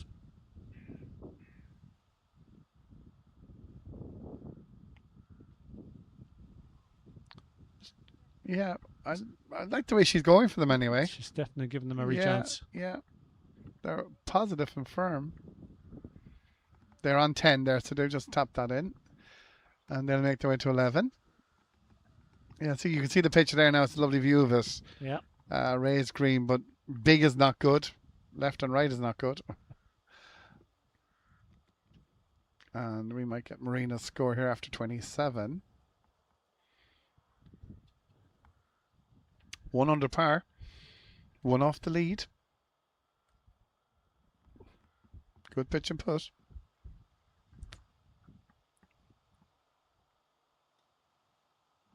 Good swing. Looks pretty good. It's short, I believe. Is it short? Slightly short, Or is it long? It depends the angle we're at. Short. That's okay. I can see it short front there. That chip would be reasonable. Ger Holland bogeyed the last hole. Short little backswing, but gets great shot. Stay there. Stay there now. Oh.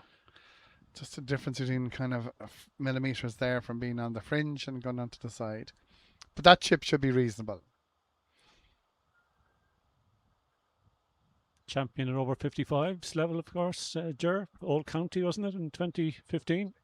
So, quality player, was in the national match play semi-finals as well up in Sea Point. So she has played to a very high level. Yeah. And Ger's playing out of... She's now playing out of RGSC. Okay, with Louise Grace is there, isn't that? Yeah. That's right, yeah. Strong ladies club. In fact, they held some recreational events, didn't they, that Louise organised earlier in the year. They got great crowds Great from numbers, all over the place, Meath and Kildare and Dublin as well. Okay, Marina. Now this one could get away from me. Just needs to be played to the... Oh, she's putting it, is she? She is, I'd say, yeah. Probably a good choice, although a bit of work to do.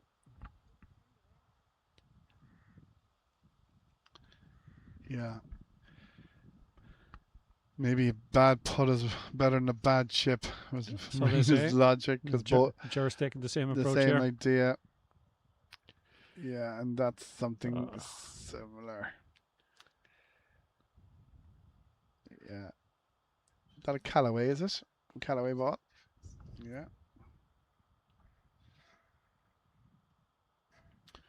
Well, Marina Work to do for pars. Yeah, I didn't realize she's outside Ger's putt.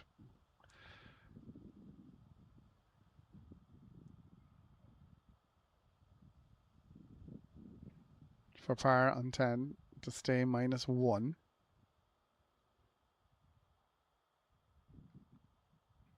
Well done. Beautifully Well hauled. done.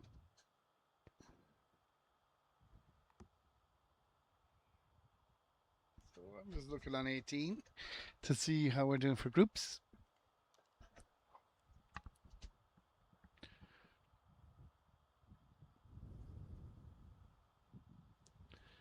Excellent putt for par for Ger Holland.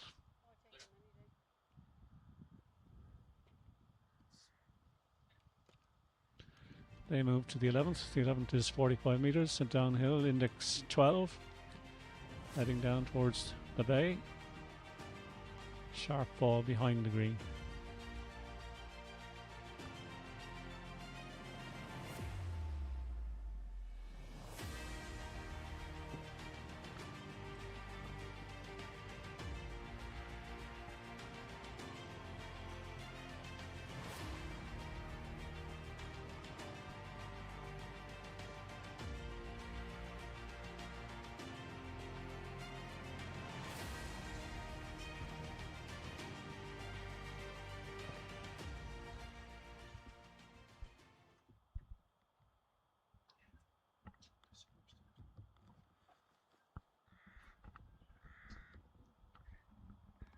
So our junior ladies have started their playoff.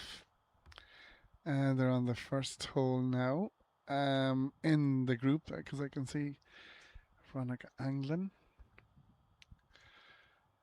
So the junior ladies are starting at 1, the senior ladies are 240, and the intermediate ladies will be in between that. So there'll be 6 groups of 2 in all grades. Top 12 made the playoff. Ger pitching the 11 to 45 meters. Good shot. Well done. Good shot.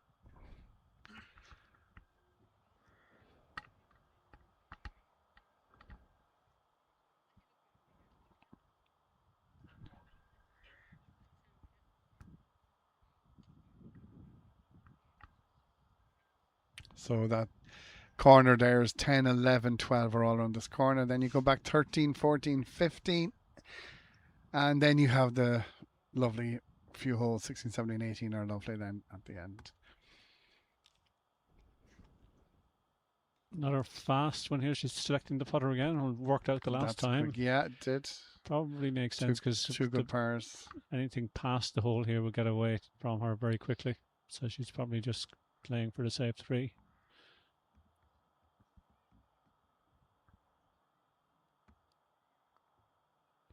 Easy. Okay. That'll do nicely. Yeah, well done. Conversely then, Jer's putt is going to be pretty slow up the hill, breaking from the right.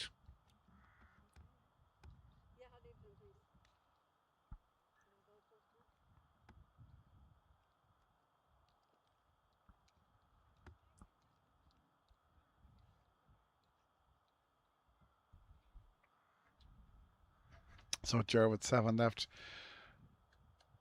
Oh Lord, she read it reasonably well, but was very aggressive with that putt.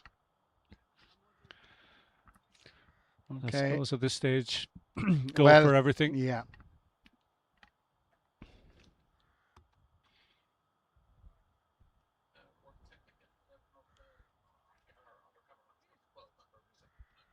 Well done. Good save. 2 good pairs in the last.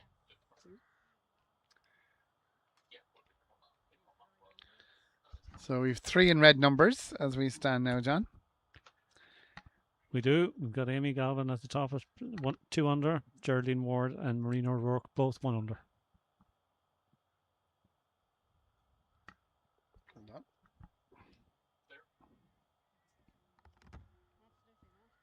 And 6 on level par. Nice. So at the moment, Margaret Hogan in 12th place on +2. So that's looking like maybe 2 over for the cut. They moved to the 12th hole now, that 61-meter pitch. So Glenda Hoy hitting a couple of lovely pitches into this one.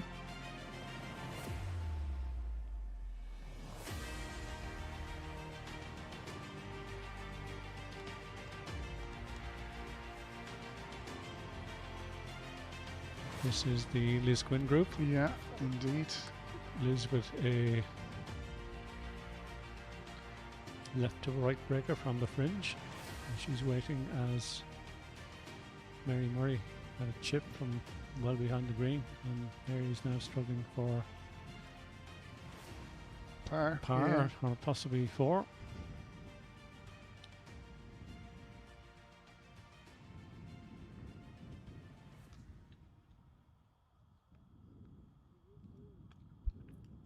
Glenda Hoy just hitting a lovely shot into 18.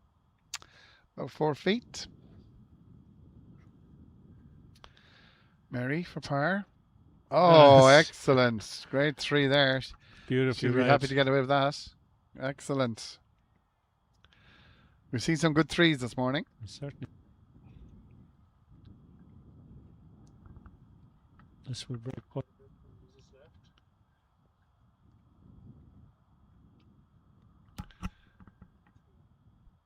And she hasn't.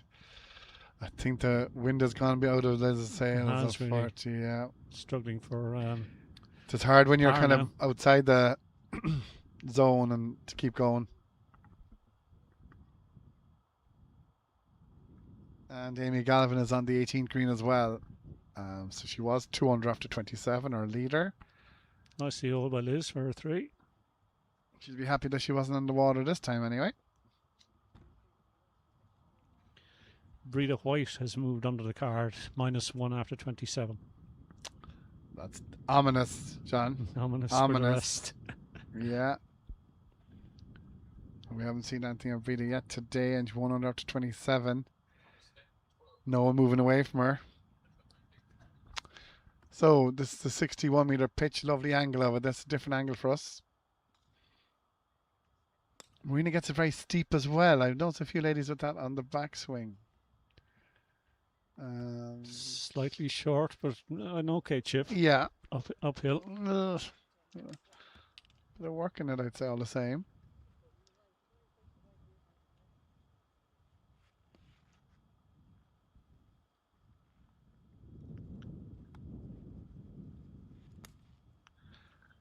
And sure. Ooh, that came in at a funny height. It's all right though. Second cut, parallel to the pin.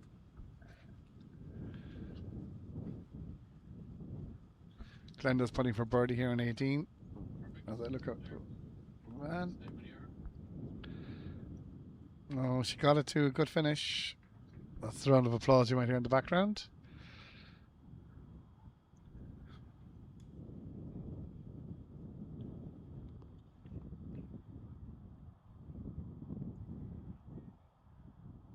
Amy tapped in for par there in 18. So she's finished. National champion there, walking down. John Kyle with us round. For my men. Johnny Sexton. Both in the Cork team this year as well.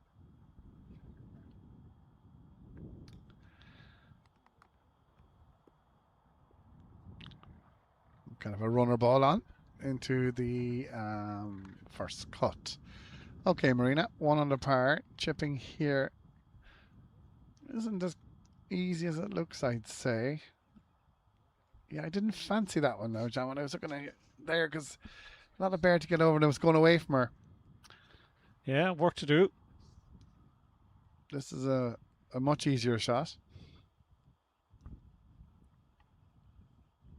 And she did well. Did well. Well played. In fairness, she's after jurors after playing 10, 11, 12 since we picked her up, so doing well. Playing very steadily. The damage was done, I suppose, earlier on. Early on. So needs to keep momentum here now by making this par. Yeah. Stands away from the ball a bit. Sounds very upright. And well done. Oh. Jeez, that's twice I've done that today. Now that did look right in the middle. That did it? a full 360. And did not seem that pacey. But it does drop Marina back out of our group on under, and she's back to even par. Tracy Smith from Lucan has finished 2 under par. Wow. Second round of 50 to add to her opening 56. That's massive. So she she's is their now the leader in the clubhouse. Dublin into county player. We haven't seen her, but we will see her in the afternoon, definitely. So 106 is our leading score in the clubhouse as we stand.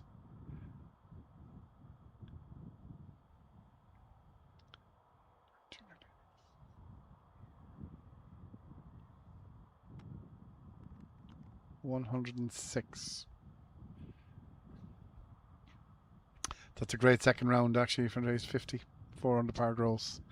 56 and 50 for 106. Yeah, 2 under on the back 9, which we were saying was the more difficult 9. She 2 nines of 25, so played the back 9 very, very well. And there is Margaret Hogan and Breda White. And talking to Mark Hogan, and gives the camera a wave. Margaret from Tullamore as well. And they're coming to the 12th hole. So Breda was 1 under par after 27. So whatever happened in 10 and 11 for her. Mark just coming in here for. I don't think he's given Margaret advice somehow. Right, so Breda's 1 under with playing this 12th hole. 1 out of the lead.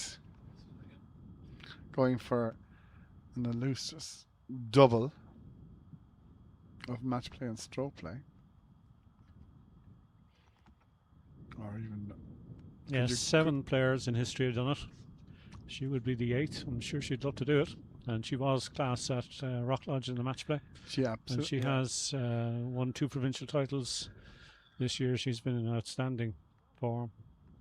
Her performance in Deer Park was just incredible. 97 around that course, which was playing so difficult on, a very hot day. It will be something else. Munster stroke play, All Ireland match play, and if she pull this off, it will be some year. Certainly would. This lady won the championship all the way back in the 1970s. Wow. Margaret Hogan, what a servant she's been to our sport. Yeah, we have some great footage on YouTube of, it must have a long time ago. Called the Classic 1983. Yeah, that was it. Phenomenal. Yeah, there were 9-hole matches, and she won her final, I think, by 4 and 3, having birdied the first. So there were 9-hole matches. That was. There were 9-hole matches, you see, because it was all done on one day. It was all recorded in one day, even though it was put out in little batches then subsequently on that Sports Stadium magazine program that was on RT at that time. So it was all recorded in one day. So it had to be 9-hole matches to get them done. 8 gents and 4 ladies. And Margaret was just tremendous. She was playing a lady called Anne Gannan, Anne Dillon from Cork in the final. But I think Margaret birdied the first 5. Brilliant. Like even the gents that were playing that time didn't do that. Do that, yeah. It's great to have that footage. It's absolutely, yeah. It's great footage. I was talking to Andy Dempsey there lately, and he has it on repeat, I think, on his TV. He was delighted because Andy played in it. He played to the final, I think, and he lost to Gus Garland. But Andy really enjoyed it. And Shawnee Breen is featuring in it, playing pitch and putt of a high quality as well. Good chip there by Margaret. Should be able to save her par. Just kind of cut the fringe and kicked it on a little bit. But this isn't easy, I think, from Breda. I think this will be slow first and then very fast once it gets on the green. She's putting as well. Which is probably a good choice. She's going to putt this. So Breda's 1 out of the lead. 2 unders in the clubhouse.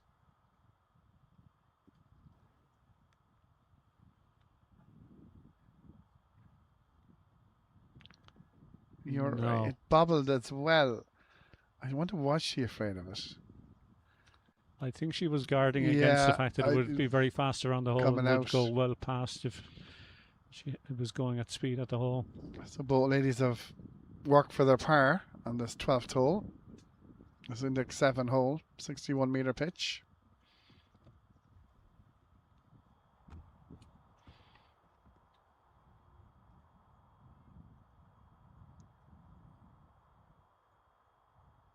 Safely hold. Yeah, well done, Margaret. Margaret probably on the cut line, John, at +3. Would want to give away too many more coming in. She's currently 12th. 12th at 3 over. +3, yeah. And Sheila Ellams is 4 over. So Margaret needs to par in, I'd say, just to make sure of her stuff. Read that. Oh, she's giving one away there. Be disappointing 4 now. Drop her back into even par group, which is, we have a batch of players at even par at the moment. I think you'd be happy to be in the clubhouse there. Tracy Smith at -2. And leave these players, they seem to be going away from her. Amy Galvin finished 1 over, 109. Why? And that was with birdie at 18. Yeah. So that back nine is really causing lots of problems. Yeah. But I suppose Amy, if she went off and regrouped there, I know she'd have to think I was 7 under par after 16. I finished 1 over. But it looks to be only I've worked 3 out of the lead. And that's why she's probably got to look at it. Yeah. So we have 5 players under the card. Chrissy Sheedy and Eleanor Walsh are on the 18th green. And both of them are on the green. So Amy Galvin had rounds of 50 and 59, John, yeah? So 50 and 59. yeah, the best individual round of the day, 50, won by Tracy Smith, and Amy has a 50 as well. Margaret pitching the 13th, the 38-meter pitch. Chance of a 2 here before you get into the difficult finish. Not short, didn't move at all. But it should be a straightforward. It's up on the height. It should be a straightforward chip for her.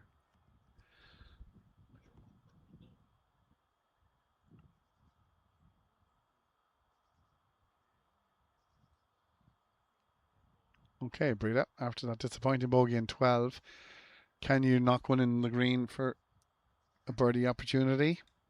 Looked a good pitch to me. Yeah, chance. Good shape. Eleanor Walsh has just missed her buddy putt on 18. Gledna Hoy has posted 1 under. Finished? Yeah, 107, 53 for the second round. It's very With impressive. 26 for the tough back 9. Glenda was playing with Tracy, wasn't? Or playing with Amy. Claiming. Yeah. Okay, so Dublin 1, 2, 3, is it? Are the Dubs leading? Yeah. In terms of finished, yeah. Ailish Sexton is still 2 under after 27. That's excellent play. It's going to be a great playoff because they're all. It's going to be extremely close. It's going to be extremely close. Margaret chipping this, breaking slightly from her right. Shot of 10 yards. She could do it. One going in. She could. That's great. Really good. Tap and par.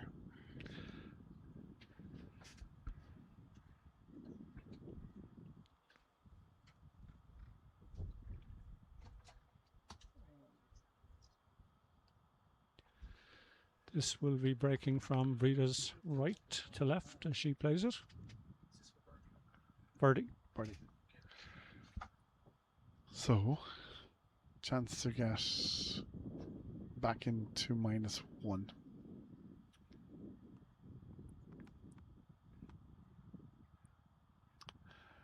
John Tracy in the background.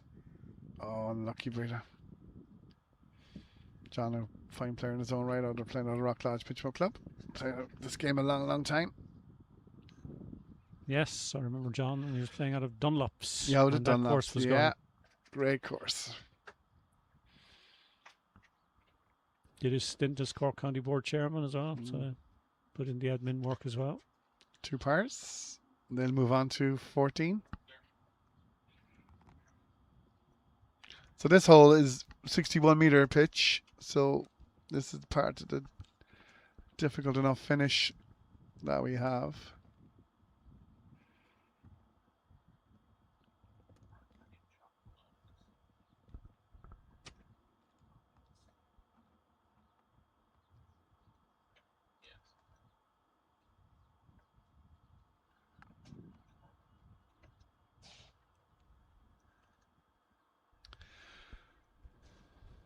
So Margaret Hogan is just getting to the tee box.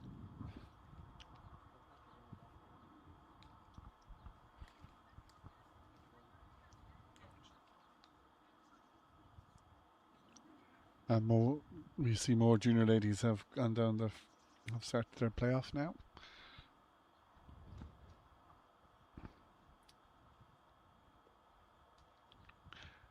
And we have a few Cunnigar ladies who are prominent in that. Yeah, Michelle O'Connell leading, and Marie Ford, who also I think had a hole in one yesterday in yesterday's play. She's in 3rd place currently. Yeah, and it's kind of a box 16 over, 18 over, 20 over are the 3 ladies. So the leading 3. But the other players, it really is set up for anyone to make a good round to get in there. Well, Charlotte Blake is only 6 back. The holder from Tralee won it impressively last year in McDonough. Okay, Margaret. Pitch. Is she happy with that? And No. no, maybe. Well, it's an uphill chip. She Yeah. can probably play an elevated chip, so it She might be can. okay. She has enough room, I'd say. Still, you gotta be careful.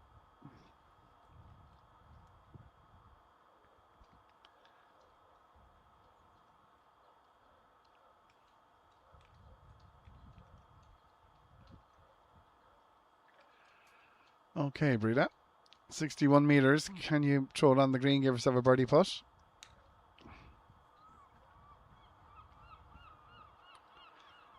That's a fine pitch stay. Yep, that's Excellent. a fine. That's a good chance there. Good chance. So our senior ladies are coming to the conclusion of their 36 hole, and then the playoff will begin at 2:40, where we'll have the top 12 six groups going from there.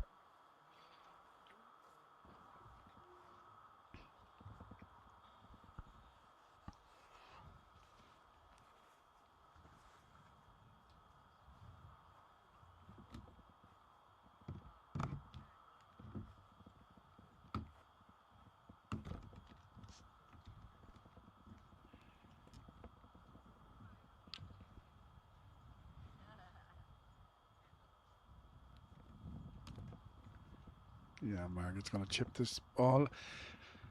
And just kind of having a look at where to land it, I think she is. For her to release out to the hole.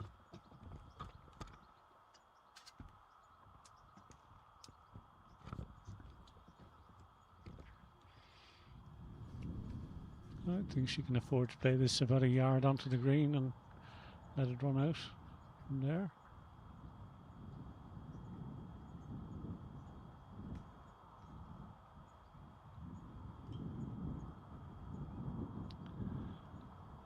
Yeah, that's very good.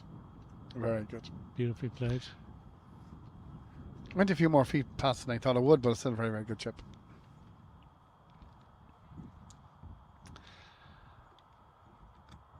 Sheila Elms in the background, actually, I can see there with Ada Sexton, I think.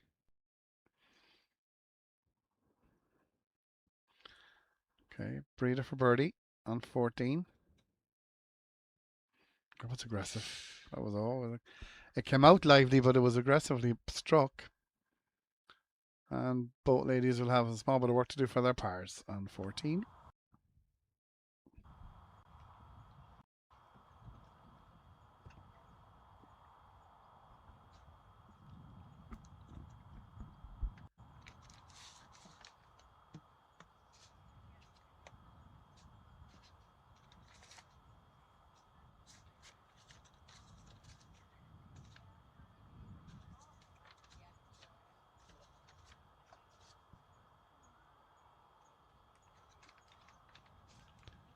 Not a sloppy bogey by Breda. Oh, even sloppier. A double bogey. 4 putts. Oh, wow, that's really going to slow her down. A real mental error there by She's gone bogey, Breda. double bogey because of the putter. Yeah. And she's gone from -1 to +2. Now, I know the lead is only 2 under, but you don't want to be drifting too far away from the lead. No, not when. I mean, she wasn't in any danger in either hole. Oh, shit, Max. Bogey by Margaret as well.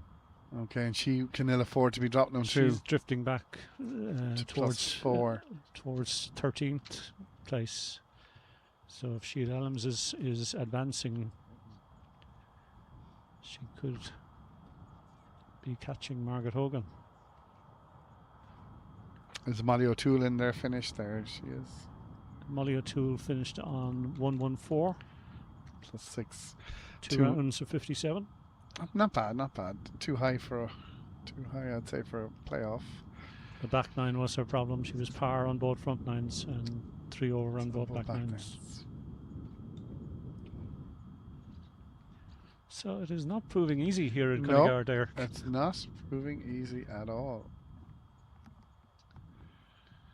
So the course is full now, guys, because we have our senior ladies finishing, but we have our junior ladies out on the course and they're on the front nine. So a lot of play going on at the moment. Now, if Breda has any chance, this 15th hole is definitely an opportunity for birdie. 34-metre pitch to an elevated green, backstop. And Margaret's gone the wrong side of that now.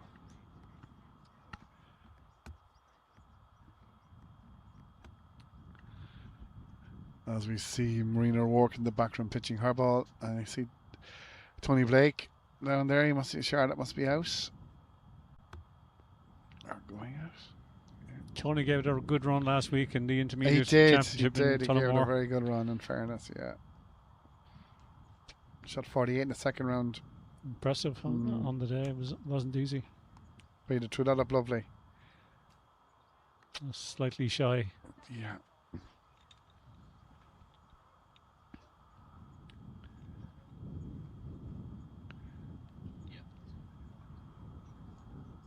Yeah, both those balls, they're average at best really on that 15th hole, because that is a hole that you're looking for a 2 on. Well, index 17, yeah, indicates that it's one And of the especially easier ones. facing into the last 3, John.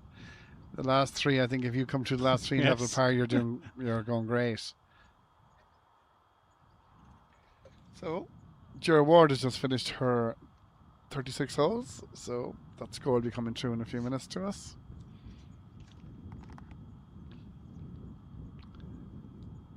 So this field is full of ex-national champions in both Strokeplay and match play.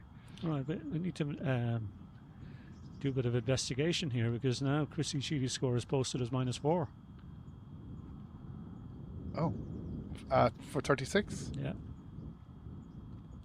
Previously it had been posted as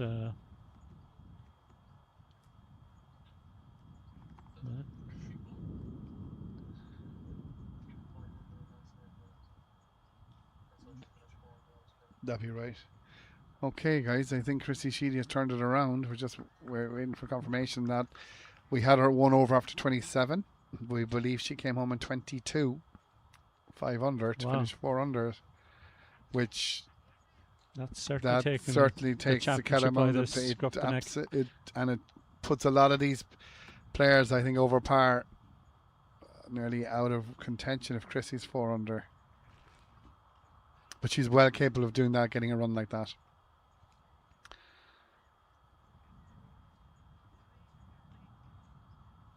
Chrissy looking to defend her title that she won in McDonagh last year.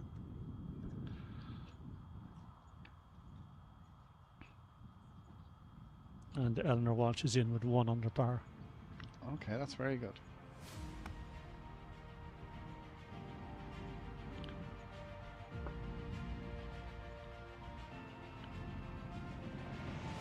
So Chrissy shot rounds of what, John?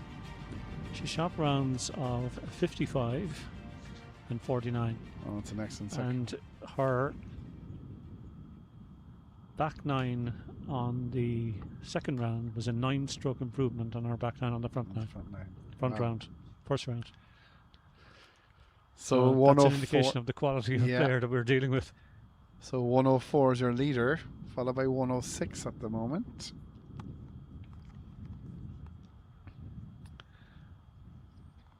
Breda Margaret on the 16th hole. Again, I do believe this is a 52-metre pitch.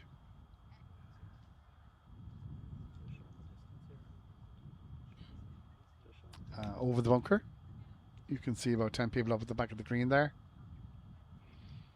Ladies just marking their cards. I think Margaret has dropped to 4 over par, but that's to be confirmed.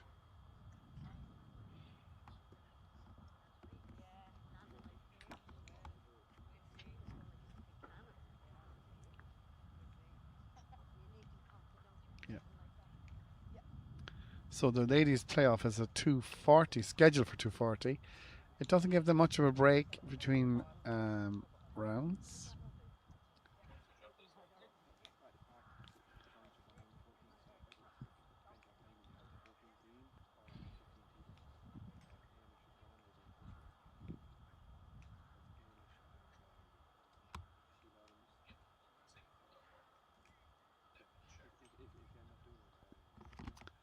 So this is Breda pitching at +2. It looked a good swing to me now. Is it up? Yeah, she's on the front. That's a chance, outside chance of birdie from there.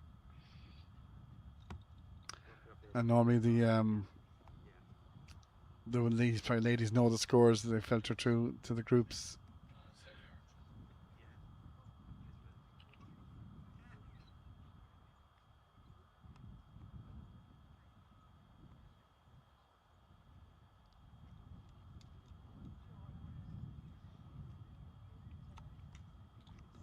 So Chrissy Sheedy -4 finished, and is leader by 2 from Tracy Smith in the clubhouse. Out in the course, we have a few players on the par.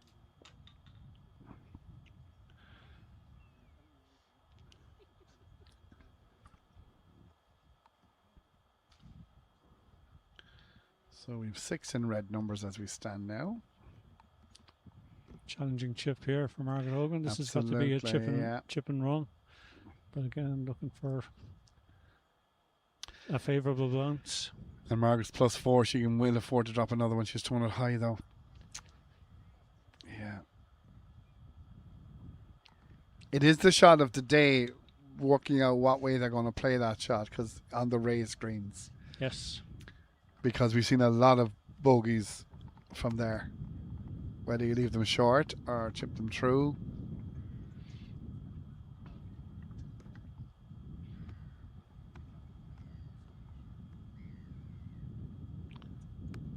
So Margaret chipping for par.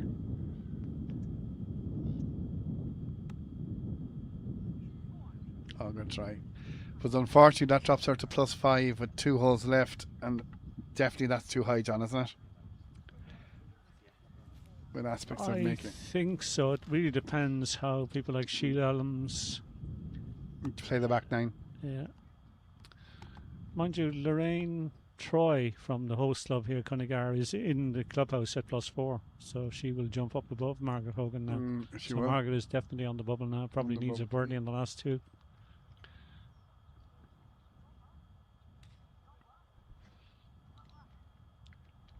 Breed up. 6 off Christy Sheedy's lead. Would like to get something on the way in.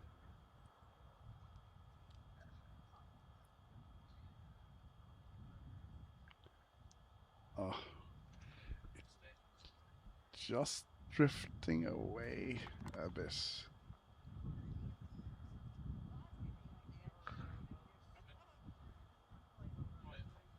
Okay.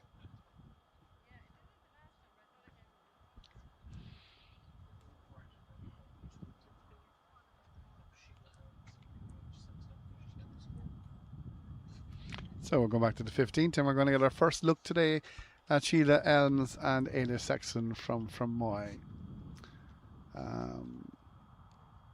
They're going back to that 34-meter pitch, index 17.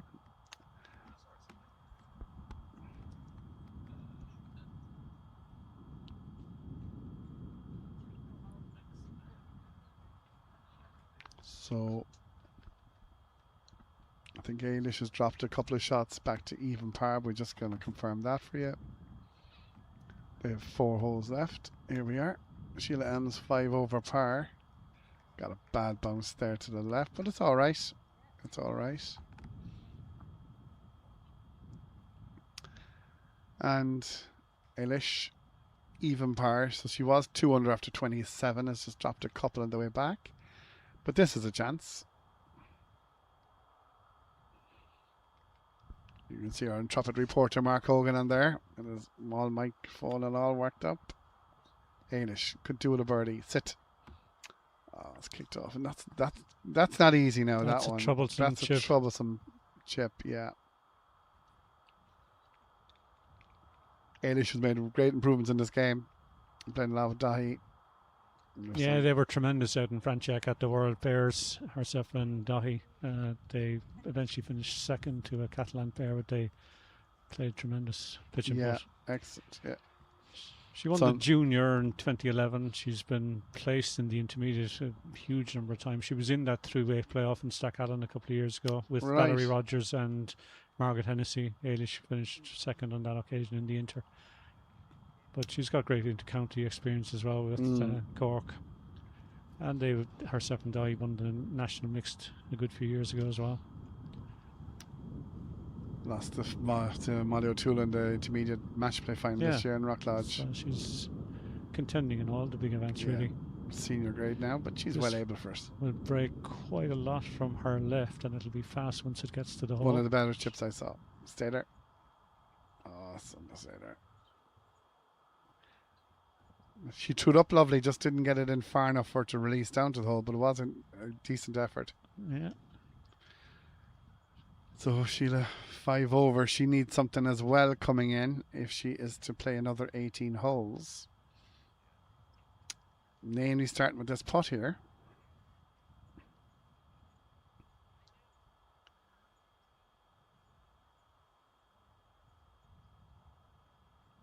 Oh, pity, but try. Sheila's playing out of Dublin. What course in Dublin is Sheila? She's from Portmarnock. Portmarnock as well, okay. Former Irish match play and stroke play champion. Excellent. Won the match play first at Iron in 1983, so she's been playing at the top level for a long time. Okay, Lish, just to stay even par with 3 left.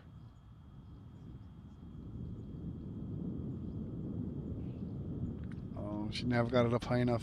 No. It's a disappointing bogey, puts her back to +1.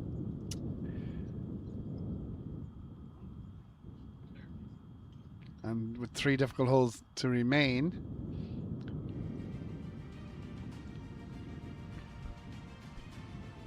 they'll come to that 16th hole, 52 meters over that lovely bunker. Second last group, I believe, that Ailish is, and Sheila. Yeah, there's one group behind them, and then all the seniors will be in, probably by 2, and they'll get. At most, these will get about a 40-minute break.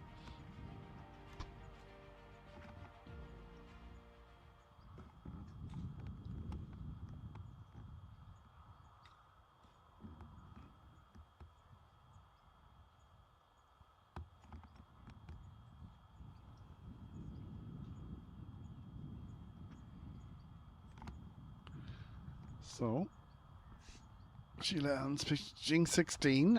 At +5. Can she find a birdie in the last 3? Short right, I think, is it? Did okay. Did okay. That's I think that's an alright chip across there.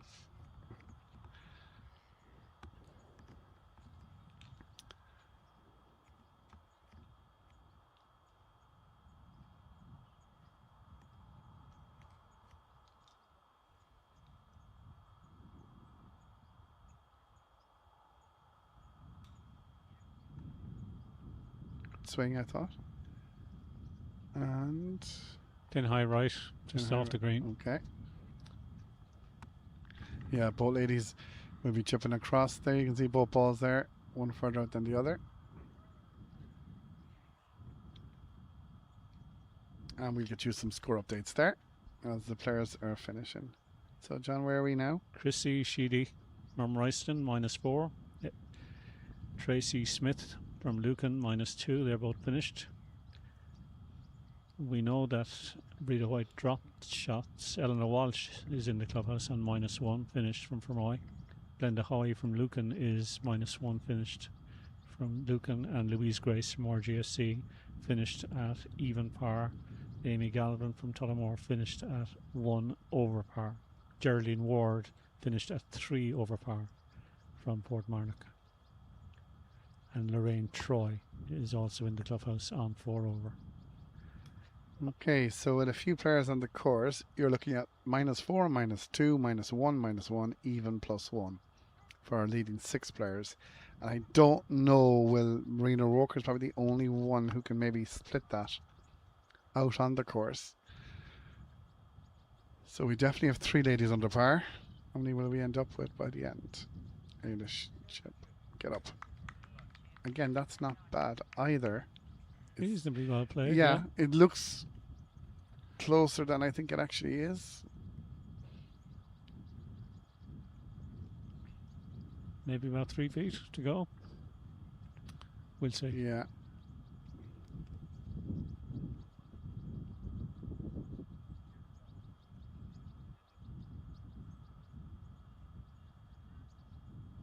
As Sheila chips this.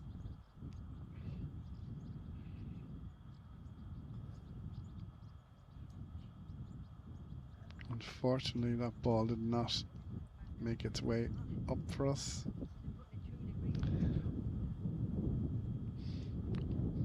Liz Quinn, Mary Murray just finishing on the 18th hole here.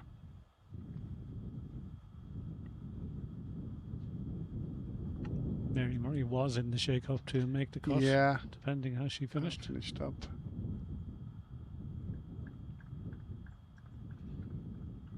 Get in. Oh, unlucky. So Sheila misses her par. We'll have this back for bogey. She'll mark and leave Eilish putt for her par.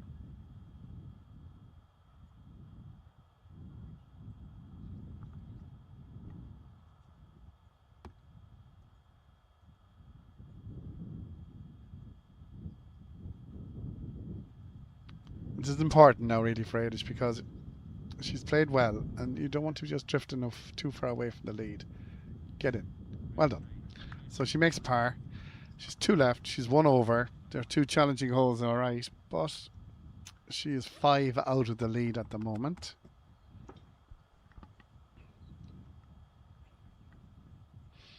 Must say the tournament's been really well run by the NEC officers. It's running smoothly. Times are good.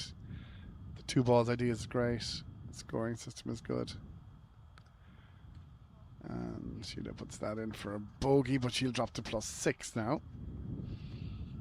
And here we have the index 4, longest hole on the course, but not necessarily the hardest. 69-meter pitch.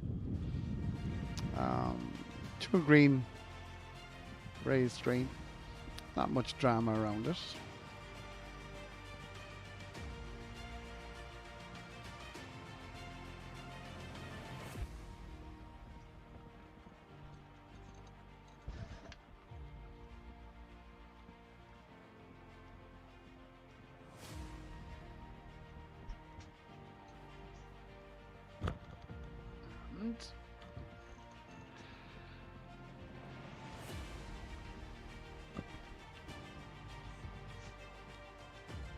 Bit of a run off on the screen you see in 17 there, runs off a good bit on as I'm looking left to right. Now Eilish. Here's our pitch.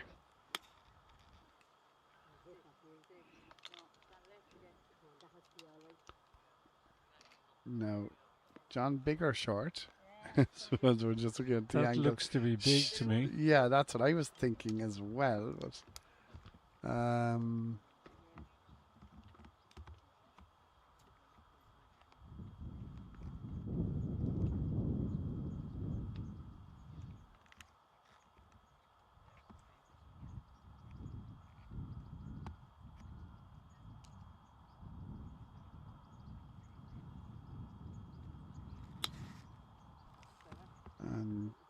no. Oh, she did it very well. 69-meter pitch, and she's just on the fringe. Fair play to her.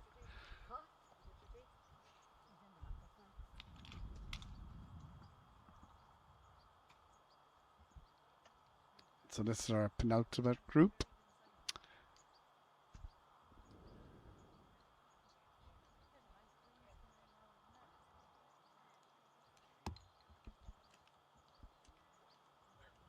And they're making their way down to 17.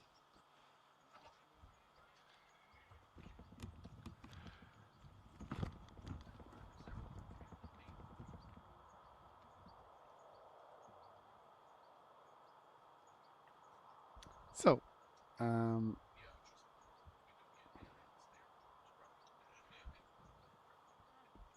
Eilish is going over to hers. Yeah, she was a bit left, actually, left and short, John, actually.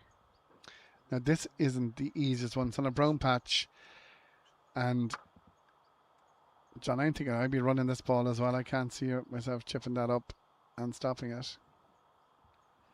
Oh, one of the junior ladies well out of the bunker there. Yeah, it's you can't flop You- it. You've got no. to run it up. And checking into the bank is no good either, really, is it? Well, again, you're looking for a favourable bounce. It looks like she's quite open. Looks like she's going to be very high. Oh, That did very well. Come on. up Well right. done. Fine chip. Both chips I saw Eilish pitching that and the last one were nicely pitched onto raised greens.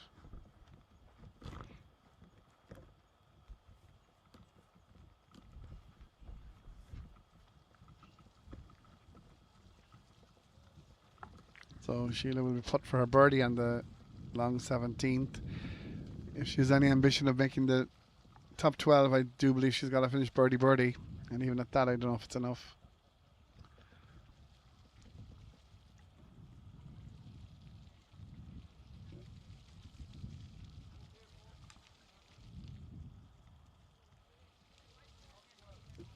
Stay up. Oh, never got there at all. So Sheila can mark that, I'd say. She'll be standing in Eilish's line, which is good etiquette, and Eilish will have a putt for her par.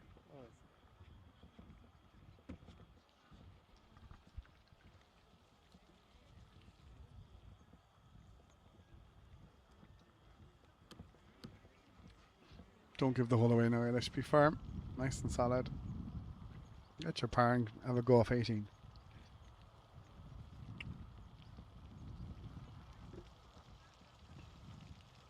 Yes, well done. Well done.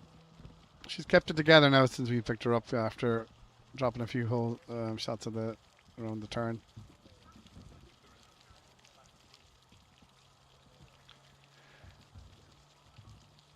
And also for par. Here you go. In it goes. And they'll come to the 18th hole now. As we see Ger Holland and Marina O'Rourke just come off the green in 18. And there's the beautiful 18th hole.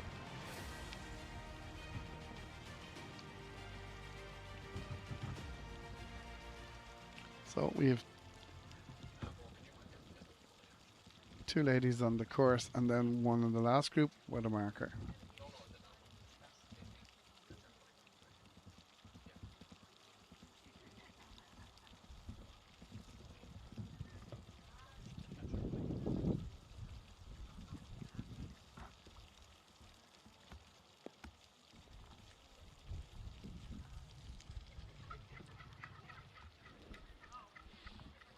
A bit wild off 18 there. I think that's the ball of Margaret Hogan. They must have been waiting there for a few minutes.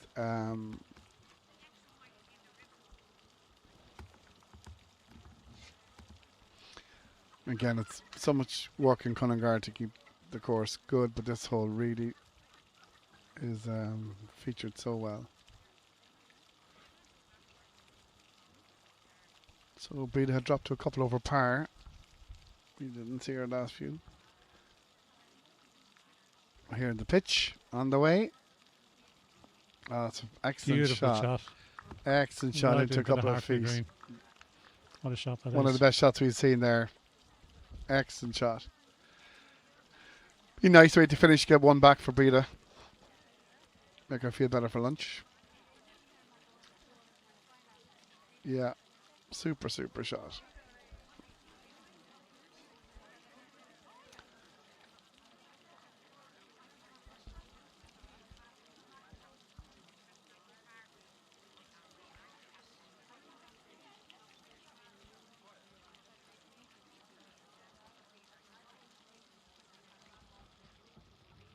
So, we're just looking here at junior ladies on the first. This must be one of the leading groups. Oh, the interladies have started. The actually interladies are on the course now. So it's running very well in time wise. Margaret Hogan is just going up here. She has a chip from a bit of right of the green, so they're just waiting for the ladies to put in the first, I think. And Breda White with that super pitch into the 18th hole there. This will test It will Margaret, absolutely. because this will break sharply across the green from right to left. And she's got to play a runner, I'd imagine. Absolutely. Running chip.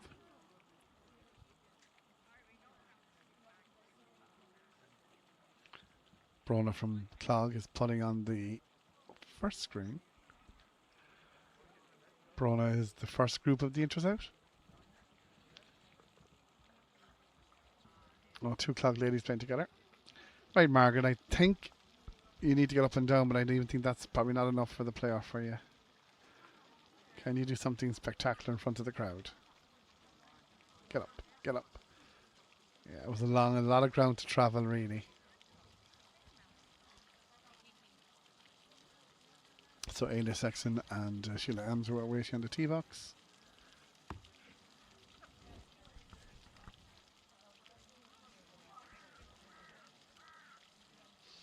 Nice sign at the back there. Ladies National Stroke Play. Pitch and Putt Union and Pitch and Putt Ireland. So Margaret for par. Look at my voice down. She nearly hear me from where I am here.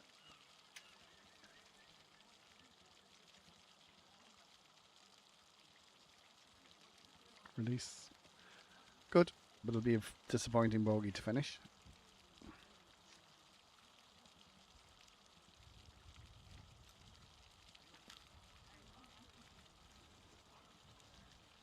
So we have 6 groups of junior ladies and they're out in the course, and the first group of inter ladies has started, and there'll be 5 more of those groups.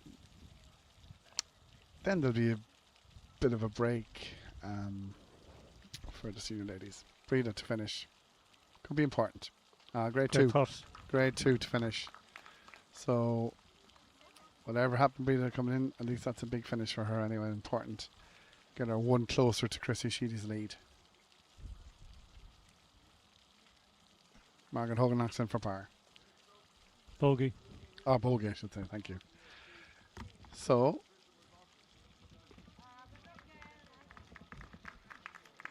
Ailish comes to the tee box now.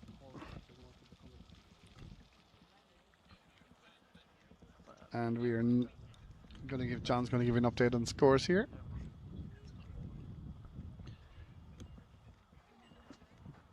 Don't really have anything Nothing major extra to report. Chrissy still leads at -4. Tracy Smith is -2. Eleanor Walsh is -1. Glenda Hoy is -1. Louise Grace is even par. Amy Galvin is +1. They're all finished. They're all finished. Ailish pitch to 18. Wow. Has she gone Through very the back, big? is it? Yes. I can't see it, but it must be gone well through the back, yeah. Ailish 1 over.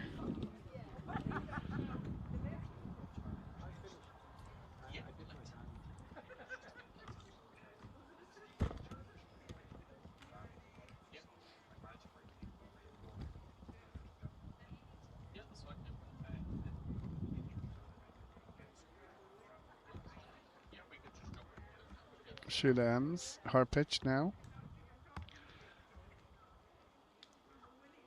Is that a bit to the right? And no, it's a fine shot. Just roll down the side of the green. And let's just see now how far Ailish has gone. Off the back of 18. Ailish at +1. There's a motley crew coming up 18.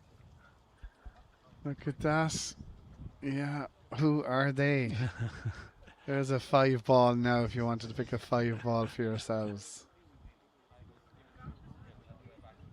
National champion, yeah.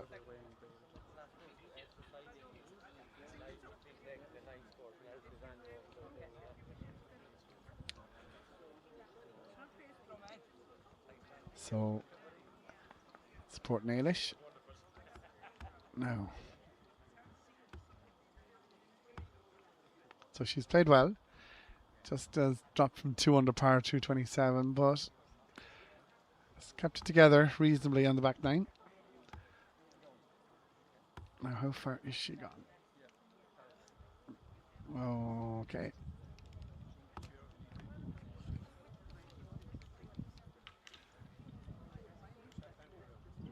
Okay, here we go. So, just adjusting the furniture.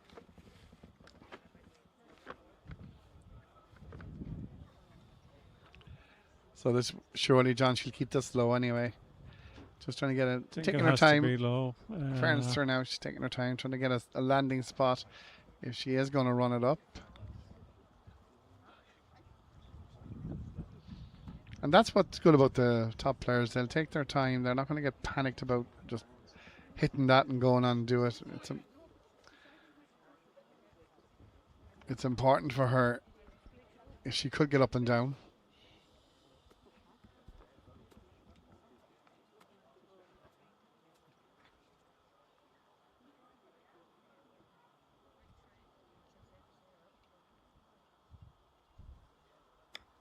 She's throwing. That's a fine shot. Great shot. Great shot. Round of applause. Each chip I've seen her hit on the back nine, on the difficult chips, she has hit them really, really well.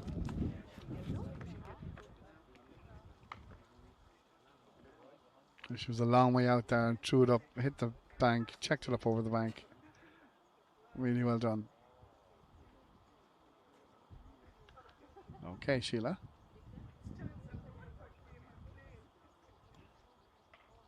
Go on, release. Well played as release. Okay, 2 good shots.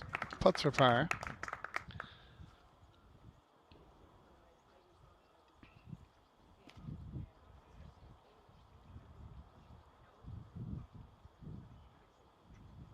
So Sheila be first to go, I believe.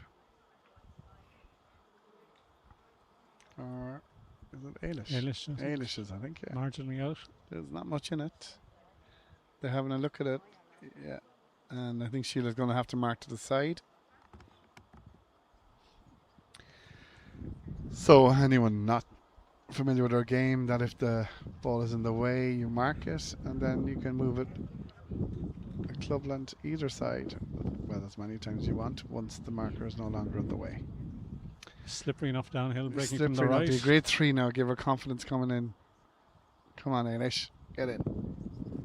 Oh, that's a pity. Break. Yeah, it would have been a great 3. Okay. Finishes on 1-1-0 plus 2. And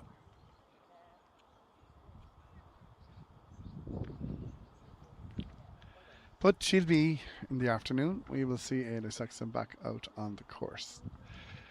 Sheila Ems for her part. For a credible performance, in fairness. This for 1-1-4 and 6 over par. And she's Beautiful got it. putt. Yeah, beautiful. So 114. Good 2 rounds of pitch and putt. Probably not enough for her to get into the playoff, but good battle all the same. And now we have our final group. Just an update there. Marina O'Rourke finished with a total of 111. Second round 58, so a total of plus 3. That's level with Geraldine Ward. They're both tied 11th at the moment. But I suspect Margaret Hogan will move out of that because she had some troubles coming in. So Geraldine and Marina should be okay. Mary Murray finished on 110 as well.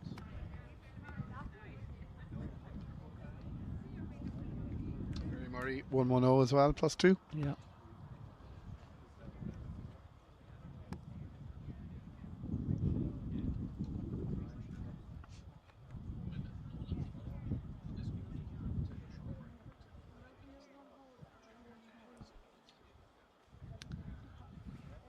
Okay, guys, so what the plan is from us today is we are going to follow this group in. Just played this last hole, they're the last group. And then we're taking a 15-minute break while the lads reset. And we're going to come back then and bring the juniors home. The junior lady playoff. Hopefully catch them on the back nine. And that's our plan. So it's about a 15-minute break after these ladies play this. And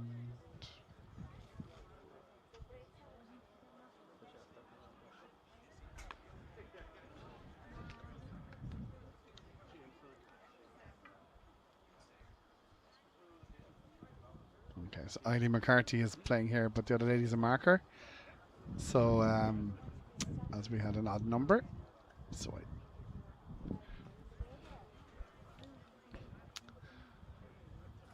I'm not quite sure what's happening. So this ball and ended up in the bush, did it? Yeah. Okay.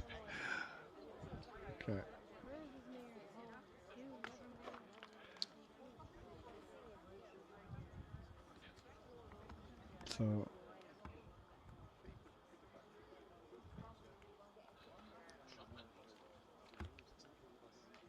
okay.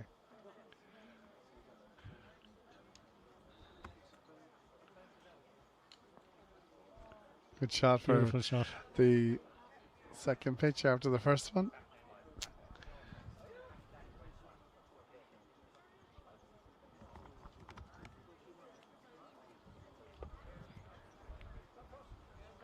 Oh. Eileen has gone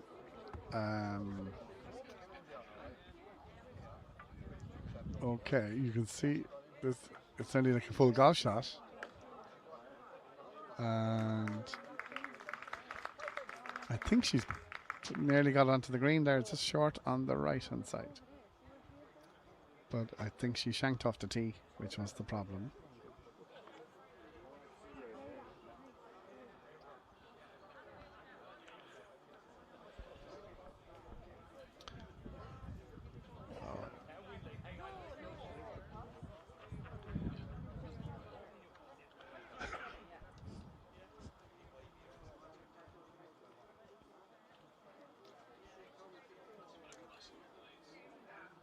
And there's a replay of the ball nearly hitting the bird, ending up in the bush. So it's all happening today. A 2 in the bush, yeah. Well, the ball is sitting in the bush anyway. Okay.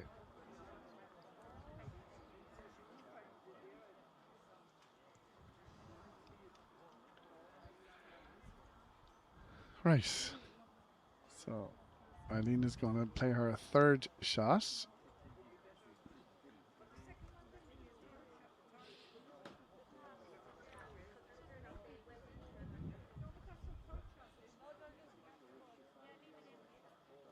And this isn't that easy either, John. She's got to get this up and stop it quick enough. Yeah, I think aim to get it to just the top of the hill there. And leave it run out a and let bit. it trickle down. That's the only hope, really.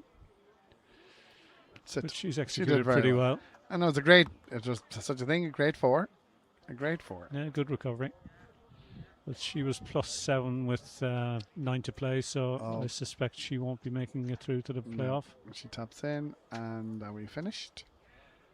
I think no. Yes.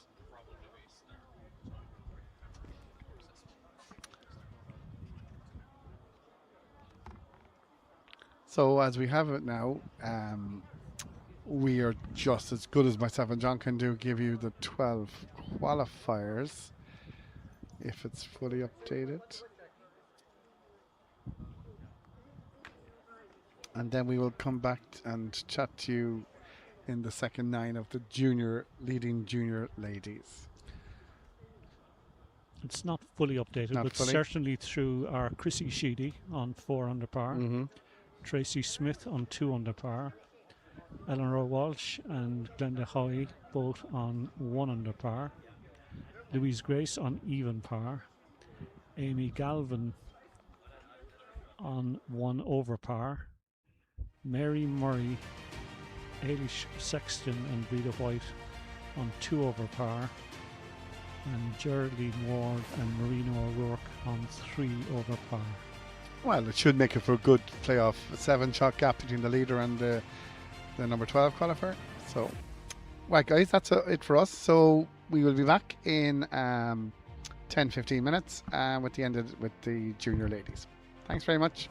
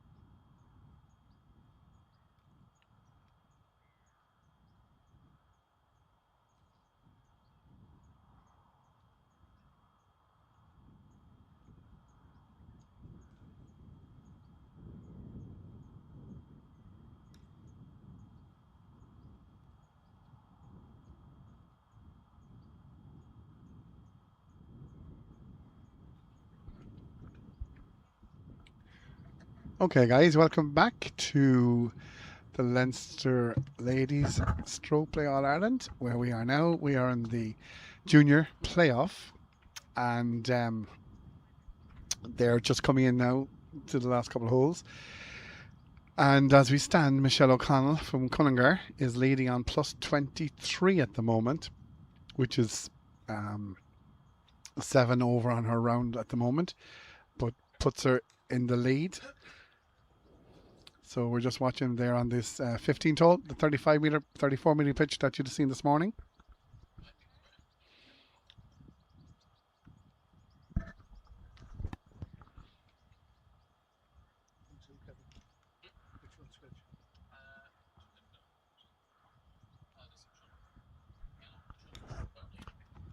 So Michelle O'Connell is chipping here, and she's playing with Darlene from Cunnigar. Sit. Okay. So these ladies played yesterday and played 36 holes yesterday to get their scores for today. And the top 12 then played today. And this is the final group here now. These are the leaders going out. So they have 4 left. So we'll try and keep an update on the scores. But we believe Michelle is still in the lead. She's putting here for par.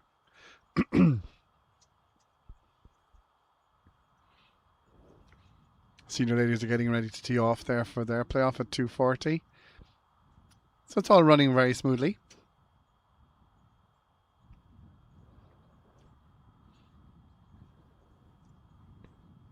Turn. Not bad. It's, yeah, she'll mark. Darlene's from the Clog Pitch and Putt Club. She's 29 over, so she's 6 behind Michelle as we stand.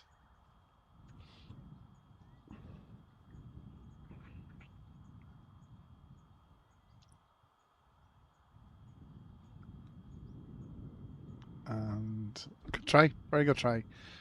Now I think we will have to mark to the side here, I'd say, because that's right in Darlene's line.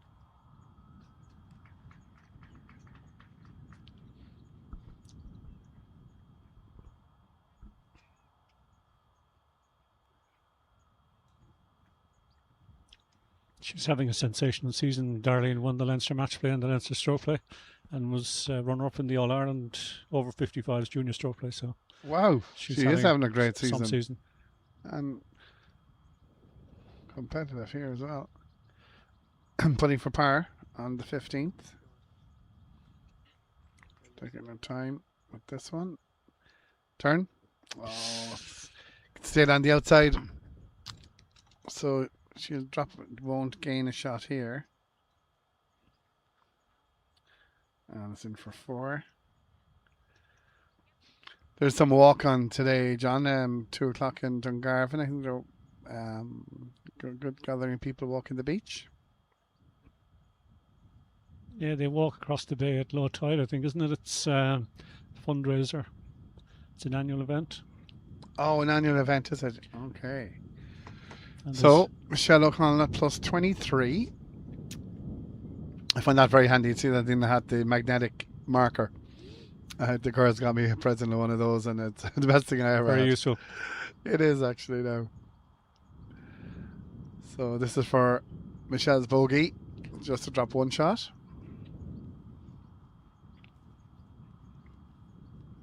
And it's in. 2 4s for the ladies, and they'll go off to the 16th hole now.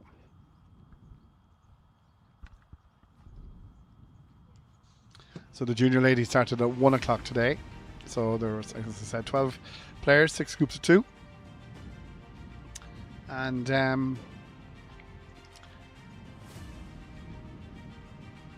Darlene must have had the honour from the previous hole, so she is getting ready to pitch the 16th hole. And we're just getting it from a different angle here, which is great. 52 metres.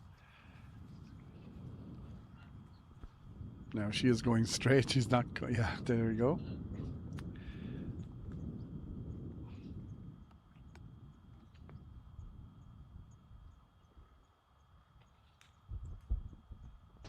No. That's a great shot. That's one of the best shots we saw today on the 16th. Lovely shot. Yeah, and we watched one of the seniors all morning. That was a great pitch, and it's topped well. So, Marie Ford from Cunnigar has finished 31 over in the clubhouse. So that's the leader in the clubhouse. Michelle is well ahead of that with 3 left. So she's 24 over.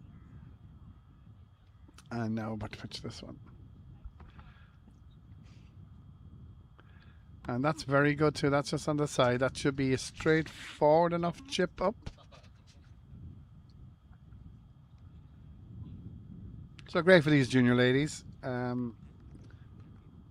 Competing at this level.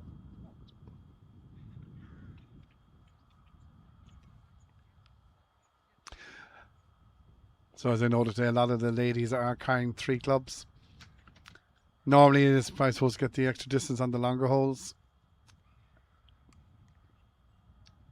And a lot of ladies are on to the golf bag, which a lot of gents are as well, I suppose. It's becoming more and more popular.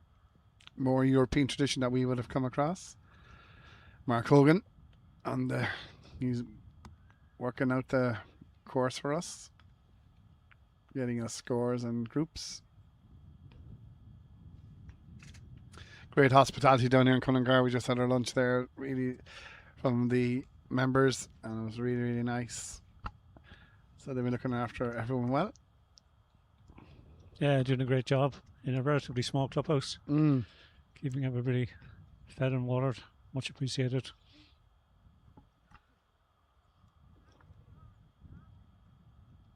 I'm hoping to play here tomorrow myself, John. Good for you, Derek. Yeah, I was going to go in and just put in a good word, tell him I was here all day.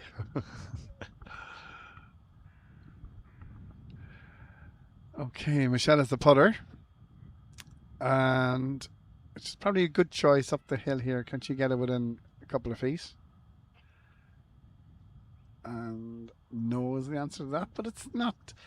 It's like this morning, John, a bad putt is better than a bad chip. Good chance for par. Yeah, still. good chance for par. Darlene on the green, putting for birdie.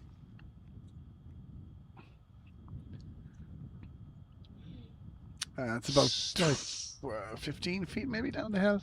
Yeah, slight break from the left.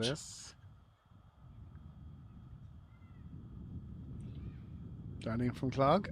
Oh, good line.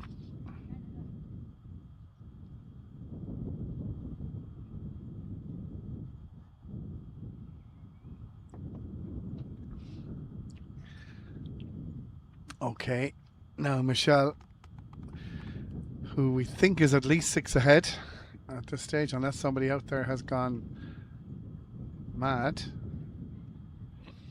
Be a popular local winner for Cunnigar Club. This is for her par.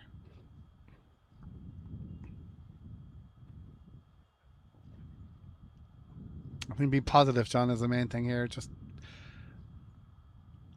and that's a great 3. Well done. Hold. Well hold. Okay, counting the holes down now. 2 left.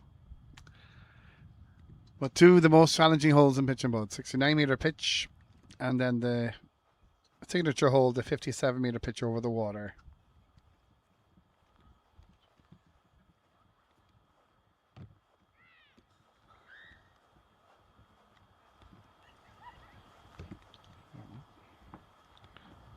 Second.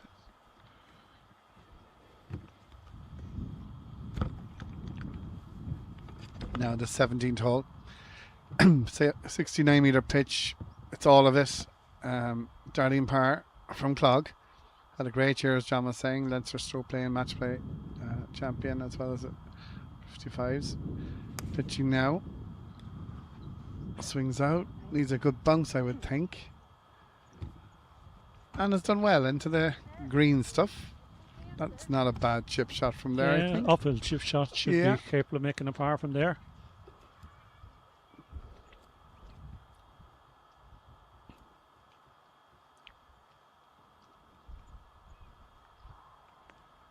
So Michelle now with her pitch shot 2 more good swings should see her home.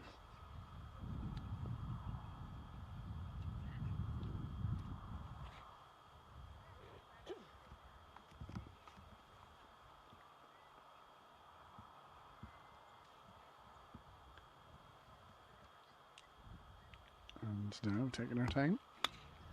Short backswing, but gets through it. And that's gone a bit wild. Kicked out. Would be a very, very difficult up and down, but I don't think she needs to get up and down. If she gets her 4, keeps it steady, she should be okay.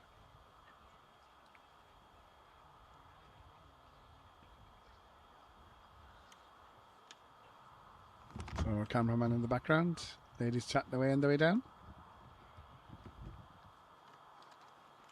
So as we said, from this morning, all 6 o'clock ladies who played all made the playoff. In junior, intermediate and senior now, which is a great achievement for their club. Brilliant. So strong in ladies. That influx of ladies they've had in recent times has really revitalised Clog from a ladies' perspective. Absolutely. So we think Darlene Parfum is in second place by 1 shot because there's 31 over in the clubhouse as we stand. Unless John can tell me anything different. Well, that's the position as we understand it at the moment. So Michelle, a low run and you would hope, and then bounce up onto the green and give yourself a chance at the par anyway.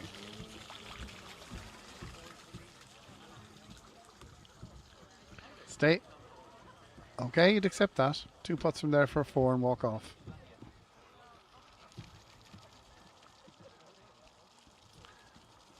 Darlene trying to get second place off her own back. She's plus 30 from what we think. So, can you get up and down here? Putter. Make sure you get up that hill over that false front.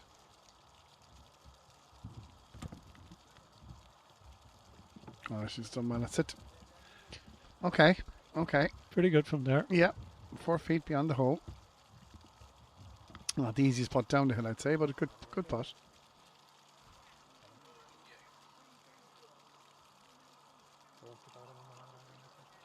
So this is one of our major events in the calendar. So after this, really, your individual events are kind of done. We're looking at inter-county events then, Munster and Leinster inter-counties, which are in Glenville for the Leinster and Riverdale for the gents. Good putt. Well done. Got your 4. And then we go to Navan for the All-Ireland inter-counties. Juvenile next week as well, and Brough, which is big weekend for Brough. They have had an inter-club final before. They were supposed to have the All-Ireland seniors, but that was during COVID, so it didn't happen. So now they're going to have the National Juvenile Strokeplay inter-county next Saturday, which is great for them, and wishing them all the best. And good to see some Brough juveniles playing, and Limerick having a team in the inter-county. That is great to hear, yeah. Right, Darlene, if you're trying to get your second place, knock this in. Par the last.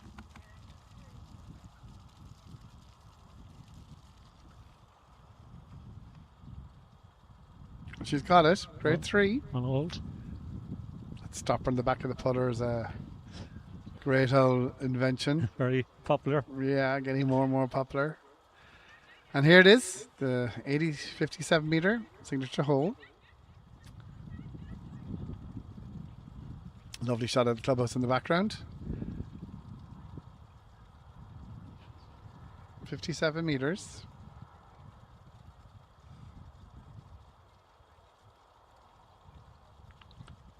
And last group of the juniors.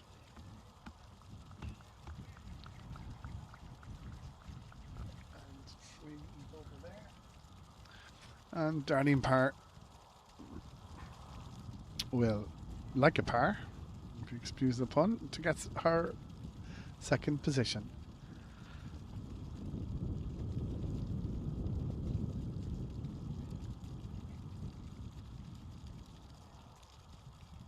Whatever else, anyway, don't be short.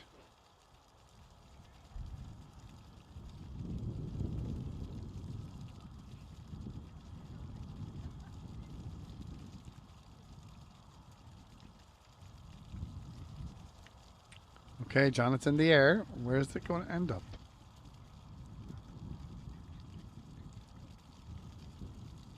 Okay, this is ominous. So we don't know where that ended up.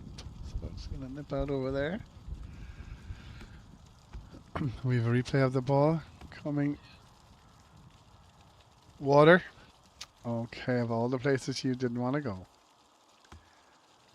But you'll be able to drop the ball. A point of entry is the rule for the ladies. So, point of entry. And play your third from there. Okay, Michelle, your last pitch to become All-Ireland Junior. And she's just pausing. And regroups. And we'll now pitch. This one's on its way. And that's a super, look at this for an ending to your All-Ireland Junior Championship. Great shot, 57 metres. Great ball into, and Michelle will have about 8 putts from there, so she won't need them all. Looking like a 1-2 for Cunnigar.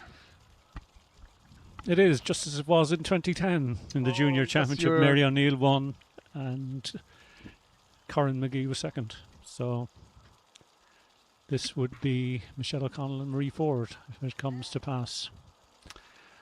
Marie benefiting from that hole-in-one yesterday that she had on the first hole, I think it was. There's Darren O'Connell just helping out there, retrieving the ball.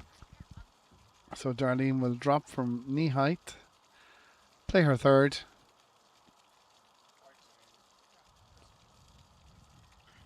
And up and down will get her tied second, but I do believe she'll lose that on a count back either way on the back 18. But let's see what she can do. And Eileen Hanley of Ranges is in at plus 32, so that could come into the reckoning as well. Absolutely so. So up and down for plus 31. Let's see how this is. Sit. Oh, it's run a bit. Okay. That putt could be for third, John, yes. Important to her. Well, Eileen is in at plus 32. 5 would be plus 32, and that would be an inferior. It would be second an inferior 18. second 18. Or third 18. Yeah. So this must go in for third place. And Michelle is going to putt first.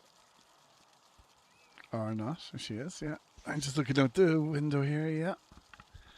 So it'd be no lovely way to finish. She could finish with a 2. Led from the start from our first round yesterday. And never really looked back, in fairness to her.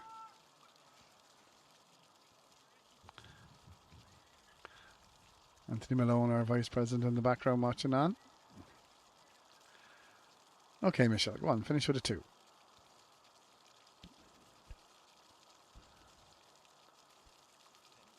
Ah, pity. I think you should mark it and get your glory for yourself. Yeah, there you go. So she must know she has it now. Darlene probably doesn't know that this is an important putt for her for third place.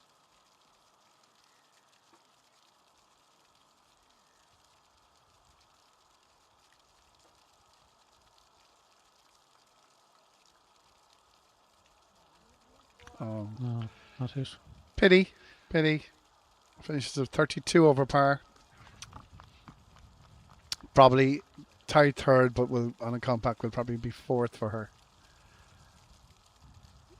Subject to confirmation, but that's how it's looking. Yeah.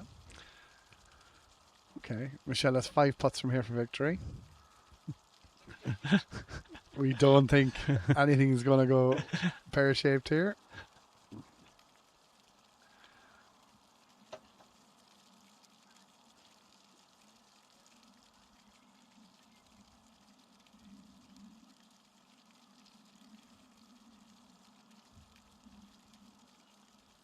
Well done.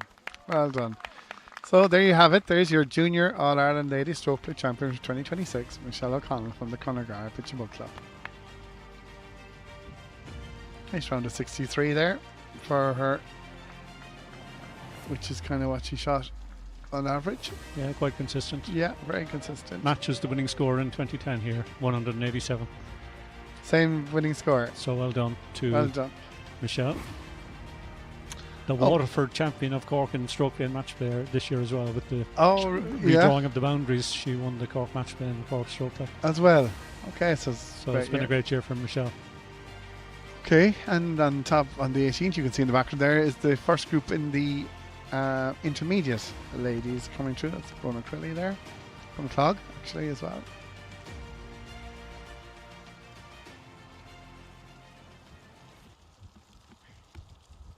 So the intermediate ladies, which were spread from between about 2 and 14 over in the playoff. Throws it up. Fine shot from Brona. Absolutely fine shot. Onto the 18 green, which we've seen some really, really good pitches into 18 today. Got that kind of football ball that we've seen a bit of now.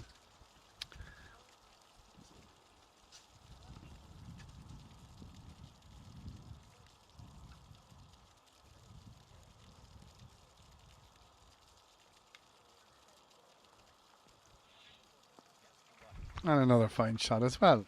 2 great balls into 18 from those ladies. And at the same time, we have the pitches into the first hole. So the senior ladies have started.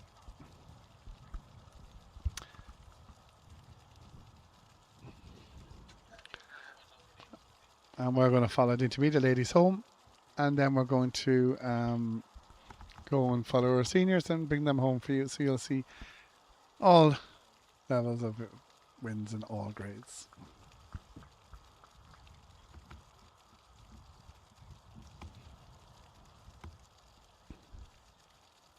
So since we're watching 18 today, I've only seen 2 balls in the water from a number of pitches, which shows the standard is quite good.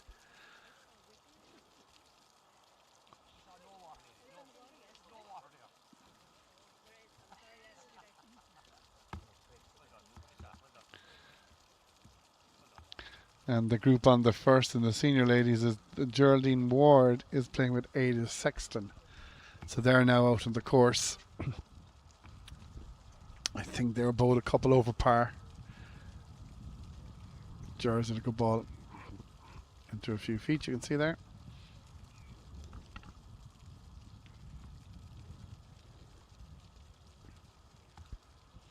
So play began this morning at 10 o'clock and it should run till about 4:30, I would think.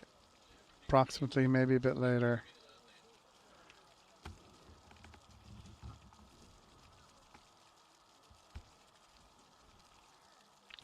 So the 54-hole event is how you win it, really. You have to go in the playoff and do it again. Ailish for birdie on the first. Oh, great try. She'll tap in for par in the opening hole.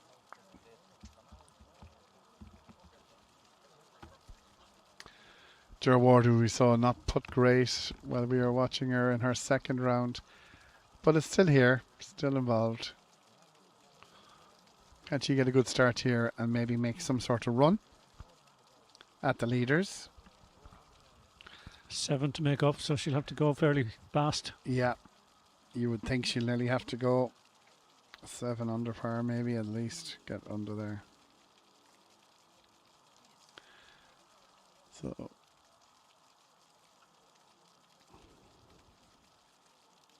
well done. She got that one. Good start. Straight away she's 2 over par, so 1 in the right direction anyway.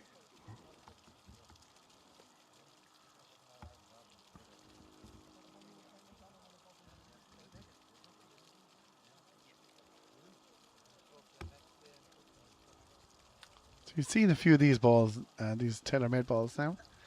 On Tommy the Fleetwood, isn't it? Yeah. Popularised these.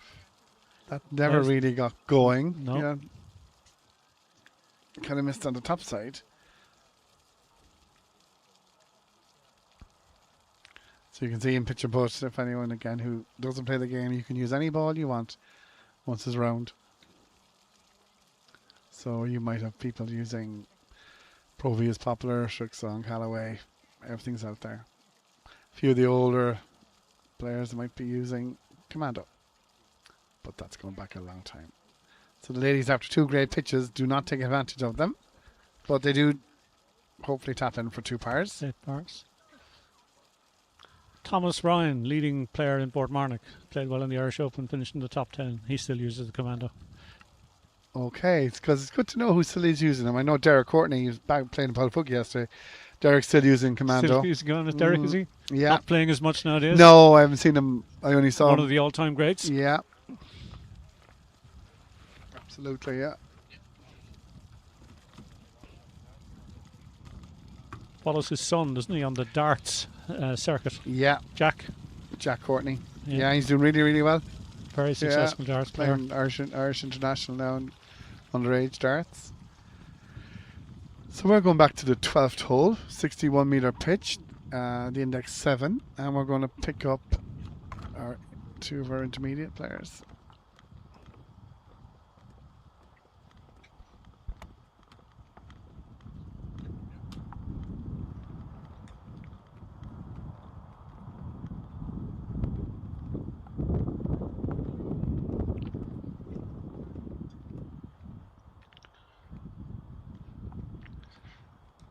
There's Suzanne Jordan running outside, probably on official business outside the gate.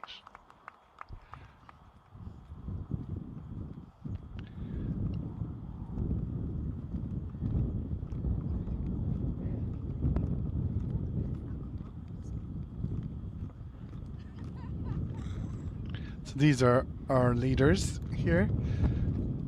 This is Aisling. Kira has actually taken the lead after 9 holes of the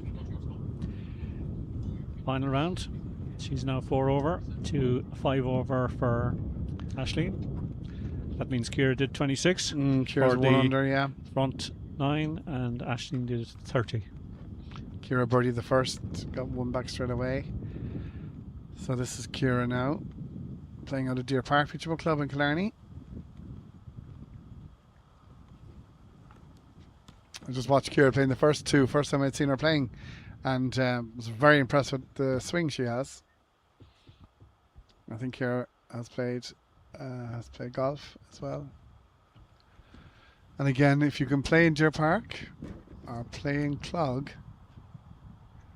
wow. Yeah, we now have Kira in here 2 over par, which means if that's our calculations are correct, she birdied 10 and 11 as well. But just watch this for a lovely swing.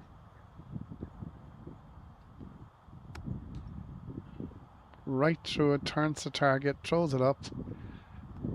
And that's a fine shot. 61 metres, just short of the green and the fringe.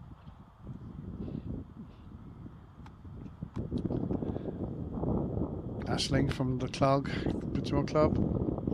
Aisling, Marina was saying, has played a lot of sports in her career. In Canada, and surfing, different sports like that, and she threw her hand that she was handy. Throws it up well as well, holds the finish, and that's a fine shot. Look at the backspin in action on that. 2 fine pitches from these ladies. There's someone to Mark there as they head down. Mark giving us a wave, fair play. Mark's putting his steps in today and yesterday.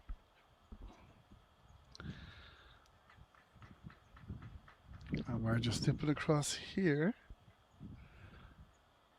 to the group in front, which is the 2 Lakeside ladies. It's Jelly and Elaine Quinn. Oh, Lord. Those ladies started 5 over and 8 over, I believe. So just going to keep an update on that. And we have our second intermediate group finishing there now at the moment.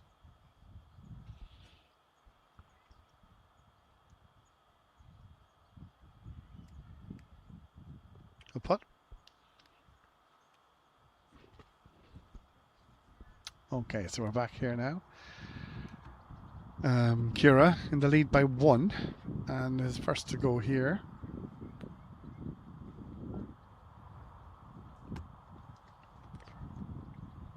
Oh, sorry, she's 3 ahead, of course, so she's gone to 2 over now.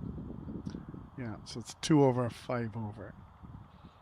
So she went out 3 behind and has turned it around and is now 3 ahead.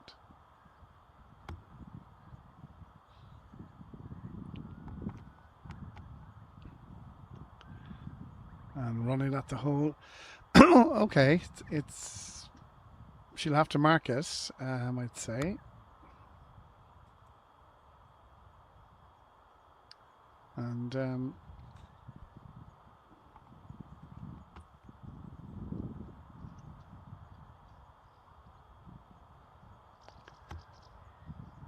so Aisling for a birdie. Trying to reduce the gap to 2. It looks a 2-horse race now really coming in. That's between these 2 ladies.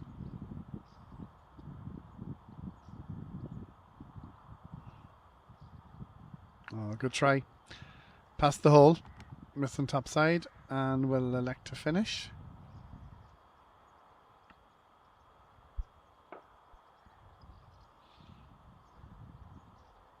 Well done.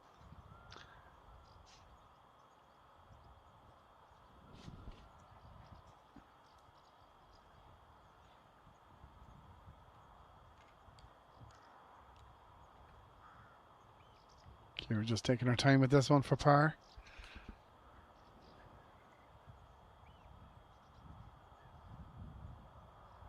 Okay, well done. Tidies up. Remains 3 ahead.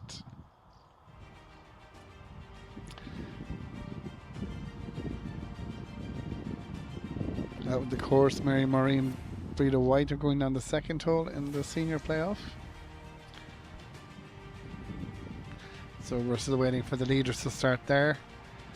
And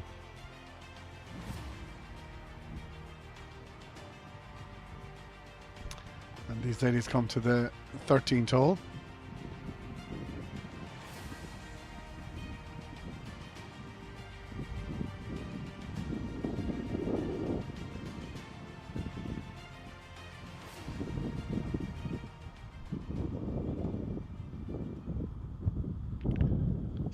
So this is the 38-meter pitch that we've seen a bit this morning.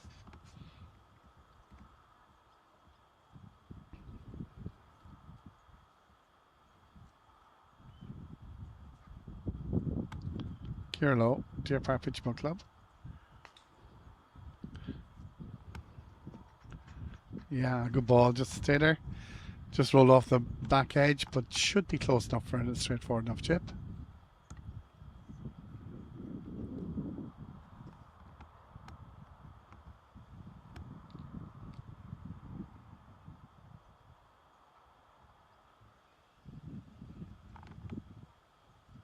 Aisling. And that's also, that's gone further though. That's going to be a trickier one, yeah, I'd say. that was motoring now. Kira's one stayed, I think, pretty close to the fringe. Absolutely, yeah. Whereas Aisling will have a bit of ground to cover. Won the junior championship in Stackallan 2 years ago. As part of the whirlwind that has been going on over the last few years. Ladies and Valerie Rogers won the intermediate the same day for Clog. Prior to that, you'd have to go back to Shandon in 2006 for the junior and inter to be won by players in the same float in the same year. So it's quite a feather in the Clog cap. Absolutely, yeah. And that success rate has continued.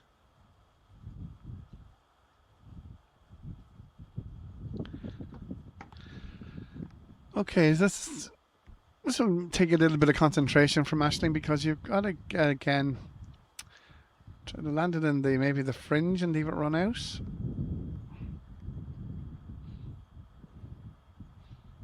Yeah, she definitely has to clear that bank. And she has. Stay up. Stay up. Okay. That could be Kira's family there, I think. And Tony Blake watching on, Kerry contingent.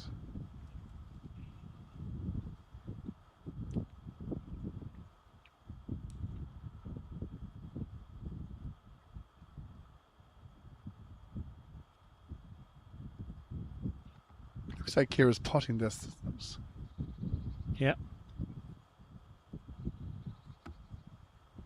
Oh, and it Not very well. hasn't gone up. I just thought it was a little bit further when I was wondering. She's going again anyway, same club. Let's say came back to her feet nearly.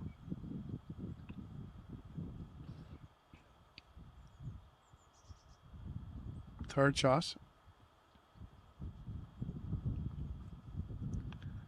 And that's going to be a tricky one for the 4. A Rice Mile.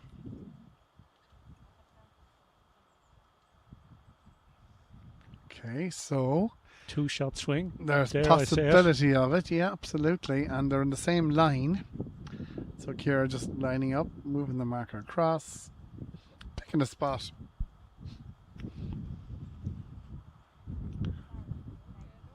So I'm taking the flag out now. Okay. All played in very good spirit, thank God.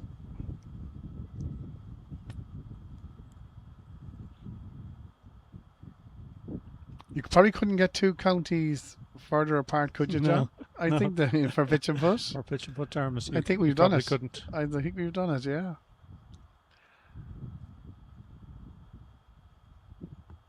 Ashling for par. That's Well, nice hold. now. Now this would... Okay, remains a +5.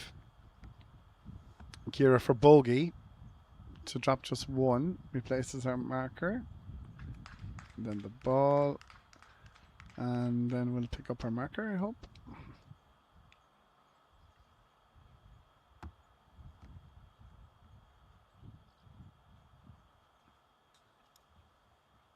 Okay. So, this to drop 1 shot and remain 2 ahead with 5 to go.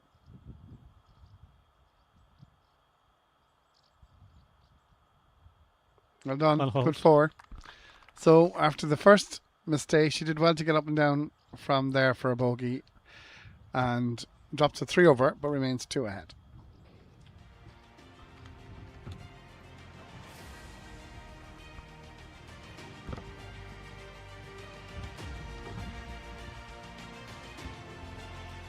And we're coming now to our 14th again, our 61-meter pitch.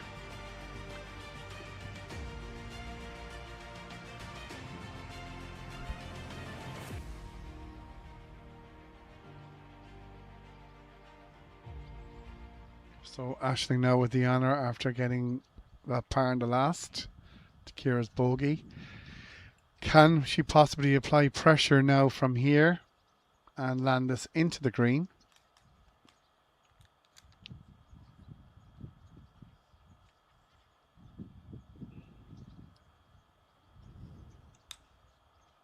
Looked a good swing to me. Needs to go. Looks a good swing. And it's off the back on the right hand side, but I think it should be okay for an up and down.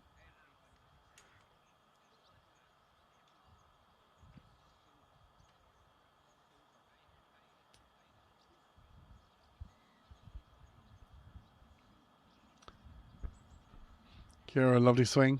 First time I've seen it today. Plays golf out of Beaufort and Kerry, I think. A good finish.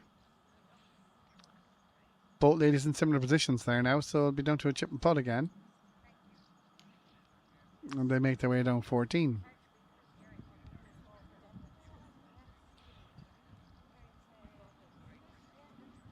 There.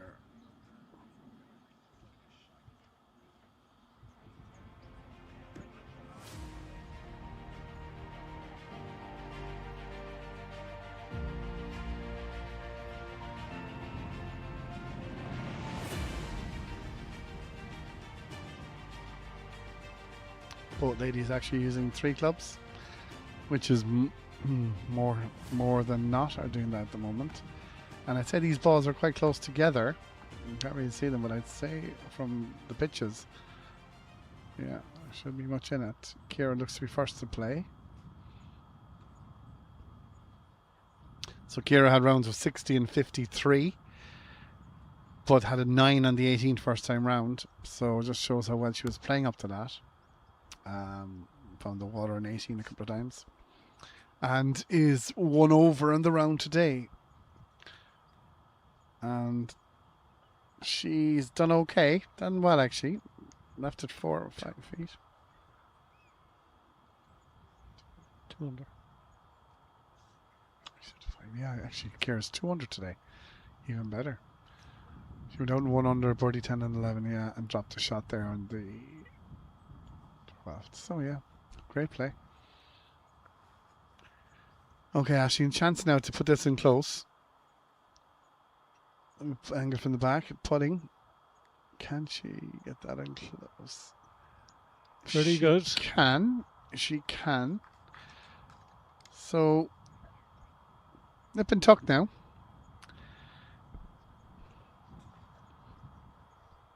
And again, we have a lot of this.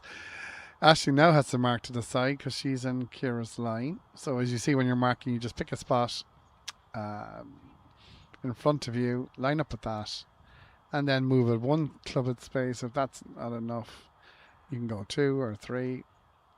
Maybe 1 or 2 is plenty. Okay, Kira for par. To remain 3 over par. Very credible score in play. And she's missed it. But she's also gone about 4 feet below the hole. And she'll putt for her bogey before Aisling will putt for her par. We could be into a 1-shot game.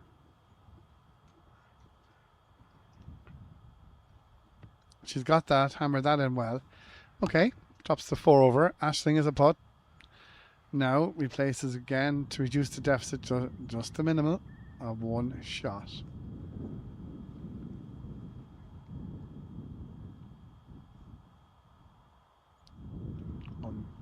On the course, Eleanor Walsh has teed off with Glenda Hoy. Both those ladies were under par, so I believe they're the penultimate group, John, if I'm right. They are indeed. So that leaves us followed with by Chrissy and Tracy Smith. Chrissy Sheedy and Tracy Smith. Okay. So timing will be fine.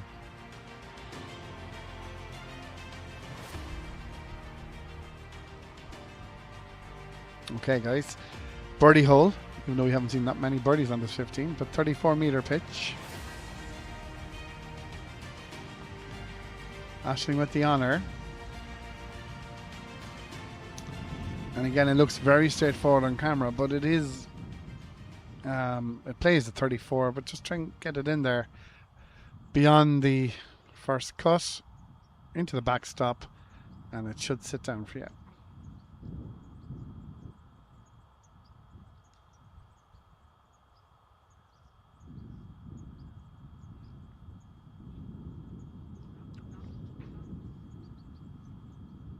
Busy weekend in Scratch Cups in our own game around there. A lot of ones on today.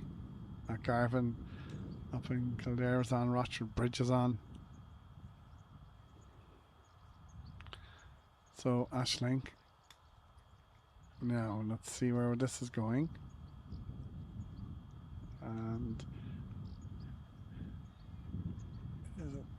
it's trying to get the angle on my angles here. I think that's short, is this, John? I think it's short. Yeah. It is short. I can see it here in front of the screen. Yeah.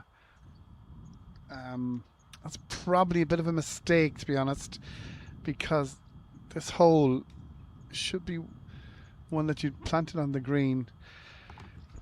Kira's just checking the distance in there. 34 meters. 34 all day long. And here we go. And she's done okay. She's given herself a decent chance for birdie. But it's, it's still not the best shot we could ever seen. Like the pin is in an accessible position to draw it into. So getting a little bit tight on the 15th hole. one shot in it.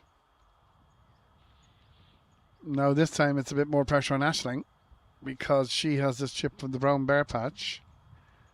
And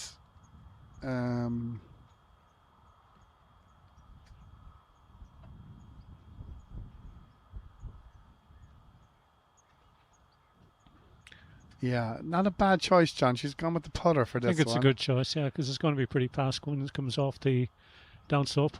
And let's see how it releases. Yeah, she's done well. Beautifully played. Well done. Well done. She's been tidy now since we picked her up, Aisling. Dropped the one shot, but no, has definitely been tidy. As John said, she went out in 30, 3 over par, but has held par all the way home. Rounds of 56 and 54 yesterday for the 2 over score that she has. So she is consistent. Level 2 over, 3 over in this round. Kira for birdie to make the gap 2 again. No, she's on the other side of it. It was a good try in fairness. Lipped out on the low side. She taps in. 1 up, 1 in it, 3 left.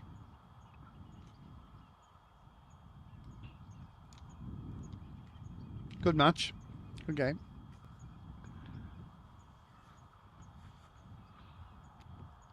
So they'll make their way to the 52 meter 16th pitch over the bunker.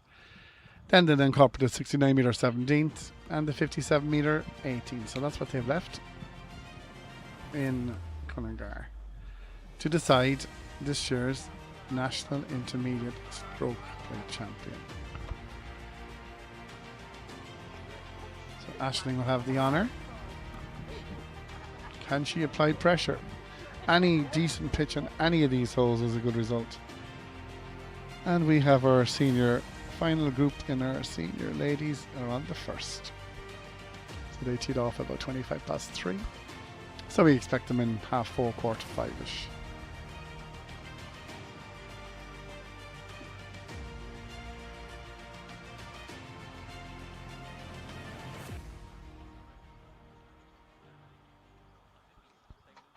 Great view of the course again in the background. Nice crowd at the back of Aisling. Oh, sorry, not Aisling, at the back of the 16th. Watching these 2 leaders come in. Always a sign it's getting close. No, how's that? It's a bit shanky, didn't it?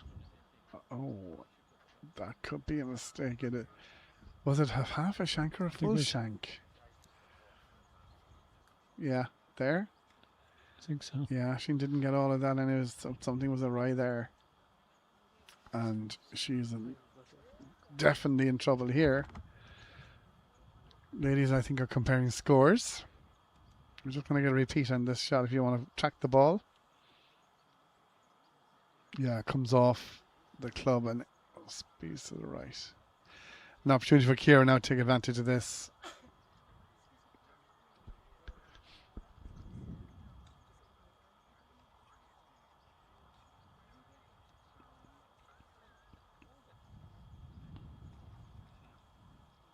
So she leads by 1.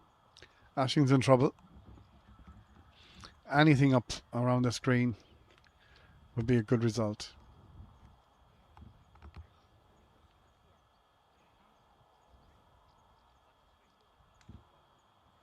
Faces the target. Yeah, that's a great response. Fine shot. Fine shot. Round of applause. Fine shot. Okay, so leads by 1, has a birdie putt. Aisling's got a lot of work to do for par. Can she extend her lead?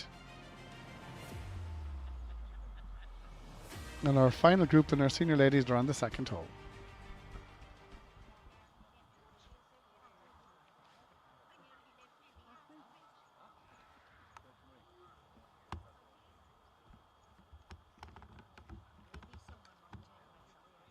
Good chip. Well done. Great chip.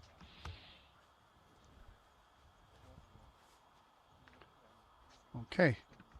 They're on the 17, that group in front there.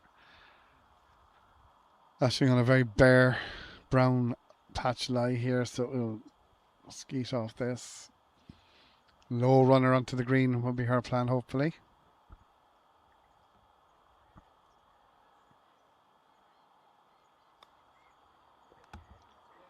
Sit. Needs to slow down. Needs to slow down. Goes off the other side. Unlucky. Reasonably well played. Reasonably well played. She could put that back, but it could. As I was saying to John, of all courses, Cunnigar, you're not, no matter what lead you have with a couple to play, you're not going to count your chickens here because a lot can go wrong in the last couple. But it's looking good for Ciara as we stand now.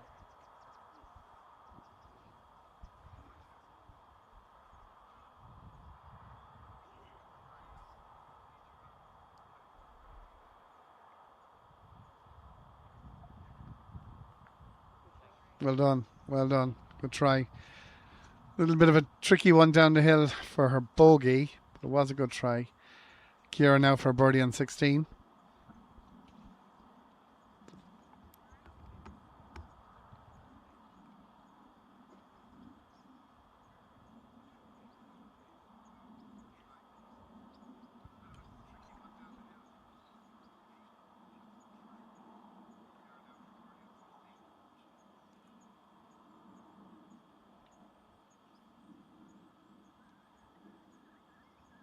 Right, Ciara for birdie. Ciara playing out of the same club as Damien Fleming, last year's champion. Oh, that's super. Round of applause. That could be the one. That's a super birdie 2 on 16. Aisling even smiling about it herself. The gap looks like going from 1 to 3.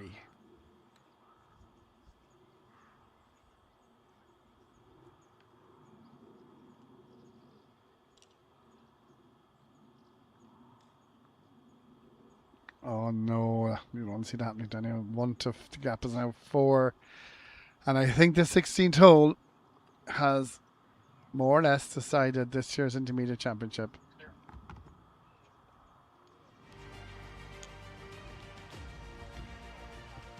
So Ciara Lowe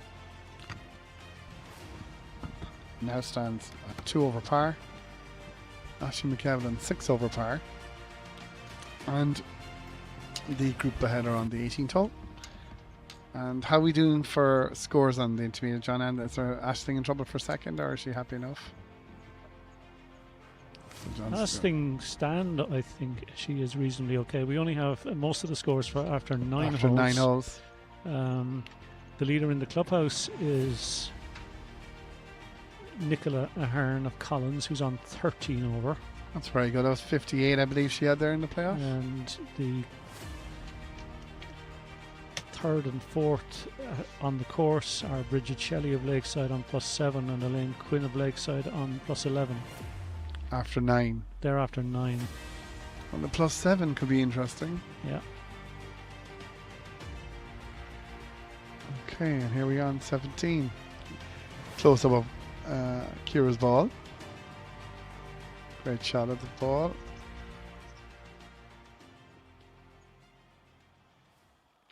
And again, any players who don't play pitch and putt, we all use a tee here off the mats. Great shot. Took the ball nice and cleanly. And the result is fine. Fine. That'll do nicely. Into the nice green patch, just short of the, and that's a 69-metre pitch. Ciara's just pitched there. So Aisling at +7.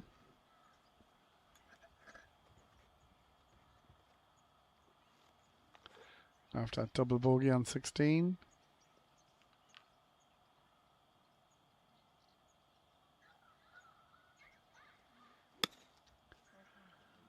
And here we go.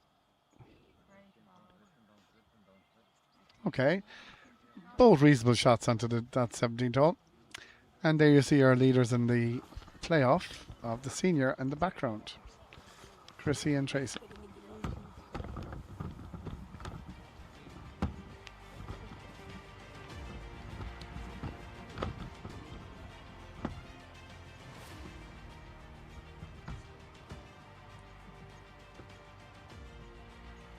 And as we stand, we've had a Waterford winner in the junior, Are we going to have a Kerry winner in the intermediate? Keeping it in Munster. Yes, she'd be the first Kerry winner since 1998, I believe, in Wow. this championship. Margaret Looney from Deer Park won in what was then called Irish Rovers, now Royston, in 1998. I think that was the last winner of I was the trying to think, did I intermediate. know you have a lady from Deer Park winning? All right, yeah, from Kerry. So that's 28 years ago. Yes. And Ciara's just deciding we should chip or putt, so she will chip.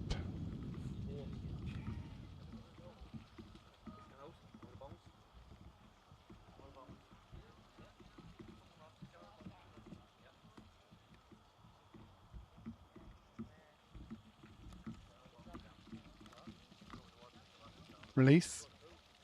Okay. Again, reasonable. A few feet left, but it's okay. Slightly short of pace, but Yeah. no danger. So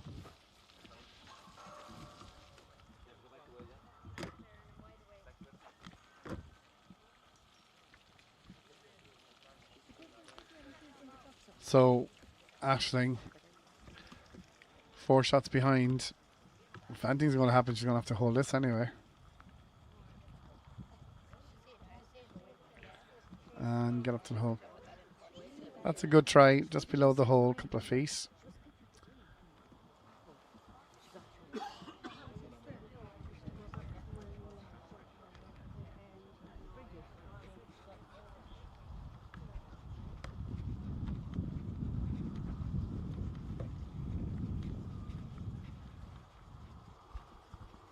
So Ciara just having a look at this putt.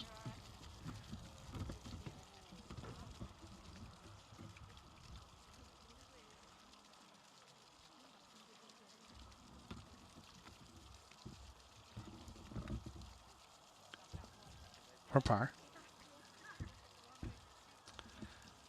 Okay, well done. Just kind of caught the edge. Round of applause.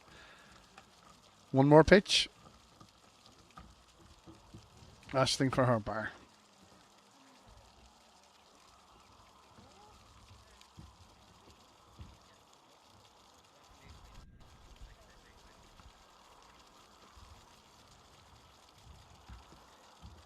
Well done. Okay, so the ladies will move on to our final pitch. 18 hole. Over the 57 meters. Over the water there. So I suppose, Ciara, all you want to do, keep it out of the water.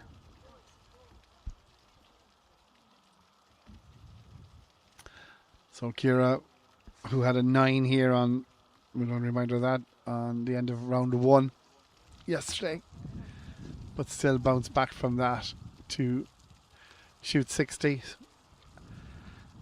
and then went out and shot 1 under in the second round, and now on this round is 2 under par. So very, very impressive. Take out that 9 and 18, and she's just played so well.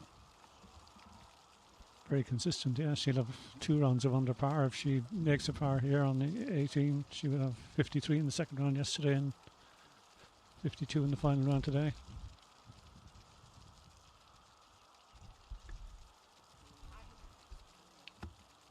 So just waiting for the green to clear.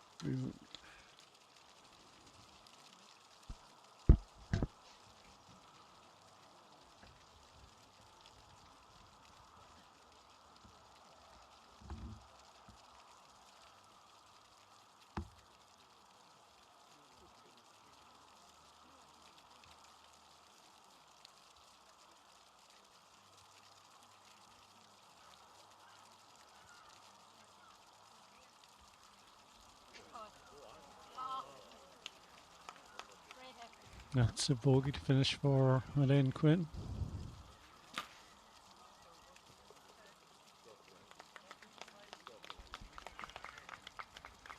And this is a par putt for Bridget Shelley,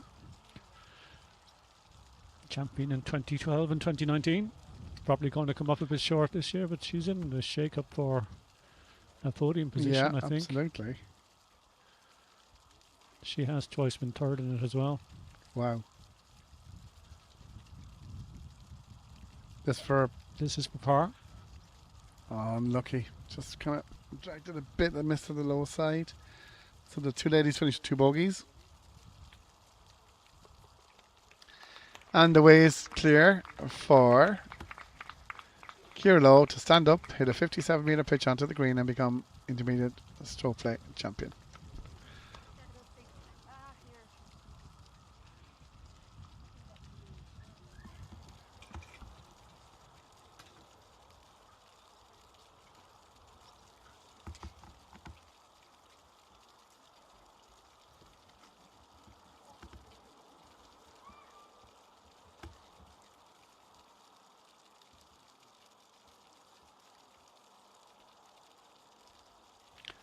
The magic grass, throw the grass up and find the direction of the wind. Does it ever help, I wonder?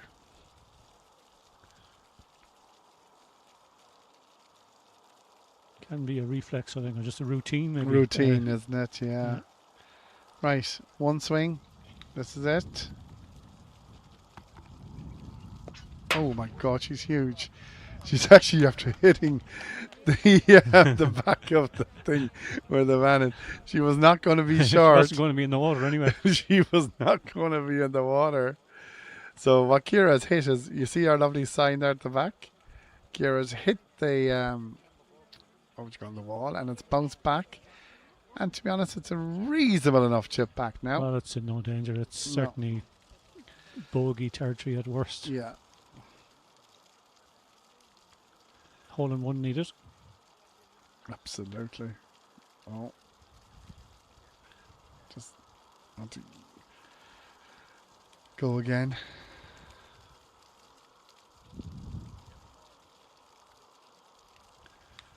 Looked a good swing to me now. OB. Ah, no. Oh, she's going again. So what Aisling has done is you can see on the left hand side there, she's gone over. See our white van? She's gone over towards us, out of bounds, and has to play 3 off the tee. And she's looking for second place here. Great Lovely result shot. there. So that's for a bogey. So little does actually know, but that is what she is looking for second. This is Kira's ball, which you won't even see because it hit that there and bounced back. So 2 interesting pitches at the end from the 2 ladies.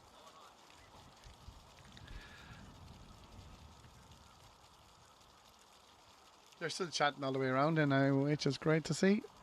And there you have our 3 PPI officials on the course. Darren, Mark and Anthony Malone just gone ahead there. And here's a lovely, so look to the left. Or, I think it hits the surround of the water. that's very unlucky. Yeah, really unlucky. It was just slightly That's short. great footage there. Yeah. I actually missed that part. So it actually hit the rock and went straight out of bounds.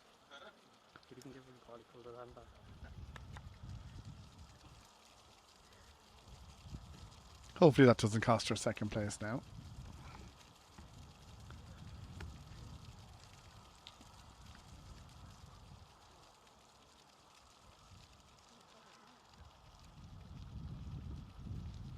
Yeah, now going to get the ball, I'd say. He has it and all. It's great to be young. Go and get the ball. Right, Kira.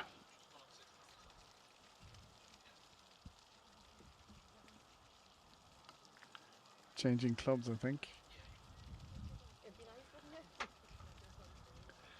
So Kira knows she has a number of shots in hand from here. I suppose we want to finish nicely.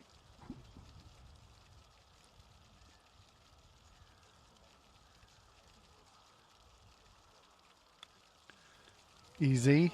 You do not go in the water or anything weird like that.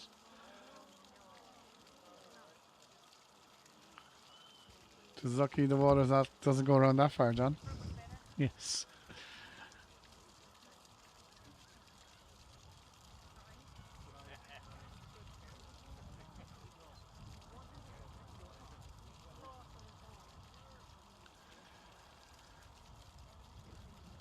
I think I'm going to do this. Just every shot I take a picture of now and just smile. Maybe that's why I'm going wrong, John. No matter where it goes. Yeah.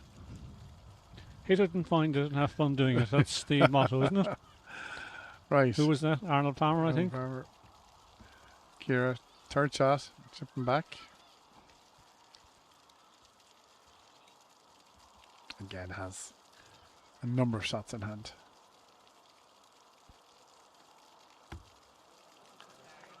Okay.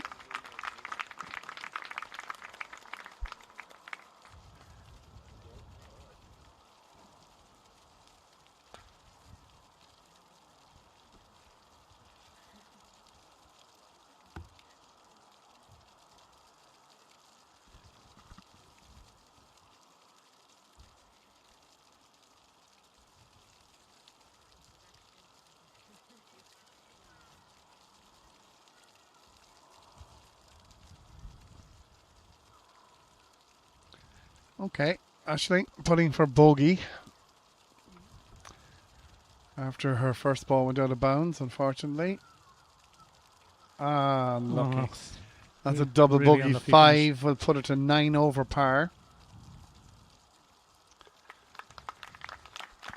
9 over par, a round of 61. 61 in the playoff, which was a little bit outside where she was yesterday.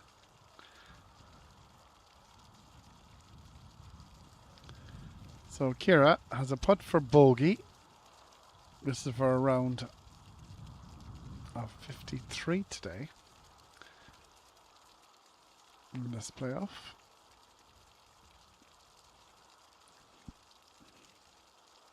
But has numerous shots in hand. Nice to finish with this one, I suppose.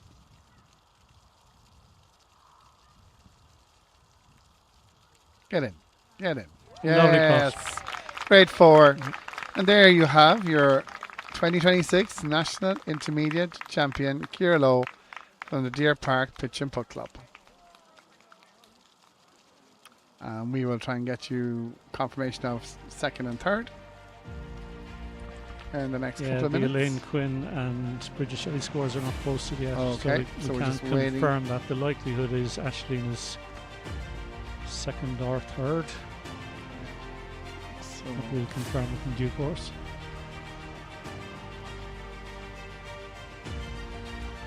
Yeah, Con is it was her father. I think Con is Ciara's father. I think. Yeah.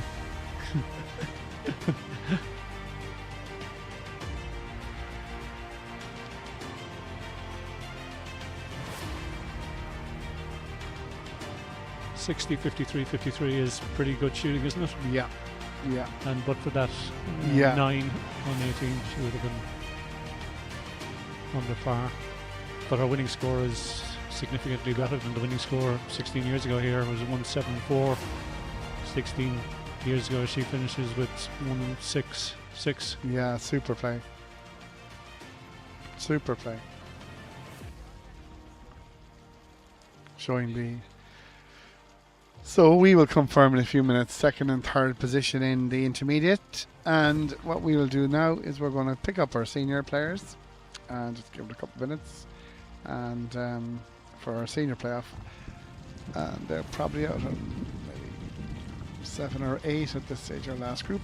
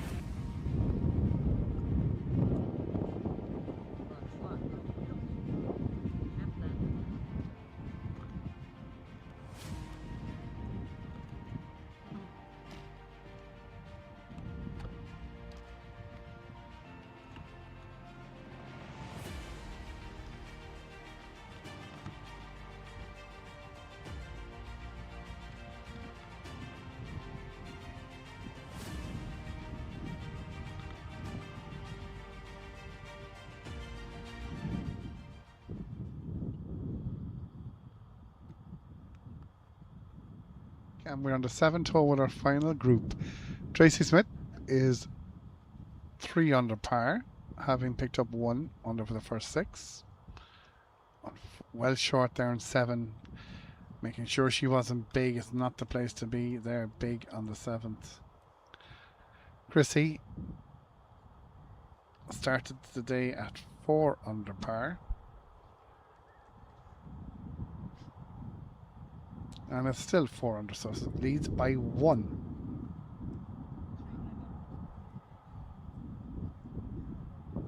That's a good ball, but that's a very, very fast putt. We've seen people go off the green from there.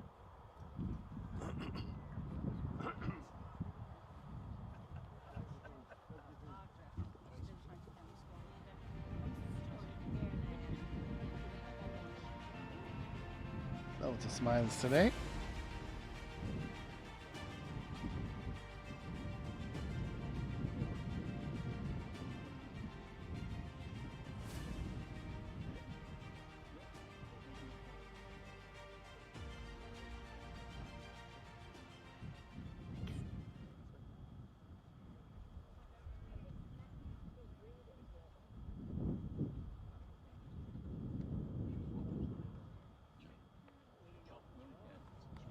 So, Tracy with the putter.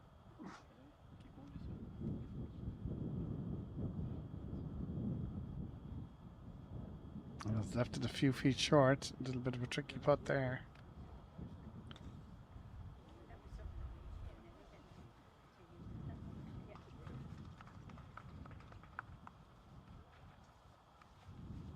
I seen you looking at the camera.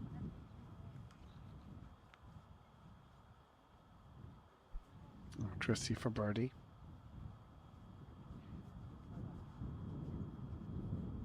No, it's very lively, so she'll want to try and drop this into the hole rather than being aggressive with it. Don't go down the bottom.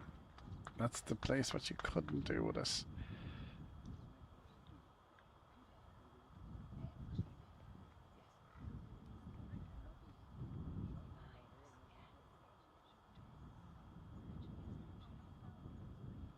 So Chrissy has knocked that off the green and leads by 1, but has this to stay in the lead, you would think.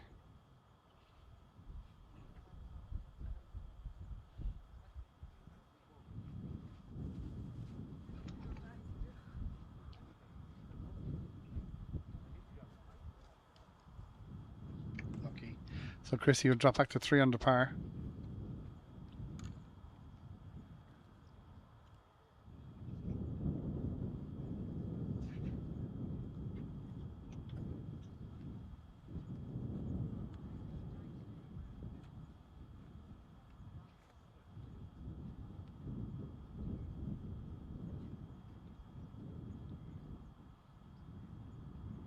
And Tracy to tie the lead for par. Well done.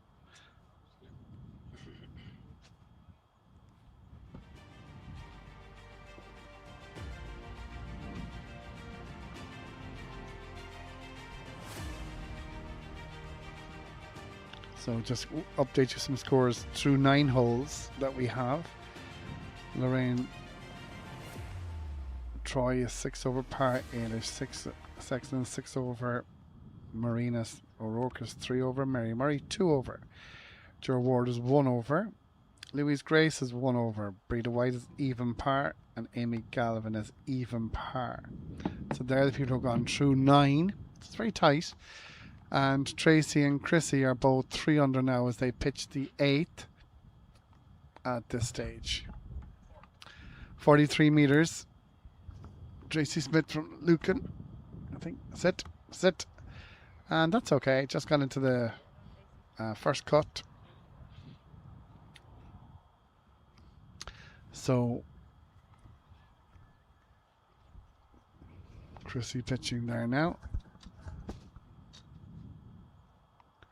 So none of the players out ahead have made much run at them. Yes. Nicola Hearn, we just saw, has got the, what a shot from Chrissy Sheely there. Back in the lead she goes after the bogey the last. So just from the intermediate, Ashley McKevitt is definitely second on 9 over, but Nicola Hearn has made a super run of it and got to 13 over, which gives her third place, which is great stuff. So Chrissy and Tracy smiling away as they go up to the 8th.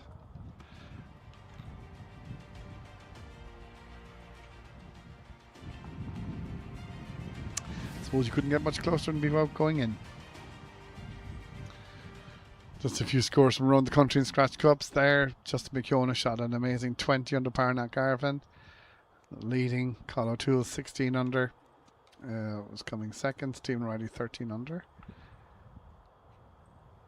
Dean Granell is leading over Westmead at 11 under. Alan Hanlon second and 10 under. These are after 36. And then in this stole, Declan McCarran, it's 14 under. Next best is 7. Their Scratch Cups around the country at the moment. Tracy for birdie. Good line, good line, good line. Oh, that's brilliant. Super putt. Absolutely brilliant.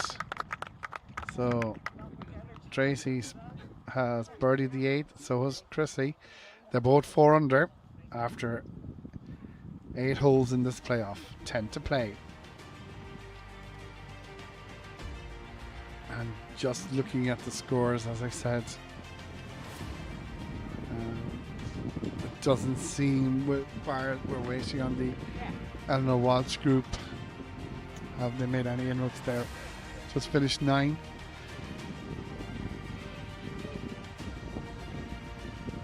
And then we have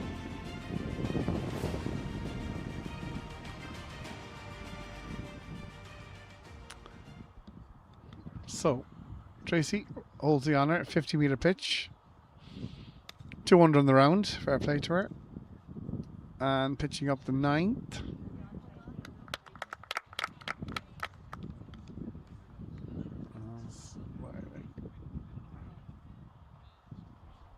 And Chrissy's trying to defend the title she won last year in McDonough.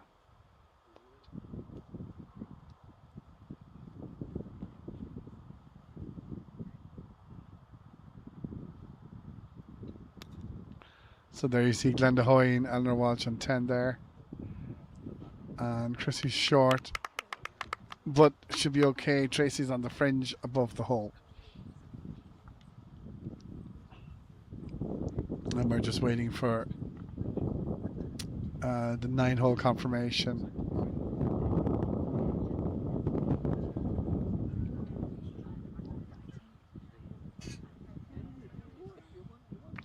Loads of chat with these two ladies.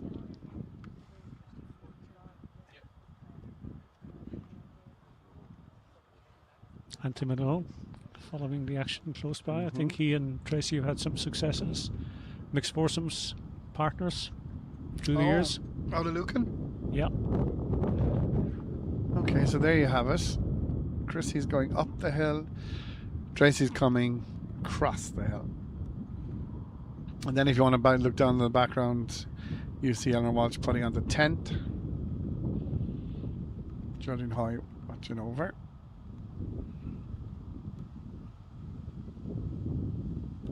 Eleanor has got that putt. Chrissy, release. So she's bogeyed 8. She's bogeyed 7. She's birdied 8. She's given herself a tester here on 9 for par. Yeah, there'll be a bit of break on that putt. 4-footer across the slope, right to left.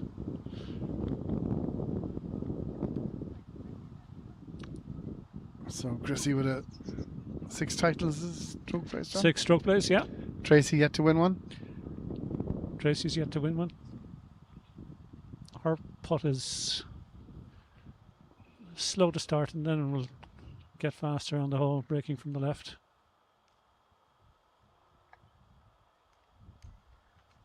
Ooh. Very, very aggressive with that play. Yeah, it needed to be respected, I think, that one. Yeah, and she's gone outside the hole now as well, and she'll be first to play for par before Chrissy will put for her par.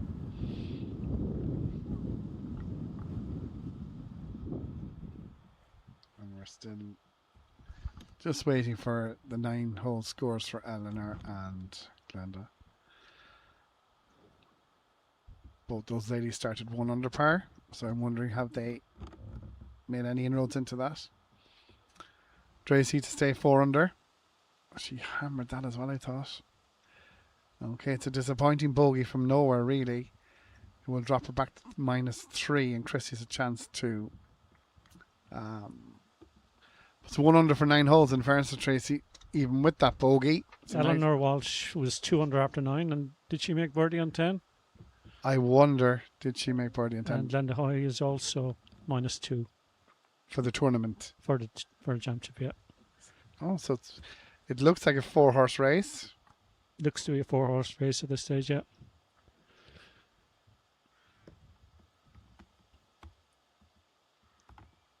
And she's got it. So, with 9 to play, Chrissy Sheedy -4. JC Smith -3. -2 from Eleanor Walsh and -2 from Glenda Hoy. But we're not quite sure what Eleanor did hold a putt on 10. Was it for 3 or 2? That we don't know. But we'll get our online reporter to convey our information back to us as quick as we can. Other than those 4 ladies, guys, we're at even par on the course. Amy Galvin and Breda White are both even par.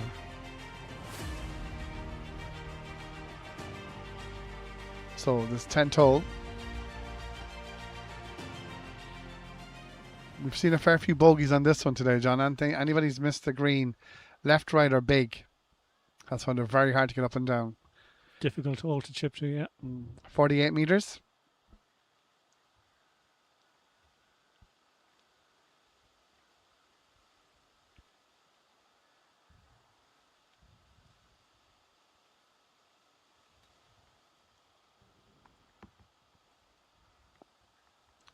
Stay there. Stay there. Yeah, that's fine. That'll be okay.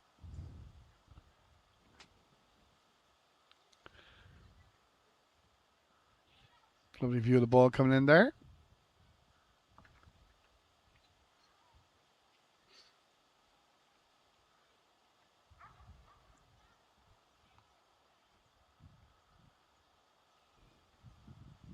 First group of senior ladies just finishing on 18. With a big chip on an 18.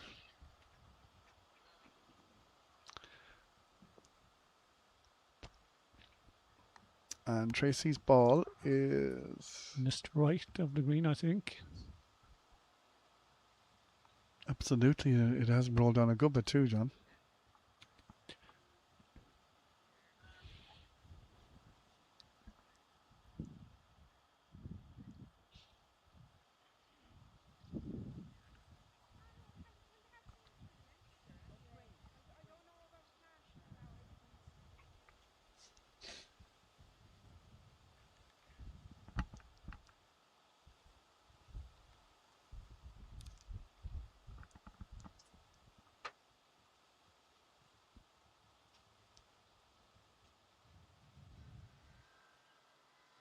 Okay, Tracy. Important to get up and down after the bogey on 9 now.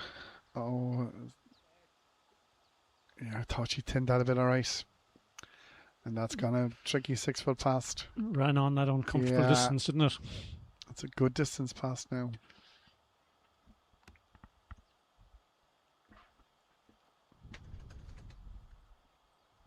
Chrissy's putt is reasonably fast, breaking quite a bit from her right as she plays it. It's one she won't be expecting to hold, really. She'll be happy to cozy it up to the whole side. Go, go. Not quite hit. No. Uncomfortable distance as well.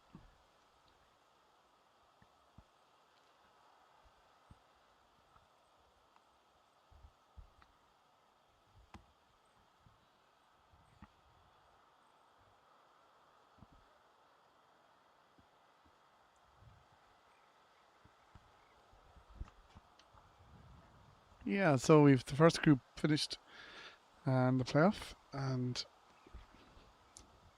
6 groups of 2 out there. This is a slow putt up the hill for Tracy. Right lip firm, I would say.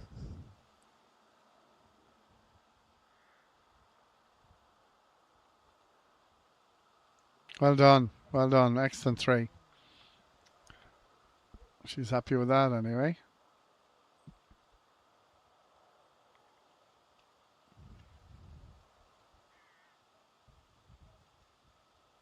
There's a tiny touch of break from the right for Chrissy. It's certainly no gimme.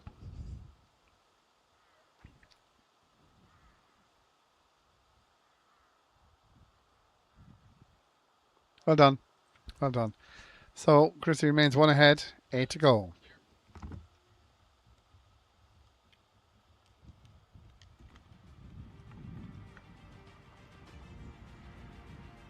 Lovely view of the 11th hole there. 45 metres from the drone from the top.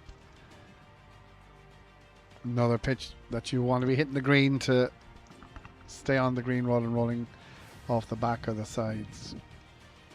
Ladies marking their scores each hole, making sure everything's okay and kosher.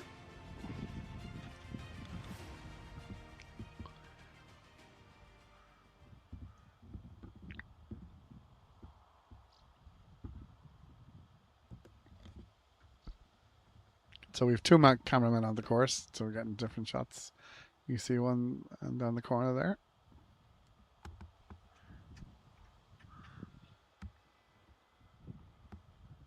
And there's our second.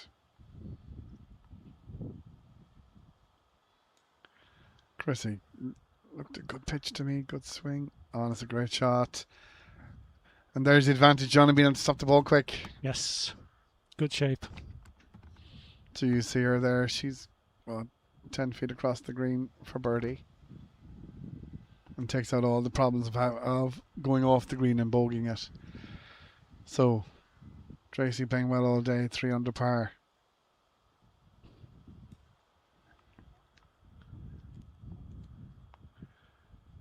And that's going to be quite tricky now, that chip shot. She was a good bit short with it, so it'll be chipping to a pin where the flag is running away from you.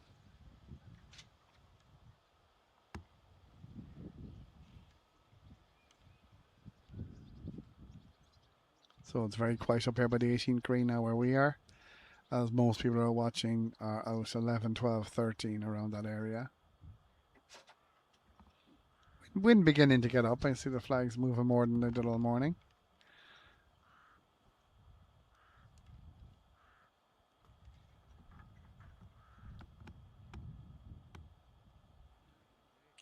Okay, Tracy playing off the back foot as well with her chip shot.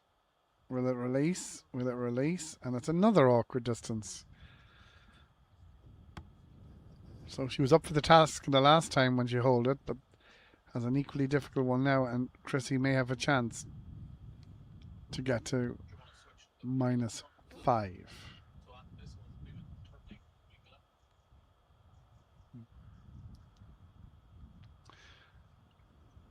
So Chrissy Sheedy, birdie putt on 11.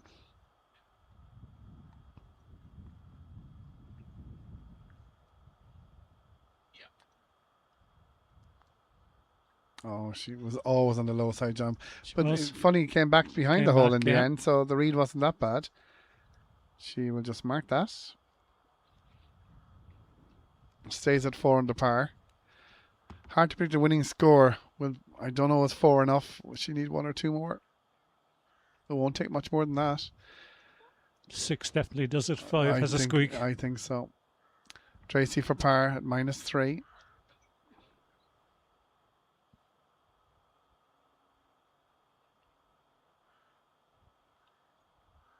Oh, that's costly.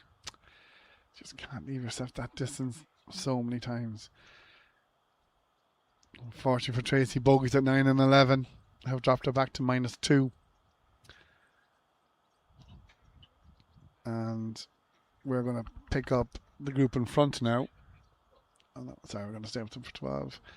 So it's Eleanor Walsh and Glenda Hoy. Make sure how they are doing. Well done, Chrissy. She remains -4. So both ladies are level par for the 11 holes in the playoff. So Chrissy's holding her 2-shot lead.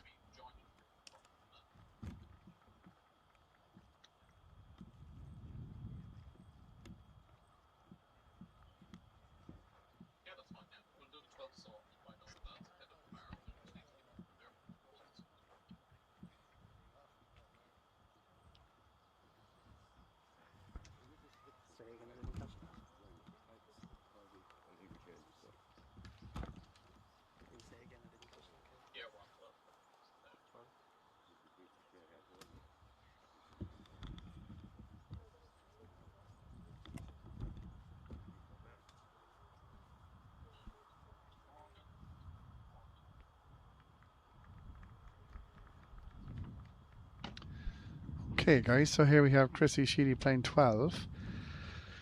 Cooper in front on 13.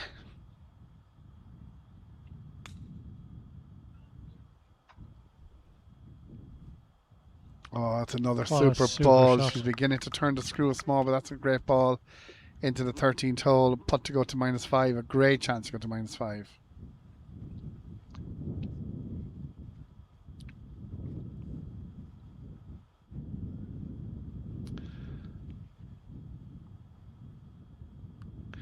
So, Tracy Smith.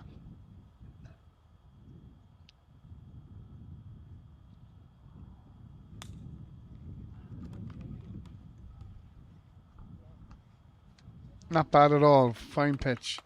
Fine pitch into 10 foot. Well done. Fine pitch.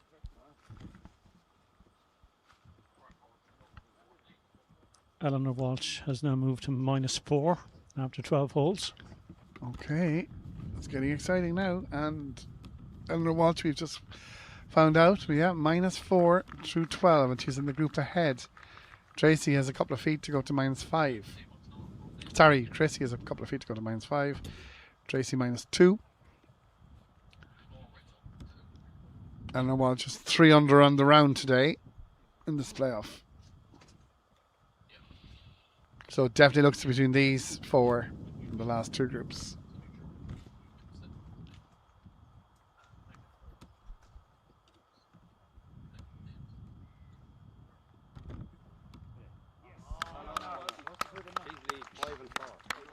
So Tracy for birdie. Can be reasonably aggressive with this. She Uphill, can, yeah, and left to right breaker. I'd say could do with it as well, John. But Needs to get it, Yeah. Needs to get back into the stride. A couple of costly bogeys around the turn.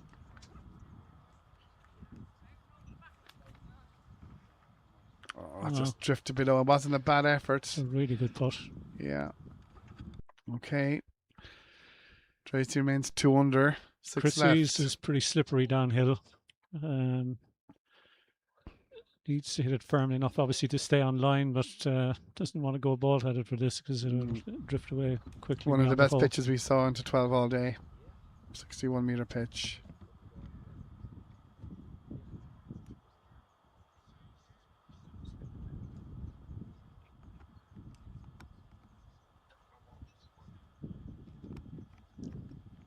Get in. Oh, she shoved it. Definitely shoved that. The blade was open coming through. And from what we've heard on the course, Eleanor Walsh has gone to 5 under par and is now the leader.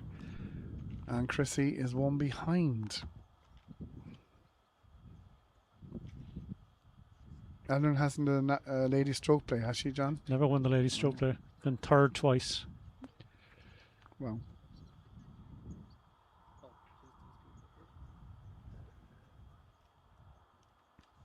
Okay. 6 left, 4 under, 1 out of the lead.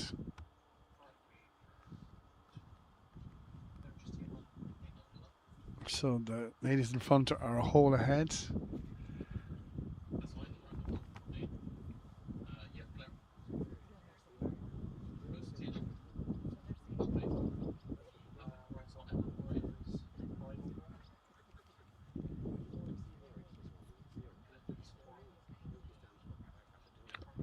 This has turned into a great match.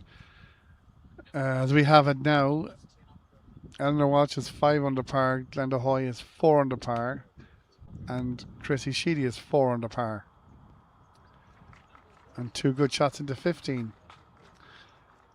Eleanor on the green, Glenda just on the front left.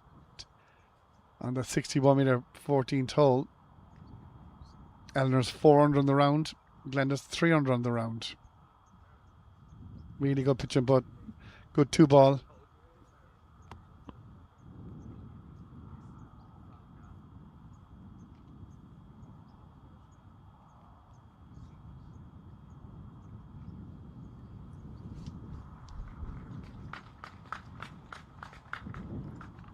So both these ladies will have putts for birdie.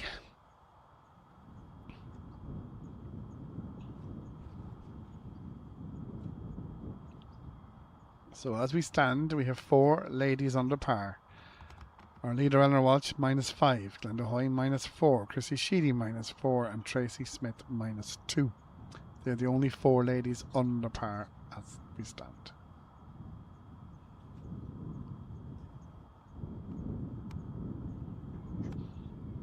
Glenda going to the back of the green to survey this. Again, I'd say both these putts are lively, John. They're both kind of going down the hill a little bit, aren't they?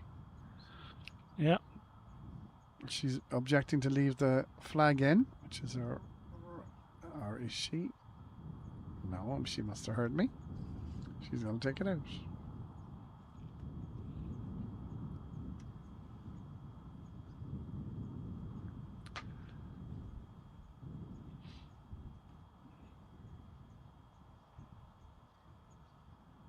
So really good pitch and putt from these ladies.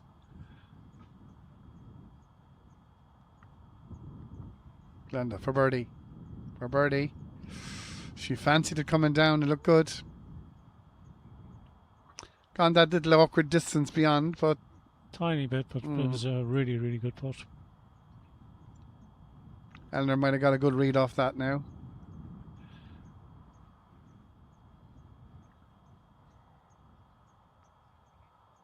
Looks to break slightly from the right. Absolutely, Not too much. yeah. But it will break. Birdie.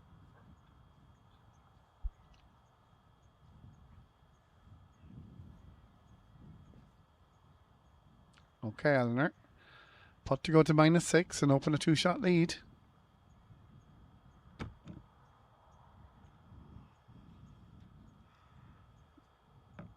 Oh, and the same. Just Yeah, broke just across the had hole. to cross the hole, yeah. Not as pacey as Glenda's ball, but it was a good try. Everything's critical from here on in now. 4 left, remains 5 under par.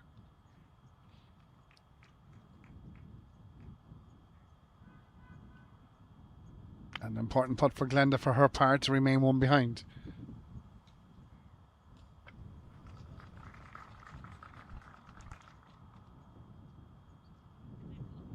Well done.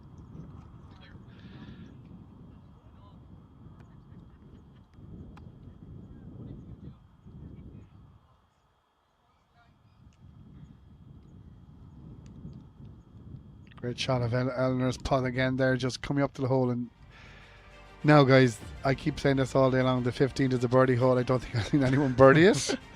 So I maybe should shut up. This is the 34-metre pitch to a backstrap. About the 5th time I've said this. And I think you can throw it into the green and it will check and it will hold. So can these ladies prove me right? 34-metre pitch.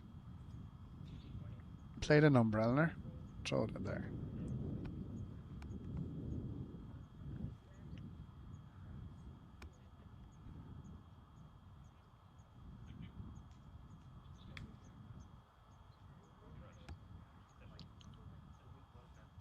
Yeah, good shot, but it hit on the low side where the slope is and gone to the bottom.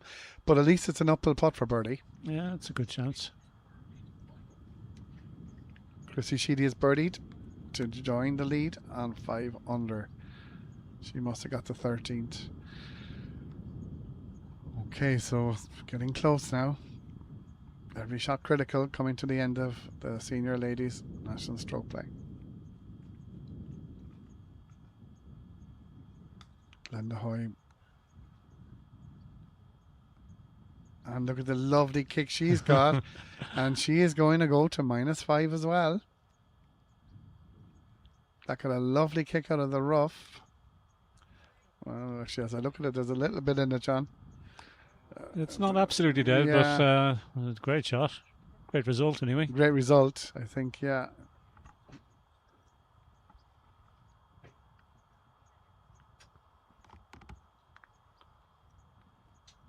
Okay, so both ladies now for birdie putts.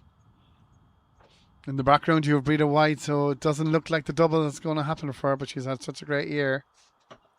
And this is her great friend, Eleanor Walsh, now in joint lead. They're on the 17th hole.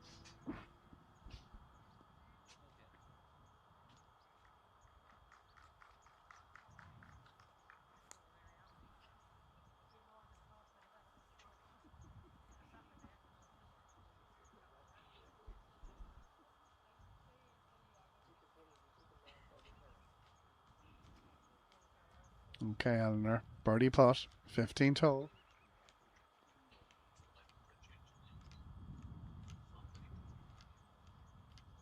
Great turn. What a putt. What a putt with a great break in it. Eleanor goes to -6 under. 5 under in the round. It's really good pitch and putt. Oh, it's a great 2. Read it really well.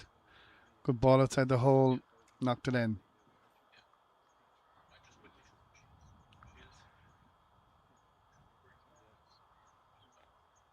That's Chrissy on the 14th. And there you go. Glenda goes to -5. 655. Is it a 3-horse race now? Is Tracy back on 2 under?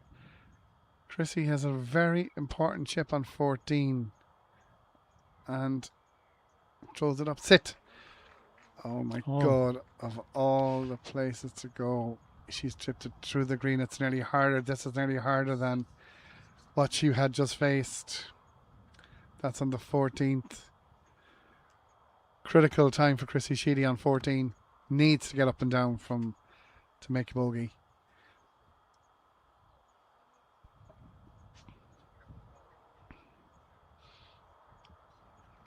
This is a great 2 ball, this Eleanor. This is Chrissy. This is harder than I thought she just faced, John.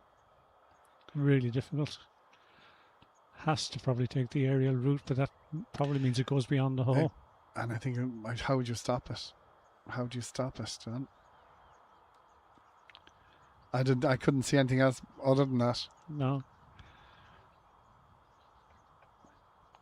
She's there in 3. This is great. And here we've the leader. Can she get her maiden national Strokeplay title? She leads by 1. 3 left. 52 meters. 52 meters up in the air.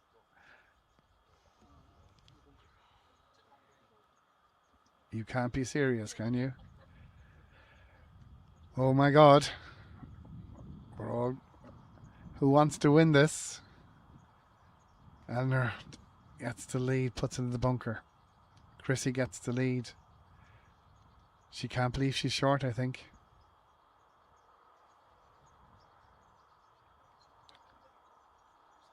Chrissy for 4. Just to only drop 1 and go to -4.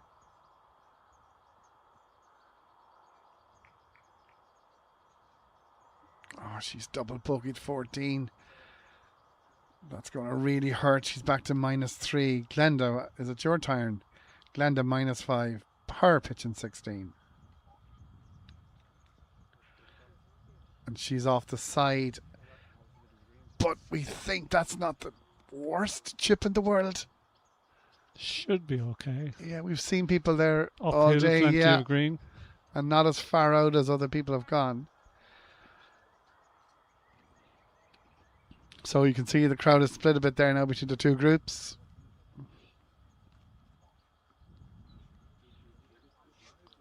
Still doesn't believe it, does she?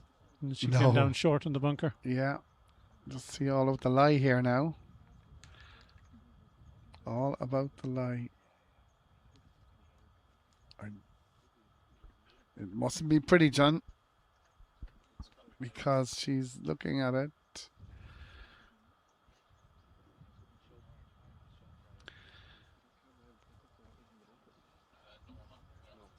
Are we going to have a first-time winner of the National Stroke Play?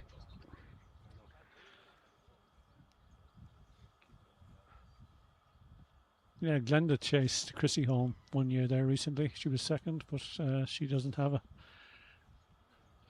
a win either. So it would be a first for her, as it would be for Eleanor. Or Tracy behind us if she's going to do something coming in. So Chrissy's the only Past champion, yeah. great ball into 15. Is it Chrissy's ball, I wonder? So, now. It's obviously very close to the front lip. Yeah, she's definitely doesn't seem happy with it anyway.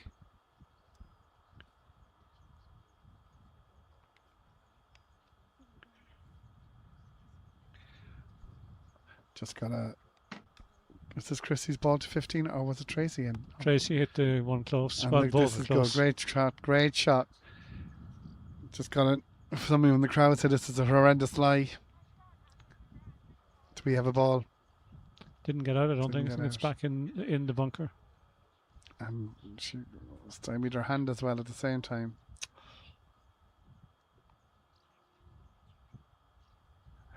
If they could all see, they're all having trials and tribulations.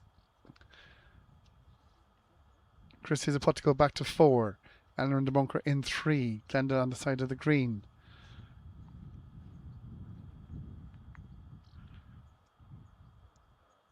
Okay, out in 3.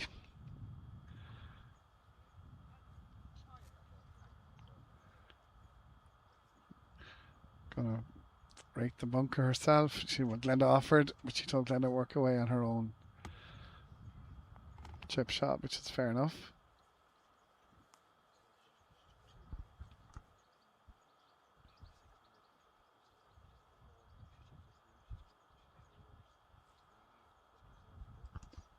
Amy Galvin is 3 under after 16. Oh my gosh, she's not So out of it she's yet. not out of She it is based not on the out way of it things are at all. developing.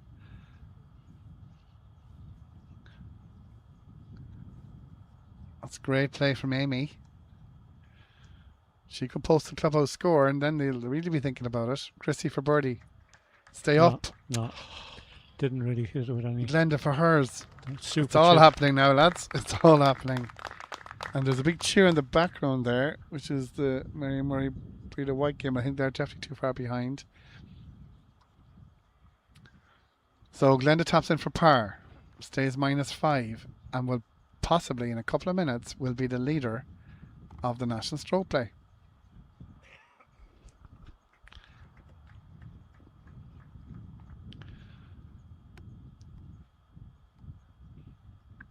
Amy Galvin's played super in this playoff because I believe she went in 1 over, John, didn't she? Yeah, 4 under for the round.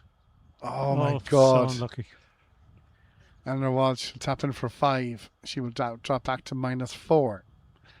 So, guys, as we stand, Glenda Hoy -5, Eleanor Walsh -4, Chrissy Sheedy -3, Amy Galvin -3, Tracy Smith -2, we think.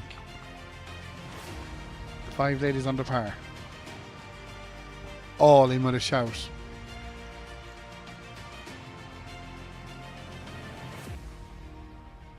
Amy Galvin is pitching 18, so I'm just going to jump out, look out the window here. She is now pitching 18. It's a great shot of Amy. And that's a great ball after her water experience this morning. Great shot from Amy Galvin into 8 feet for birdie to go to -4 and post a massive clubhouse score.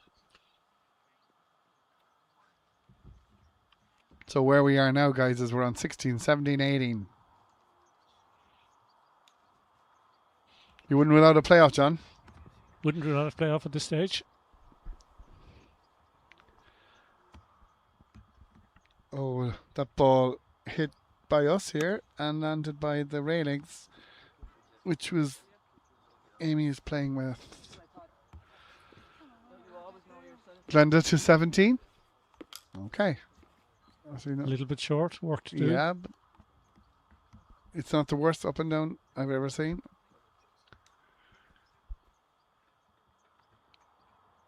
That's Chrissy to 16. Okay, let's roll down a bit. She's just missed a couple of vital putts. Eleanor to 17. Big shot, big shot. Oh, that's deep, long, and that's not the easiest chip back. Amy Galvin, I'm just looking here, has a birdie putt for -4 to post the clubhouse lead.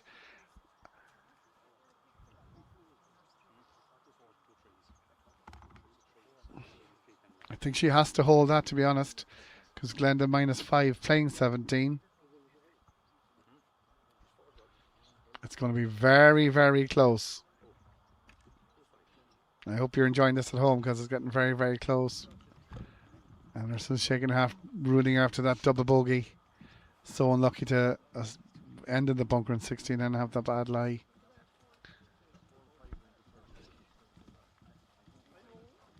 That was Louise Grace who rattled the cage there on 18.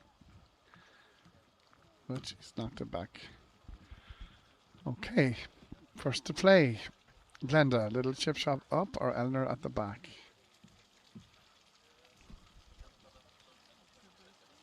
Go on, get in.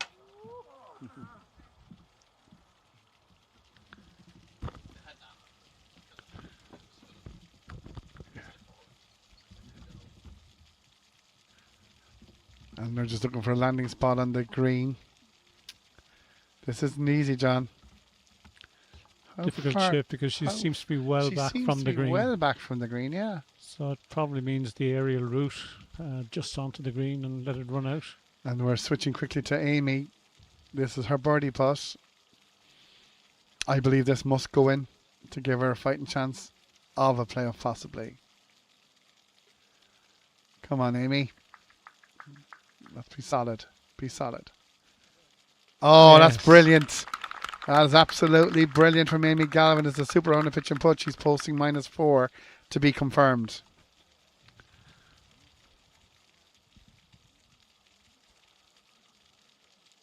Eleanor's chipped it up to about 4 feet. Certainly no certainty to get a par there on 17. Okay. And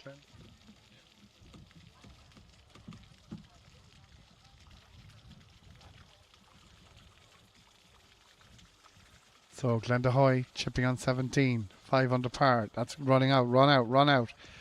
Fine chip, fine chip.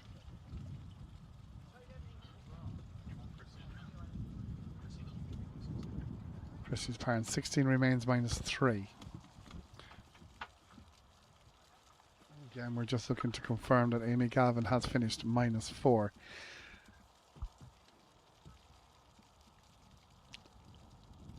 So Eleanor -4 putting for par. It's all getting so Well, this is definitely a must make. yeah. 4 under.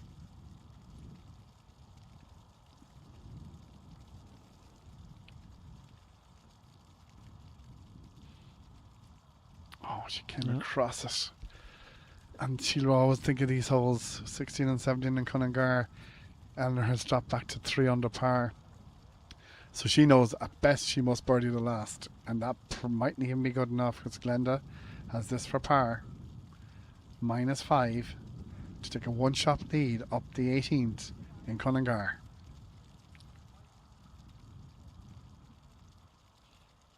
She's played well all day. She's 4 under on the round. She's hold it. She goes to the 18th, 5 under, leads by 1.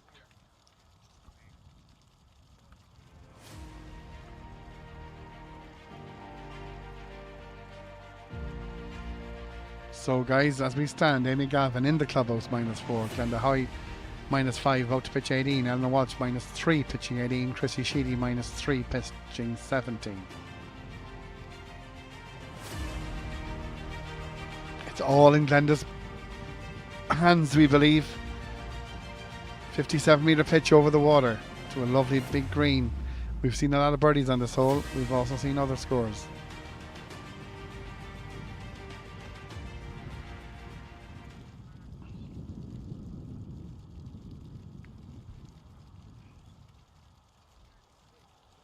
Crowd in the background looking on. There's Amy checking her card with Louise. And here's Glenda's pitch.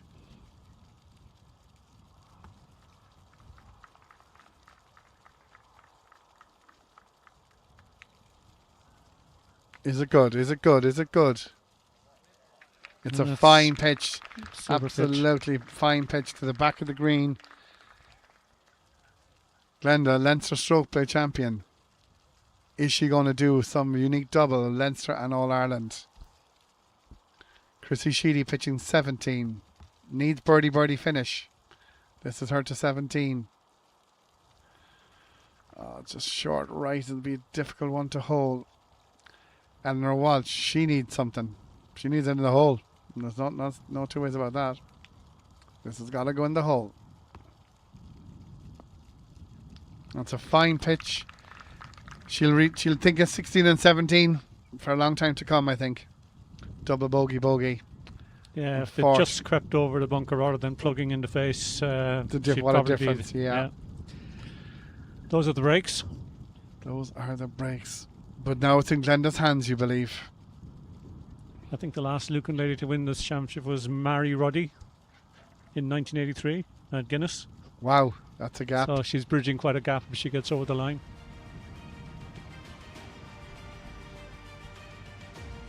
First time major win for Glenda stroke play or match play, John? Yes.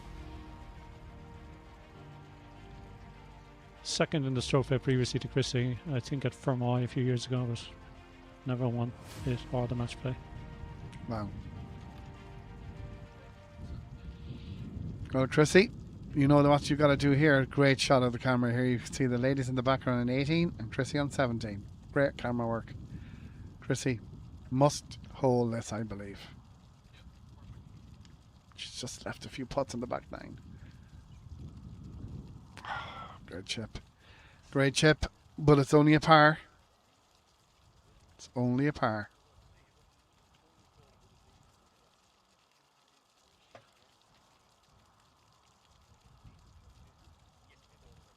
So Glenda will be going first. Eleanor has a birdie putt inside her.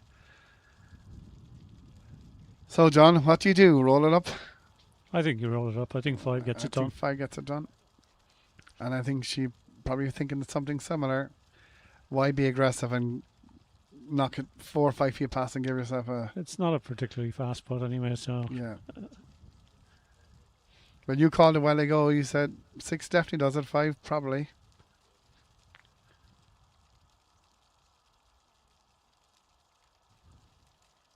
Glenda.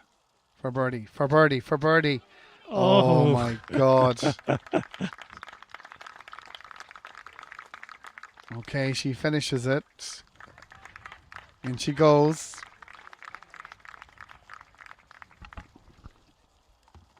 $157, John. -5. 157. Amy Galvin 158. Eleanor Walsh also putting for 158 -4.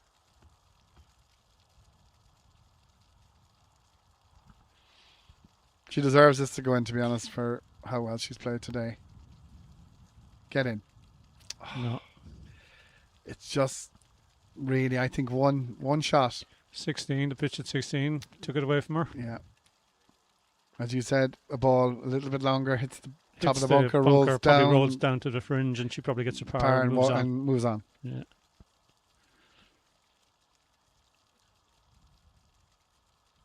Well played. -3. So as we have now, -5, -4, -3. Unless something remarkable, like Chrissy Sheedy stands up here and holds her pitch, Glenda Hoy is 2026 National Ladies Stroke Play Senior Champion.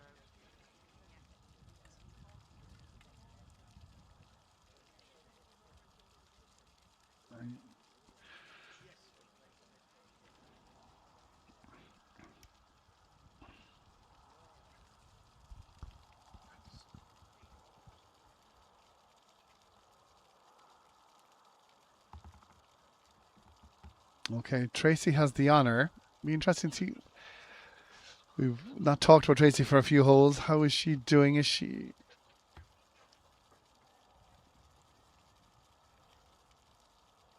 So we don't have a score for Tracy, but we don't believe she's in the mix. She has the honour though on Chrissy.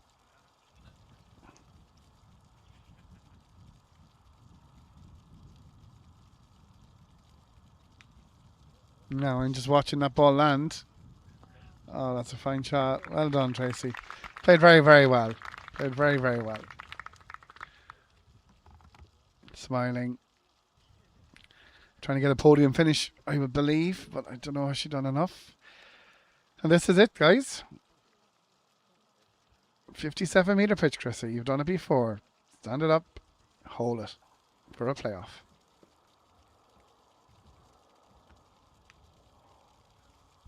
And here it comes. It's in the air. And isn't that Beautiful just shot. an absolute Spinning back towards the cracking hole. shot? And I think Glenda,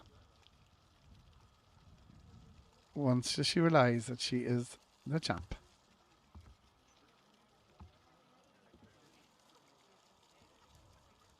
It's been a great tournament, John.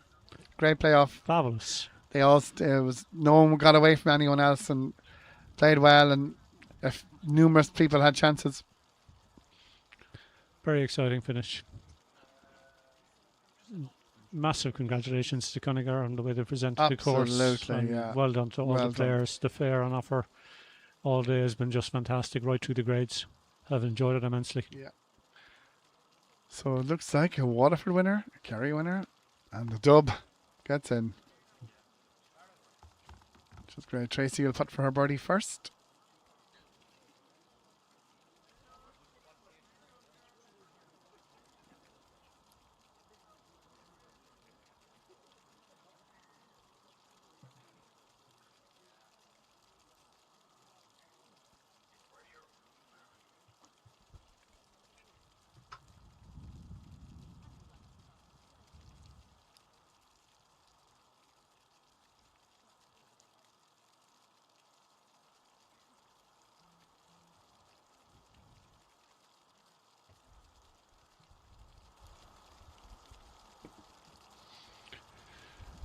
Okay, Tracy, roll in your two for big finish. You deserve it the way you've played.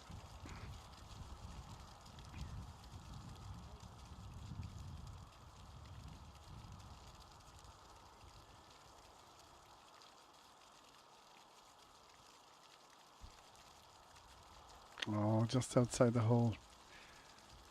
Putting for these ladies cost them, I think, a bit on the back nine. They both pitched really well. Tracy will mark and leave Chrissy put for her birdie.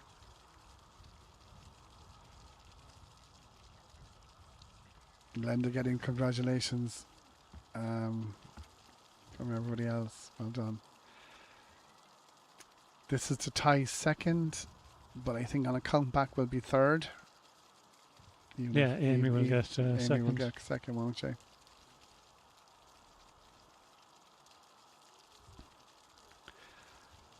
Well done. 4 under par.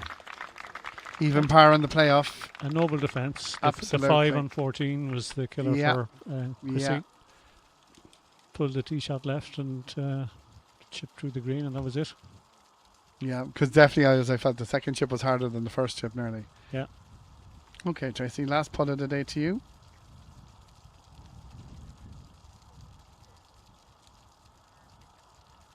Well Well done. done. Well done. And there you have it, guys. The ladies intermediate Strokeplay champion for 2026 is on your screen. Stats would be, we believe Amy Galvin -4 will get runner-up. Chrissy will get third, and Eleanor will be fourth on -3. But great competitive playoff, great competitive day all through in all grades.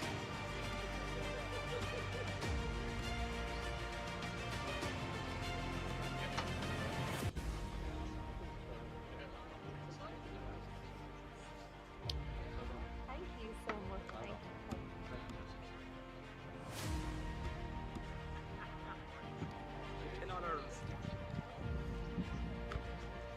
Okay, guys, so from John and I, Derek O'Driscoll and John Manning, we are signing out just from our part of it. The presentation will be taking place in a couple of minutes, and that will also be going on. And John Manning will be doing some excellent interviews with your champ and anybody else you can find outside. So from me anyway, I will thank you for listening all day, and to the next one, we will chat soon.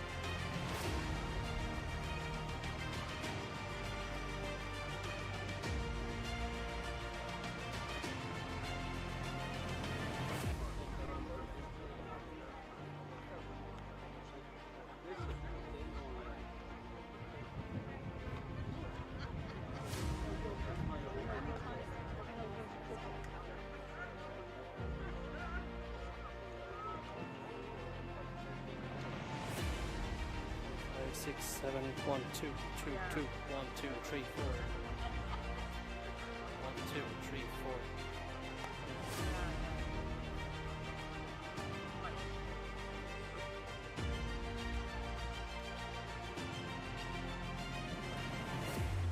Two, 3, 3, 4.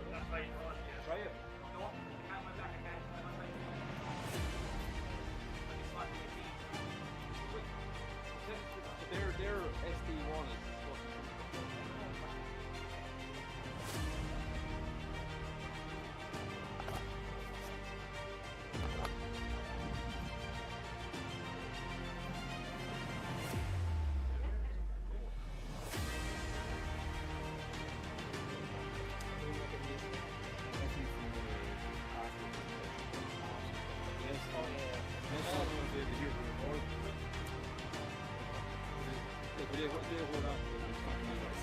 I don't waiting for this. No sound. But I just planted somewhere now. Let's go though.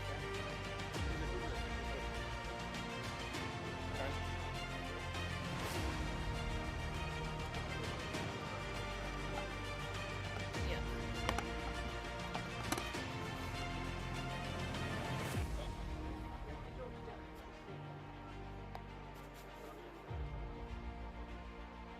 Okay, folks, we'll have your attention just before we make our way back home after a very, very successful weekend.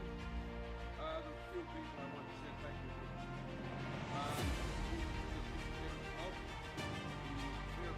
Chairman and his team for having the course in such terrific condition for this time of year. It was very, very challenging, but it was the same for everybody that played. So thank you very much for that. To you, the competitors that were here both yesterday and again today, for your precision and your terrific play over the last 2 days. It was a treat to stand back and watch you. So thank you very much. And as I said when you came in here on Saturday morning, I hope that when you came in happy, that you will all go home the same way.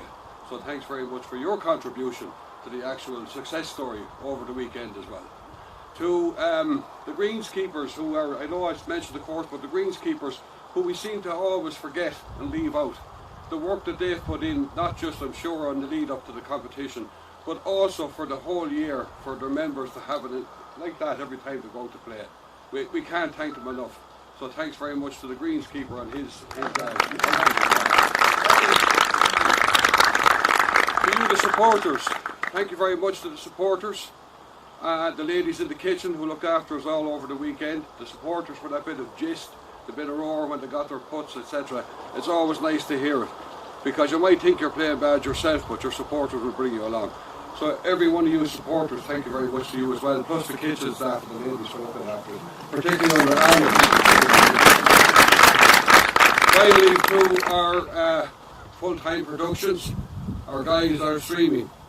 Thank you very much to them. But also thank you very much to the Pitch and Putt production side of under Mark Hogan, John Manning, Derek O'Driscoll for their commentary work and the precision, the professionalism, the way they put it across. Thanks very much indeed, lads. Much appreciated. My own colleagues as well, before I hand over to Darren to take over, my own colleagues for the weekend here, thank you very, very much as well. We do a lot of work, as we say, behind the scenes.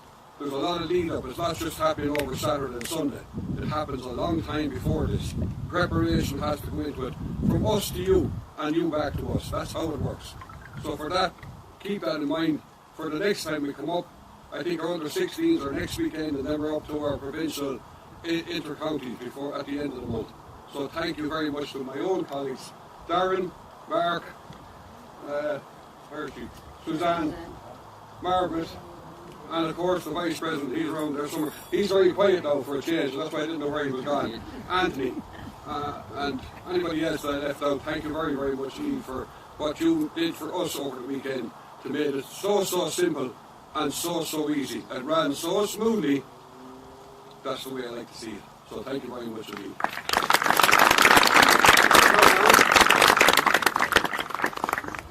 Before we get on to the presentation part, just a few words myself as well, just to extend, like sincere thanks to Cunnigar for hosting such a championship.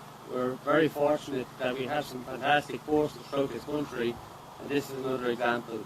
From the course itself, the greens, the ladies in the kitchen, the welcome that we all got. I think everyone was well received and everyone enjoyed themselves, and there was a positive atmosphere here. So thank you very much to Cunnigar for making it such a special weekend.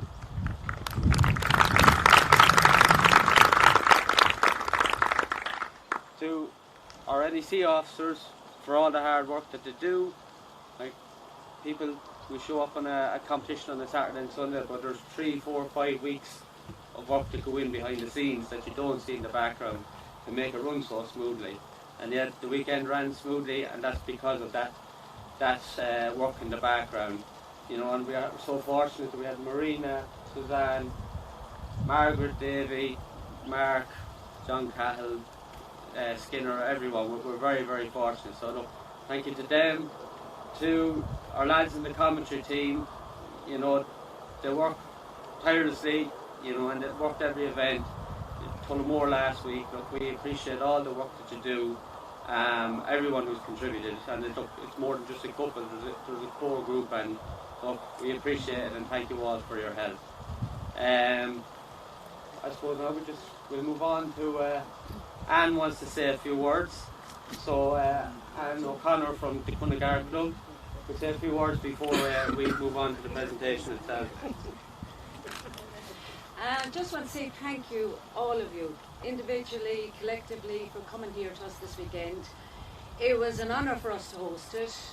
We did it 16 years ago here, and on the Saturday there was absolutely torrential rain. We had a winner that year as well from the Cunnigar, Mary O'Neill, and we're very proud to say that we have another winner from the Cunnigar this year in Michelle O'Connor. So well done to them. Thank you to John O'Shea, Liam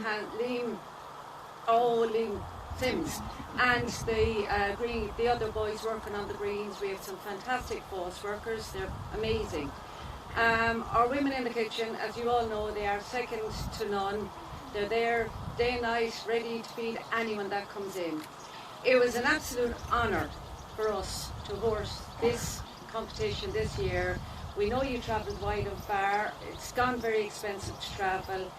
You were a pleasure to work with, and hopefully we will see you all again soon, and thank you for everything.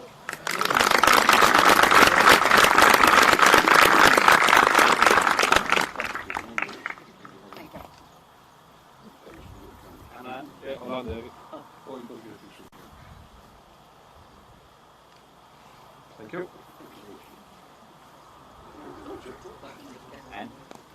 Now we're going to start with the presentation. So we'll start with the junior ladies.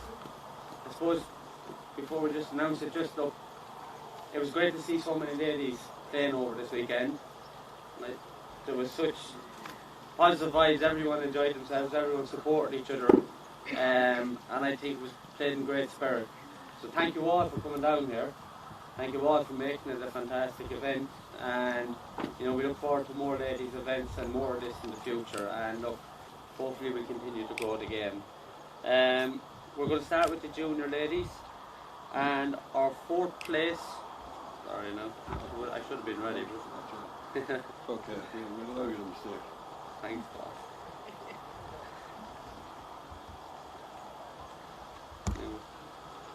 So our fourth place from Clog, Darlene Parr.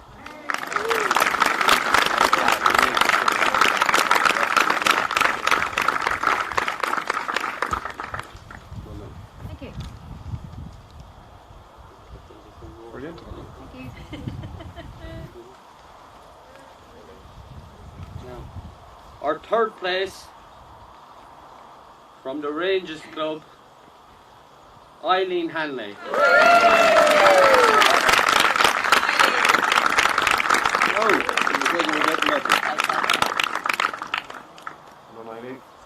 Thank you. I give you that. All right, they want for pictures. Our second place from the Cunnigar Club, Mary Ford.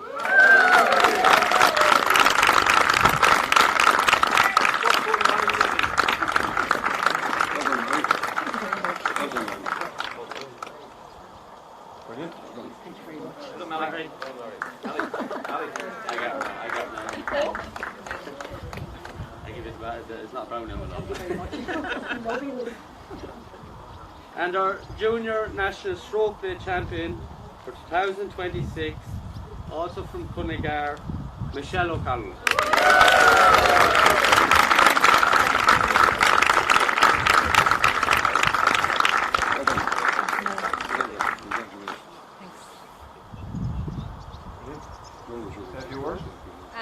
I'd like to thank the NEC for organising the competition. I'd like to thank everybody that helped out. The spectators were fantastic. I don't think I could have finished the game without the encouragement from everybody. My two playing partners, Darlene and Anne, yesterday, great encouragement, great people to play with. I'd like to thank everybody that helped out with the course, my own club, but the course does look fantastic, so thanks everybody for working on the course, for everyone that helped out in the kitchen and behind the scenes. It doesn't go unnoticed, and I'd just like to say thanks very much.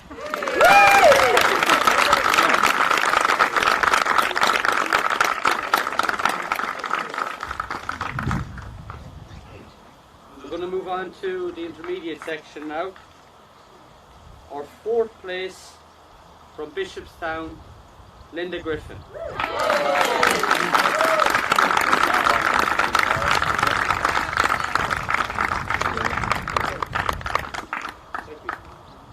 Well done. Our third place from Collins, Nicola Ahern.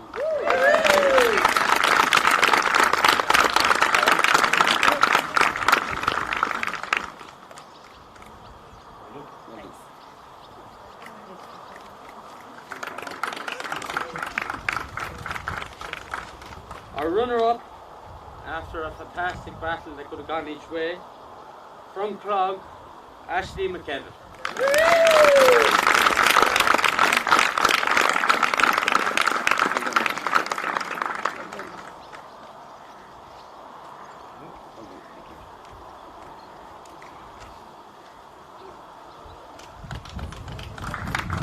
And our winner of the Intermediate National Strokeplay 2026 from Deer Park, Ciara Lowe.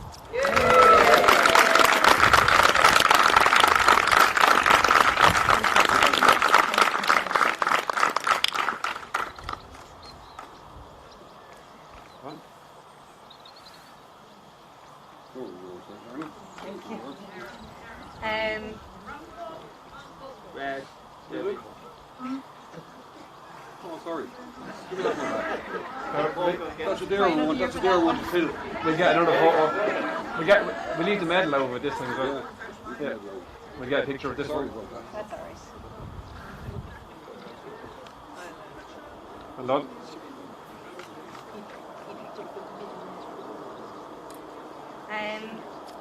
I suppose just to start, thank you so much to PPI for everything that they've put together for this weekend. As you've said, it takes many months of preparation to get this to where it is today. It was an absolutely fantastic event to play in. It's one of my first, and I'll definitely be back. It's been an incredible weekend, so thank you for all of that. To Suzanne, I'm not sure where she is. She was a fantastic support on day one after my incredible disastrous 9 on here, and you were fantastic to try and settle the nerves and stuff. But you've all the officials have been amazing and really helping to calm everything as we go around. I suppose my playing partner today, Ashley, we had an incredible round. Thank you so much, made it very enjoyable, and from what you and all your friends are doing from Clog, it just shows everybody what this sport is for women and what it brings and what it achieves. So thank you for a great round. From Vera, played with yesterday, fantastic partner to play with as well. It's just an incredible sport for women. I'm so happy to see so many people involved. To all the ladies at Cunnigar, the Greens people, everything that's been done for this weekend is brilliant. And not to leave out my family. Sorry, this means a lot, obviously. I could never have imagined to be standing up here today. My first time doing something like this. So the emotions are very high, and I think I'm still in shock. But to my parents for making the travelling up here to be here for today. My son Ryan for coming with me for the whole weekend to be my little supporter. My husband and my kids. I wouldn't be who I am, I suppose, today for all of you. So thanks very much for that. I hope I'm not leaving anybody out. Jean and Eileen, where are you? They're the reasons I'm here as well, encouraging me on, boosting me. So yeah, thanks for everything, guys. I'm honoured to receive this. Thank you. enjoy the celebration.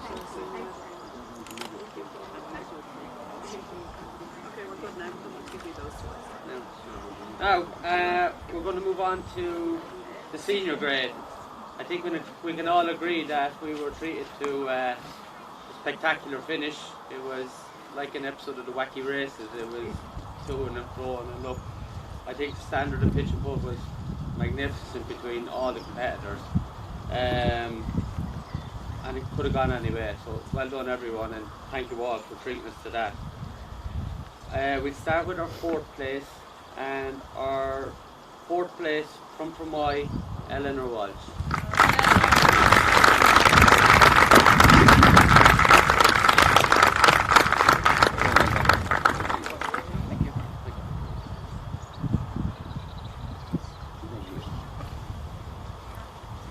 Our third place from Royston, Chrissy Sheedy.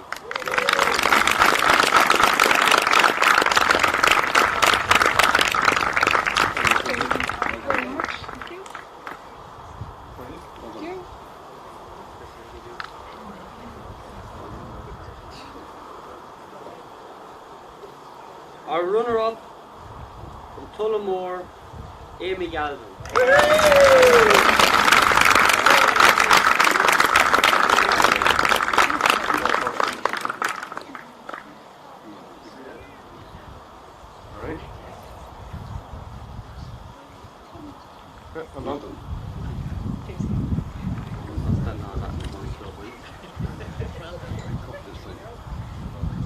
And our senior national Strokeplay champion from 2026 from the Lucan Club, Glendohoy.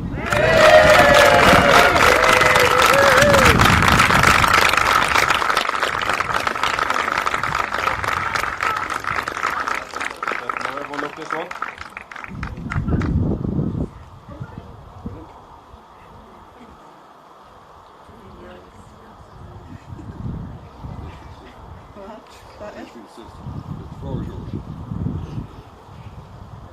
Well, I'd like to thank the NEC for all the work they do, running all the competitions throughout the year. I'd like to thank the Cunnigar Club, fabulous condition. The course is in great condition. I'd like to thank my playing partners, Amy and Eleanor, and congratulate all the other winners and prizes. My brain is all over the place right now. I'm absolutely ecstatic. That's all I can say. Let's open the champagne, I think.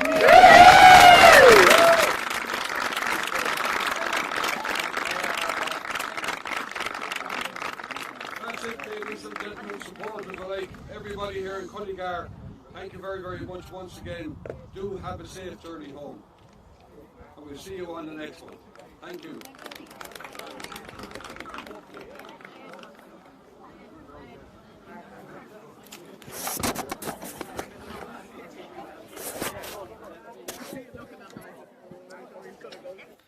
They're on, Kip.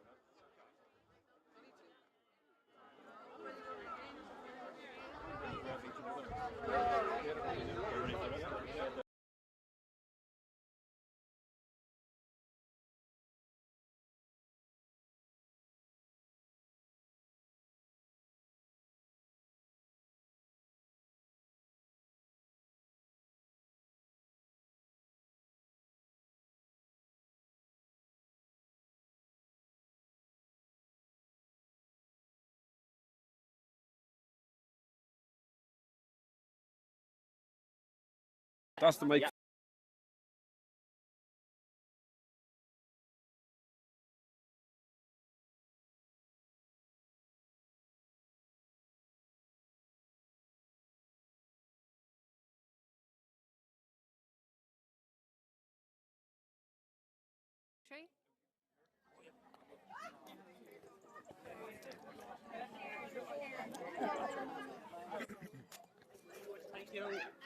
Test 1 2 3. Test 1 2 3. Test 1 2 3. Test 1 2 3.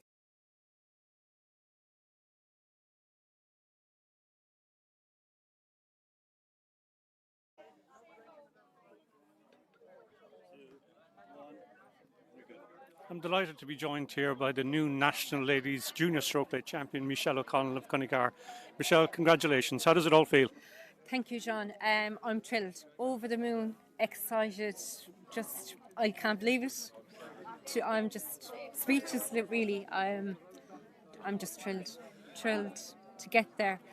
Like yesterday, I was just saying if I made the top 12, I'd be thrilled. But this has really just made my day, made my year. And you're following the lead set by your colleague Mary O'Neill, who won here in 2010 when the championship was last year. That's right, yeah. Mary won last time and she had a fantastic game. And yeah, I'm glad I can bring it back again. 2 shots clear heading into the final round. Was there a particular game plan this afternoon? This afternoon, it was just trying to work through the nerves. Very, very nervous. Found it very hard to settle. My front 9 was very, very dodgy. Like, scoring wise was okay, but I just didn't feel it was my best game. I just found it very hard to settle the nerves. But the back 9 were much better. And in your interview with Suzanne last night, you mentioned keeping your head down. Yeah. Did you manage to live up to that? I think so. I think that's why I'm standing here, yeah. Yeah, my dad always was telling me, keep my head down. As I said yesterday, the last few weeks haven't been keeping the head down and the game wasn't going great. So I just had to work on keeping the head down and focus. Yeah. And Cunnigar now plays in Cork for pitch and putt purposes. Right. Yeah. And you've made hay in Cork. You've won the Cork match play and the Cork stroke play. Did you find playing in Cork helped your game? I would, yeah. It definitely brings on your game to play in all different courses, not just in Cork, but I've played on the majority of Cork courses now, and there's a great bunch of ladies, social days, and all the ladies are so friendly and so encouraging and has made us part of the whole county, and they encourage us and we're part of the team. Yeah, so. Well, Michelle, great. thank you for your time and congratulations. Our new national strokeplay champion, Michelle O'Connell from Cunnigar. Thank you very much, Sean. Thank you.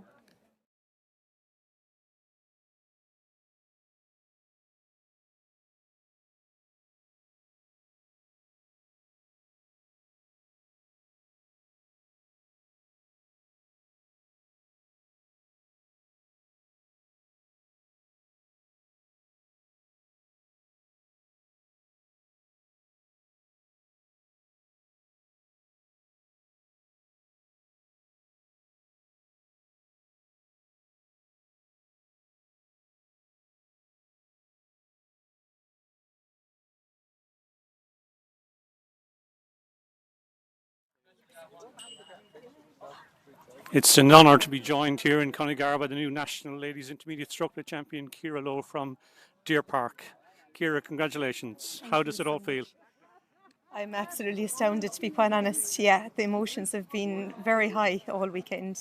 Pack of nerves, and to try and get through that is really difficult, not to mind be standing here in shock holding this. It's incredible feeling. You're a relatively new convert to pitch and putt, but you've now won the Munster Strokeplay Championship and the All-Ireland Strokeplay Championship. That's a pretty good record. I'm blown away by it. You know, everyone else believes in me, and I suppose the biggest thing is to believe in ourselves, and that's one of the things that I lack a bit of. But after this, I'm going to have to start believing, because it's happening and it's after happening. So I'm thrilled. I could have never imagined that I'd be doing this year. I'm only back playing pitch and putt with a couple of months.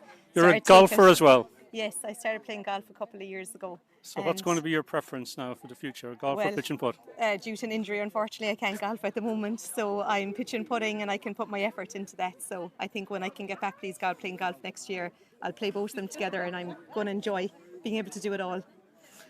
And Margaret Looney from Deer Park was the last Kerry lady to win the National Intermediate Strokeplay Championship. So you've set a 28-year record. You don't know Margaret, do you? I don't, and I haven't met her properly yet. I've heard about Mags Looney. I know there's 2 of them down below there, and yeah. I just heard 10 minutes ago that it's been 28 years since this has happened. That just shows how surreal it is, you know. So I'm delighted to be bringing this back to Kerry, for Kerry, and for everyone in Deer Park. And there's a strong family tradition within pitch and putt already. That's it. My father, I also got told that it was 40 years ago since my father today did the Kerry team brought it back to Kerry as well. And that's why I'm here. I suppose I grew up watching my father playing pitch and putt and golf, and we now have all our family into golf and pitch and putt, so it's a fantastic thing to do with friends and family, you know, to see the friendships that are formed and the memories made. It's brilliant. You got pretty emotional there when you were speaking about your family, so clearly family and pitch and putt means a lot to you. Oh, hugely, absolutely. And I suppose to have them all here today, they took on the journey to come up and watch this evening, and I told them to stay at home. I said it's too long of a journey, you know, and including these, you know, just to make that, to come up and be here. And I said, you never know what's going to happen, and to have them all here and witness this, it's incredible. And is this young lady going to play pitch and putt? This young lady is a twin, and she plays pitch and putt with her sister, yeah, and Fabulous. Our boy Ryan, he plays pitch and putt and golf as well, 13 years old and loves it. He's only wishing to go out for a few holes now, if he'd be allowed. Well, congratulations. Enjoy the celebrations. Thank you so much. Our new National Intermediate Stroke Play champion, Ciara Lowe.